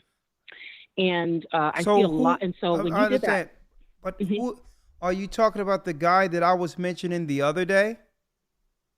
Yes, sir. Yes, sir. Oh, yeah. On your Patreon update, I believe it was yesterday. Okay. Well, I made that clear that when it comes to our church, we're backing off of all of that until I have a conversation with him after the Passover. He just can't. Oh, okay. The reason why is, right, he said he was baptized. He told me he was baptized in our church, right? And that's when another brother was in Houston, and then he began to correspond with someone in Virginia, right? But he doesn't congregate with the church. So the whole deal is, I don't know whether or not his objective was to get in to do what he's doing, and I'm not going to allow anybody to financially aggrandize themselves off of a network they didn't help build. I've always had an issue with these guys coming from other places, selling Amway and coming into our churches only to financially aggrandize themselves off of our people with nothing promised to the people they're actually benefiting from. So I would back up. Yeah. What I'm saying is, let's back up off the crowdfunding. We're not dealing with nothing until we understand what the business is in his relationship with this church. Because I can crowdfund and get a movie done with the characters looking like our people. I can do that. Mm-hmm. And I'll know for sure that the money's coming back to our people. So exactly. So I don't deal with that when someone coming behind our church, linking in with people for their own enterprise. Those days are long gone. I'm not allowed Elder, to. Can I just clarify? This is what I'm saying, though. I'm not allowed. Can I just clarify something? I'm gonna let you clarify, but I'm making it clear. I'm speaking for the thousands right now who are listening. I'm not allowed to go into someone else's zone, whether they be Jewish, Christian right, or anyone else, and get with their network and say, I'm gonna do a movie based on the ideology or the religion they are talking about, and I need y'all to pay me some money so that I can do a movie for that. The preachers, the pastors and all that are looking at me like I'm crazy. So no. I agree. Think business has to be done like business. Do all things in writing. So I'm just saying that in particular. I'm just speaking out so that if anybody have an idea of trying to carve out some finances for themselves in a work that was established before them, that no, we don't do that anymore. Okay, I'm not down with symbolism. I'm down with whatever you're doing. I have to make sure our people get some money out of it. That's what I'm down with. Elder, can I just I'm going to say this and I'll hang up. I'll take it offline. But I personally, this is just me. Okay, this is just Sister Providence, nobody out here in California. But I personally, because I've seen him for years on Facebook. Okay. I'm a historian. All this information is not new to me. I've been in this truth for going on 20 years. Okay. So good for you. But I personally, I'm just a bit uncomfortable. How do I say this? I don't want to offend anyone, but I just feel I was very uncomfortable watching him, who is from the Northern Kingdom, I guess, selling this type of stuff to Judah. Well, and that's all I have to say about that. Okay, well, you can say that. You have a right to feel any way you would like, but the whole thing is, I don't have a problem with anything once I realize what it is. I have a problem with someone working around us instead of working with us, and that starts with me. You can't be operating with people in this church, and I'm hearing that there's tentacles everywhere, and not know your true objective. So I'm not judging negative concerning how he looks or whatever the case is or what tribe he's from. I don't care whether or not you can be as dark as I am and you won't be allowed to do that. There's a new day. Okay? Everything must be done in writing, and our people who have suffered all these years must benefit from anything people are doing that's utilizing the network, which is this church. That's how I'm doing it. That's how every other people on earth does business, and that's how the business is going to start happening here. We're not supporting anything that doesn't go back to helping these same people. Listen, symbolism don't help our people who are financially suffering. So for me to see a black Moses, that's not a big deal for me. Okay? Because I can get a camera and put a white beard on somebody and have a black Moses. Okay? So no. We're not going to allow people to come from the outside with no idea who they are with some grand plan to do something for us. Nah. What we need you to do is come together in the church and get baptized and help carry a sign. Help do something. Help us in a soup line. Help us where we see you can benefit our people to help our people. We don't need you to bring your talent in and say, okay, I got a movie I'm about to get paid off of.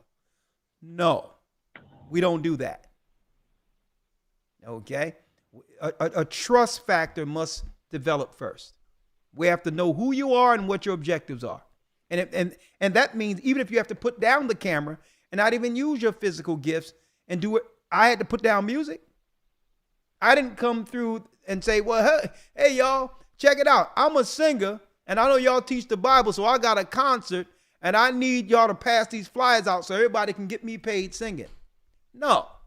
If you got a gift, lay your gift down and bring yourself. Let's begin to relate or to know one another so that I'll realize what your true objectives are. I'll place you on.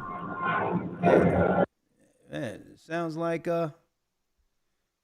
she's getting on a plane. Thank you, sister. 323 area code. That's how we rolling it. We ain't gonna have it when you come out of nowhere with a grand idea that can go into the tens of thousands, if not millions, and no one said anything to us about it. No, we don't do that. That's how they used to get us in the Christian church. I used to see this white guy come around ever so often selling Amway. Oh yeah, man, you you can get Amway. Here's some soap powder.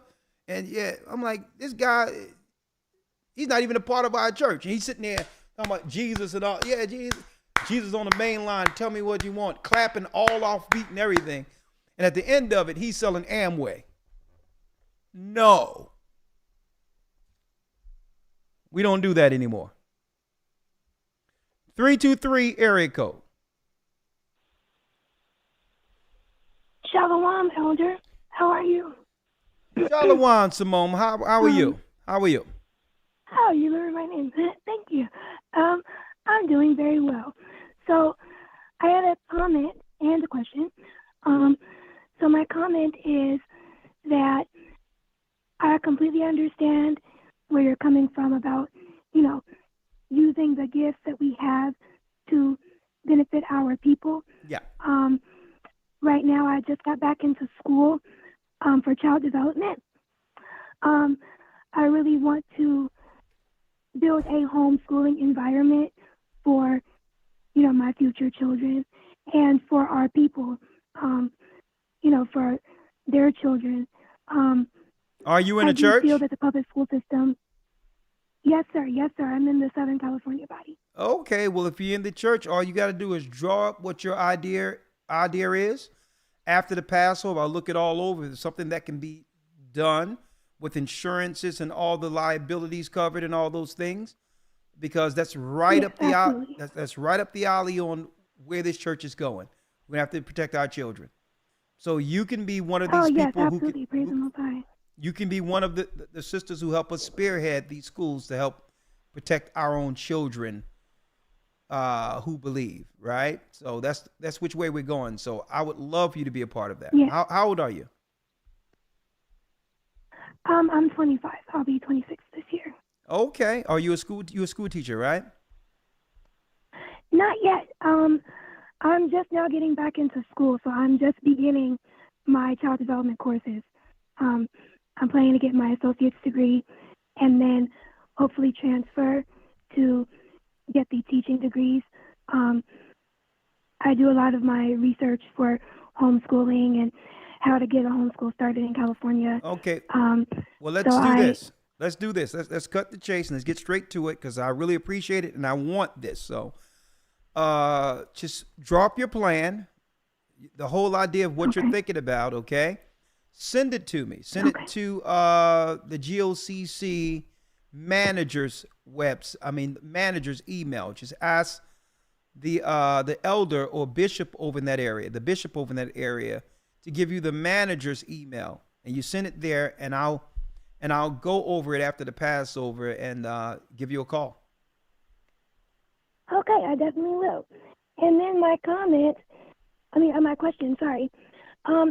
So while I was at school, I ran into a camp. I maybe won't say the name of the camp, but, they were coming to me with, their doctor and things like that. And I told them, yeah, I know I'm part of the 12 tribes.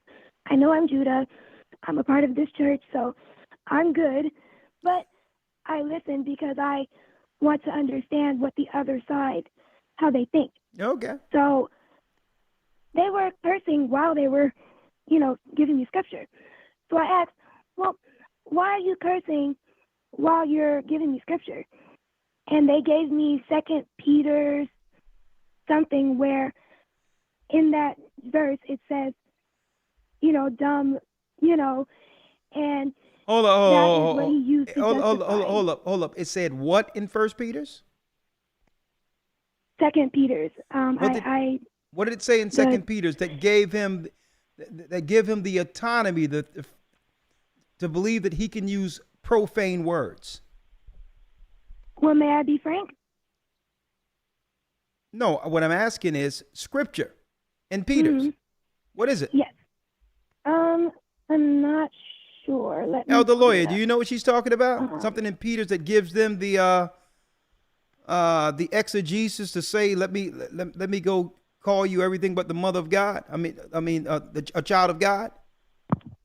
Yeah, I don't have a clue. Oh, Only thing I see. could probably It's, think of is what second- rude in speech.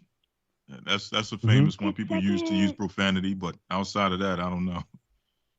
I found it. It's 2 Peter chapter 2, verse 16. Okay, I'm going to read 2 Peter 2, verse 16. Right? Yes. Now, when I read this, right? When I read this, it's going to say that me as a teacher of the word has the authority to curse someone out while teaching the Bible. That's the context, right? So let's see. That is exactly what they say. Oh, okay, yeah. Out of their minds, okay? Wow. Let me read this. Because the ass in this particular verse is a donkey. That's a donkey. Wow. But was rebuked for his iniquity. The dumb donkey speaking with man's voice. That's an actual precept of a donkey. Speaking with man's voice forbade the madness of the prophet. How do you know this? You go here to the 16th verse, right? And guess what? This links to what? Numbers 22, and 23 when it comes to Balaam. And the God's anger was kindled because he went and the angel of the Lord stood in the way of the adversary against him now, and he was riding upon his donkey or his ass. That's a donkey. That's another name for a donkey. You know that, right? Yes, I've heard of that before. And his two servants were with him. And the donkey or the ass saw the angel of the Lord standing in the way and the sword drawn in his hand.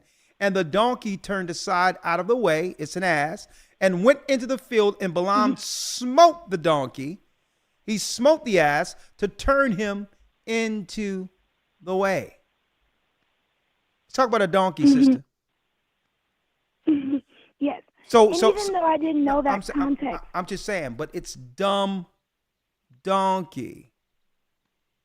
So he's using it to say you can call somebody a dumb profanity. And that God says, yeah, I want you to get out there, just call everybody a dummy. Let me tell you, sister, these guys are out of their minds. The Bible says right here, let me read it real quick. I mean, I don't even know how you can reason with someone like that. And you know what? What happened was you listening to this and you said that, you know what? I want to hear what the other side has to say, right? And I'm not coming down on you. But this is how you begin, believe it or not, sometimes you listen to this stuff and you'll actually begin to lose brain cells trying to reason with this nonsense. Right? Because it lowers our biblical or I would say our scholarly IQ, hearing something that doesn't make sense. Now listen to this. The Bible says about being tossed to and fro in different winds of doctrines. You left more disturbed than edified. That's not the spirit of the Almighty. Yeah. Now check this out though. And see, that's their intentions. That's what happens when the devil is in someone, right? When there's no peace, right? Let me read this real quick for you, right? And the Bible tell you about a filthy mouth, a filthy mouth, right? I'm trying to find that. Hold on. A foul mouth.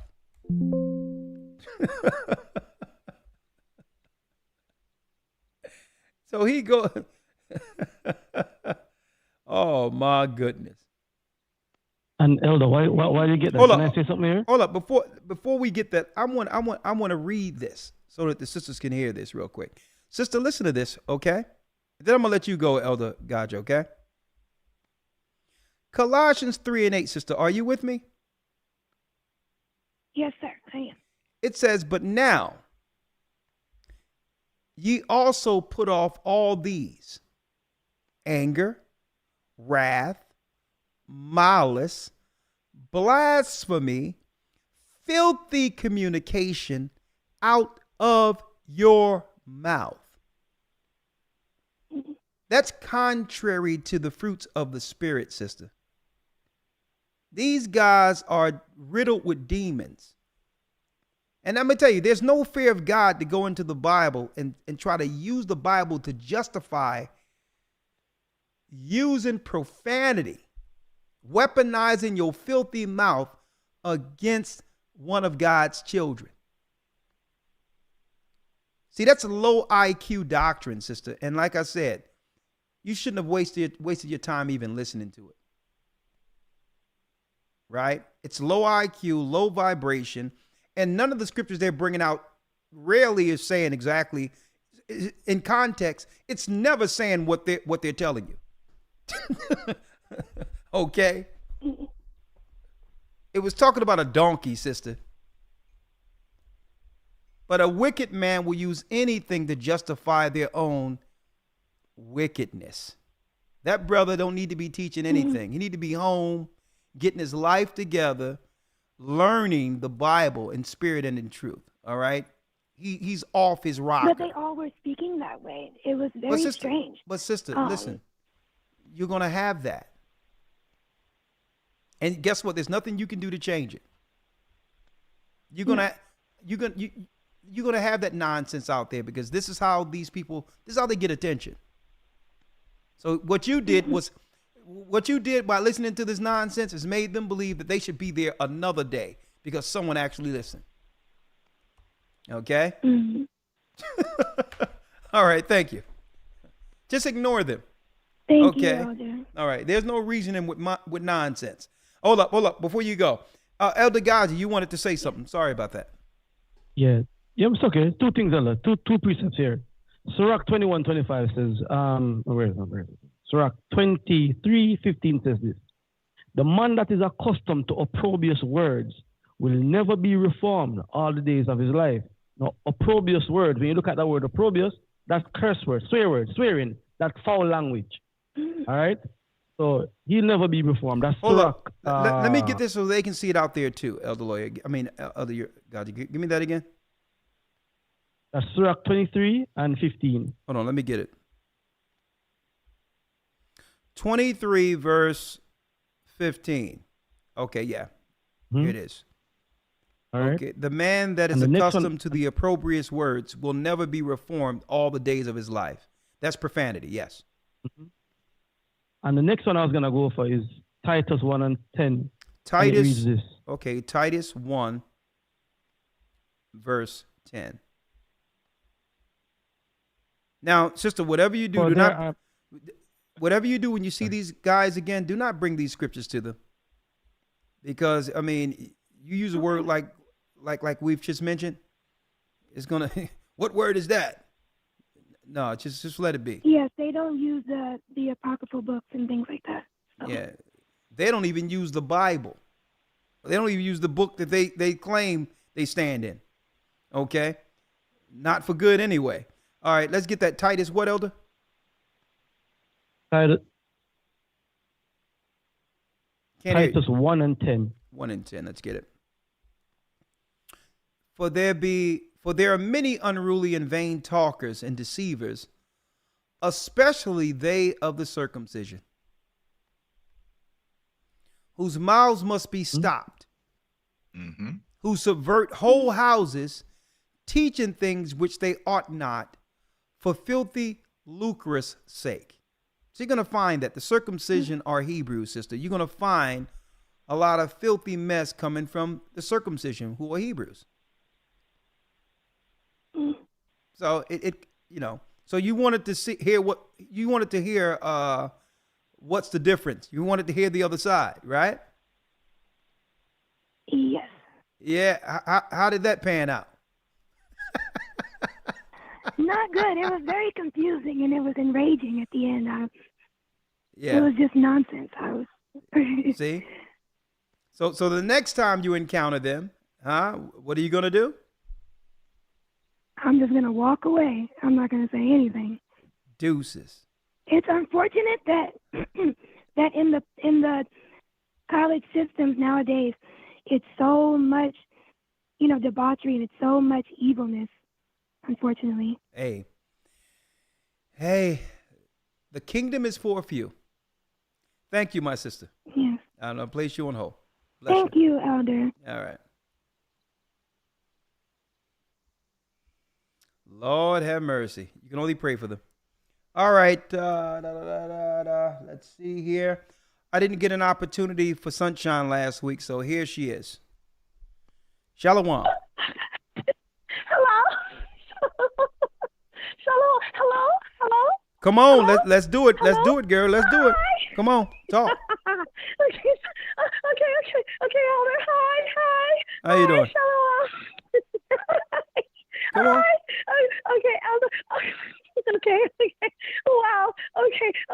What we see is two things. One is the Gentiles will come from the ends of the earth and say, surely our fathers have inherited lies, and we will be seen and known for the exact curses we have been experiencing according to prophecy is indeed the true children of Israel. And knowing our curses, many in positions of authority not only find and create opportunities to expose our nakedness to the world of the nations, but also they will find ways to continue it and encourage through various media and the scourges upon us and keep us stagnated in a cycle of curse bondage so that we will remain perpetual cash cow tributaries in oppression and even often depression while they try to stretch out and maintain the rulership over us and stave off judgment, or in their delusional minds escape it altogether. Beyond a shadow of a doubt, they know we are the people of promise, and they know we got next, and they can't do anything to change it.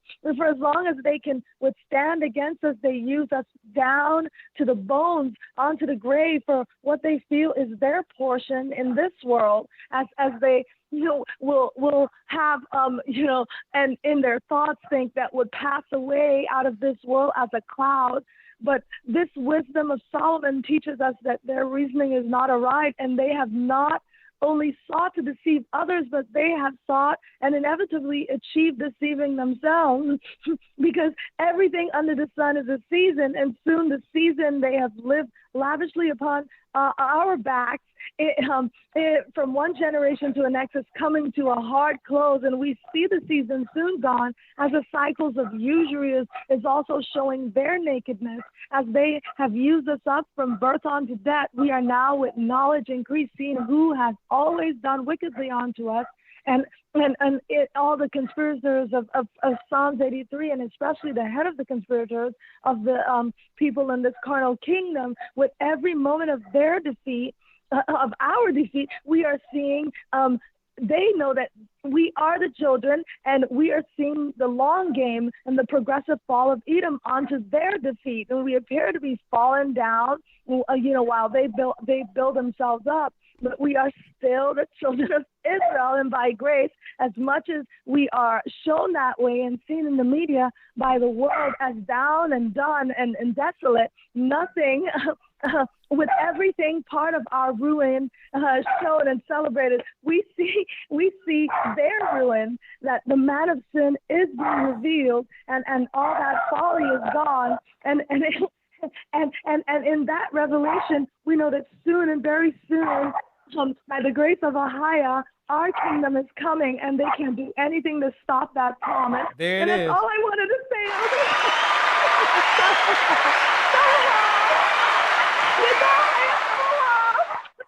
Man, she got the dog ready to bring scriptures and everything over there, boy. The dog got the spirit up on him. It's like, Lord, have mercy. What's going on up in that house, girl? Thank you. She always brings some in-depth analysis, some insight. Thank you, sister. I really appreciate you. George has a comment. I can only take about one or two, and then that concludes the broadcast. I went well beyond the time I thought we'd actually be on, but, I don't know whether or not we'll be back next week, being that we'll be there before we'll be in the Carolinas getting ready for the Passover. So I might as well spend a little bit more time here. Very little, just a little bit more time. George, you have a comment? Yes, sir. Shalom, Elder Shalom. Shalom, sir. Can you What hear say me, you? sir? Yes. Yes. Yes, sir. Double honors to you, Elder. I'm so grateful to be able to talk to you and just blessed by the best. Just wanted to share a little testimony that was somewhat similar to your testimony with the music industry. So I was working, I'm from the Chicago body, and I was working at O'Hare Airport here in Chicago about 2009. I was a gate agent. So I used to run into celebrities all the time. And this one particular time, Kanye West is sitting across from the gate that I was working. Okay. And I walked over and I went up to him like a regular brother and, introduced myself, and I was able to sit down with him. And I sat with him and I was having a conversation with him. And at the time I was making beats. So I made about 70 beats and I had them on an iPod. Okay. And I'm talking with this brother, and usually he's known for being rude to his fans, but he was actually having a good conversation with me, and he showed me his shoes before they came out. He was asking me about his album. He came out with like his third album. Long story short, I was getting ready to tell him, hey, I got these beats I want you to hear, and the way the conversation was going, I knew if he would have heard these beats, he probably would have signed me or took me under his wing. And right at the time, a bunch of people came over there like, Kanye, and they just blew up the spot, and I just left them over there. But I'm just grateful now to see how life has just gone for me, how the Most High just blessed me to come across you, Elder, and be a part of the body now. My life would have gone in a different direction had, I would have been took under his wing and been in that industry. And like you were saying, they just chew you up and spit you out, once they're done with you. And it has been such a blessing to see what the Most High has done, to be in the body. I have a family now. It has been everything I've ever wanted. And I just got the attitude of adding bricks to the kingdom with nothing in return, expecting nothing in return. Well, this year I felt like the Most High was telling me, no, I'm not ready for you to do this music. I'm saving you for a special time. Yeah. And I've been consistent with the body for about a year now. And I was invited to do music within the church. I did 12 songs in 1 year, recorded 3, and man, praise the Most High for what he's doing. Oh, praise it. Look at that. Believe me, all that talent is from the Most High. The music come from the heavens, and I tell you what, nothing is going to waste. There's a time. Yes, there's a time for everything under heaven, and it just wasn't time at that point. So, welcome, we welcome your gifts within the body, brother. And yes, sir. Let's finish.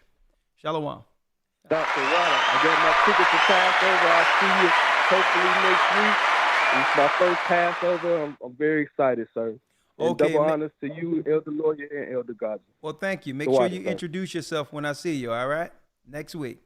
Yes, sir. When the saints converge on North Kakalaki. Shalom. Shalom, sir. All right. All right. This is the last call for this evening. Kayam, I'm sorry, but we will have a short Patreon this Friday. So if I miss your call today, I apologize, but I only have room for one more call. I'd like to thank the elders for blessing me with your presence, Elder Gaja, Elder Lawyer, and man, I can't wait. Next week is going to be something different. Going to be something different. All right, Kayam. Shalom, Elder. Shalom, sir. Last call for this evening. What say you? Wanted to say, I remember when it's crazy. Russell Simmons actually reached out to me and he said how he wanted to take over. I guess that portion of the social media. And for you to talk about it now is amazing. And Elder, I wanted to say this, like, our people got to hold up before before you move over to the next thing. That was big there. Russell Simmons reached out to you. Yes, sir. Yes, sir. For what? Yep.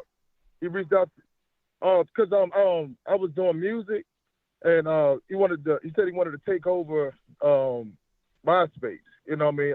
He sent me an email that he wanted to take over, and you know what I mean, because my music I started getting a lot of views. Like, it was crazy. I was getting like 1,000 views a day, and it was just getting out of hand. You know what I mean? I even had Bisraw through some of the members of my group, but What came of that? What came of that? Oh, I ended up getting on house arrest, Elder. House arrest. I caught a charge. Yep. And you know what I mean, I never got a chance to get back. And what do we got going on this? What do we got? What do we have happening on this switchboard right now? This is the second house arrest call I've gotten. Boy,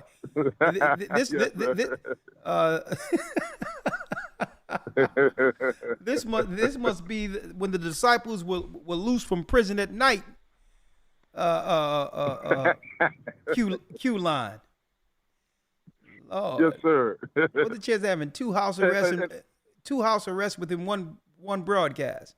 But you got on house arrest. You hold up. You could still use your computer, couldn't you? Well, no. When you're on house arrest, they don't allow you to use internet service. Like, you could, you know what I mean? They won't allow you because you on a little monitor. Well, I think well, brother, I think you just got someone in trouble, because we know someone is definitely looking at YouTube right now on house arrest. Yeah. I mean, yeah. I don't know how it is now, but that's how it was when I was in PG County, Maryland. You know, they didn't allow us to have internet service. Yes, sir. Okay. And Elder, I was gonna say, our people should not give up. Don't give up, because you know, it's never too late. Like Kanye. All the brothers, you know what I mean? Any brother that hear this, you know what I mean, it's not too late. And I was gonna, you know what I mean, say, check out Ecclesiastes, I think it's 3, 1 through 9. You know what I mean? Because time is you know what I mean, anybody can start over. You know what I mean? Right. And Elder, it's a brother that I ran into. I wanted to see if I could send you his number, and you can write down my number, call me. He just came from Israel. And he wanted to ask him, did you want to speak to my elder? And he gave me his number, named Eleazar. And I gave him a flyer, so I don't know if he's watching, but and I said, well, maybe my elder want to talk to you and get a little perspective of what you were saying when he was over there. When who was saying what? Have I ever met him before? Well, he said he'd been in the States for about like almost a year now, so. He was over there. I don't, you know what I mean? I just told him, like, well, maybe, you know what I mean, I could give you my elder number. He could talk to you and see, you know what I mean, on a perspective, maybe you, you know, talk to him about what was it like? Because he was saying that the war is in a specific place, like he was saying, and where he was at, it wasn't nothing like that. I can understand that, brother, but believe me, you know, if he want to call in, I'll speak with him. But no, okay, cool. Yes, I don't want his number. All right. Oh, yes, sir. No and the reason why, no disrespect to him, but there's no telling what people have connected themselves with indirectly traveling into these areas by themselves. And I don't want to indirectly be connected to something that could be, who knows what people are dealing with. Right? So I don't want you to be a conduit to something that you might regret, linking me with somebody that I don't know that might compromise this work. Right? I'm very careful with stuff like that. People just popping up out of the blue, and now, nah. Now they have to go through layers. So all in all, if you would like to call in, you can give them the number right here, 515-605-9327. And Elder Ramar can move them through the switchboard. All right? God, Elder. And like I said, can you write down my number? Because I do want to ask you some things. Because I do got something going on. And you have something going on. What you said? You have something going on? What? Yeah. As far as a civil case, and you know, I'm down and I got to go to Georgia, and I think they're trying to railroad me because you know, I mean, as far as the enforcement trying to force me with the child support scenario, which I take care of my child. It's just that they want to put me in a courtroom by myself. That's what the judge was saying and there wasn't no court reporter, so it's Okay, like they well, trying to railroad me. So I'm trying to, yeah. Okay, well, this is something private, so let me call you offline. I'll give you a call tomorrow, okay? Yes, sir. All right. The water. You're not on house arrest now, are you? Oh, no, sir. That was in 98, Oh, okay, 99 good. or something. All right, yeah. good. Well, that's good. That's good. All right, my Yes, brother. sir. So I will call you tomorrow, and we'll see what we can do about keeping you, keeping you free from bonds. Let me put it that way. Yes, sir. Okay. Yes, sir. Yes, sir. All The right. water, yeah. All right. Shalom. Shalom. All right. Thank you. Thank you, Elder Ramar, and thank you, elders here, Elder Gadget and Elder Lawyer. I'm going to call you up a little later. This concludes our lesson 1 into the stars, but hey, if you're out there, you've been successful in your life and have entertained, understand that the Most High still cares, love you, and we're still your people. We're still your people. And even if the world reject you, it doesn't matter if it's Puff Daddy, it doesn't matter if it's Jay-Z, it doesn't matter who you are in this world. We'll accept you. We'll pray with you. We'll baptize you in preparation for the kingdom to come, because you're still our people. All right? Repentance is a necessity. God loves you. And that have been the Gathering of Christ Church's broadcast, warning to the stars. We're running out of time. With that, I'm going to say shalom. May the Most High stay with you. Stay prayed up, sin not. We will soon see Zion. And keep in mind, the Most High is calling back Israel. We're the children of Israel. And yes, we're back. Shalom. Shalom. Shalom. Bless you.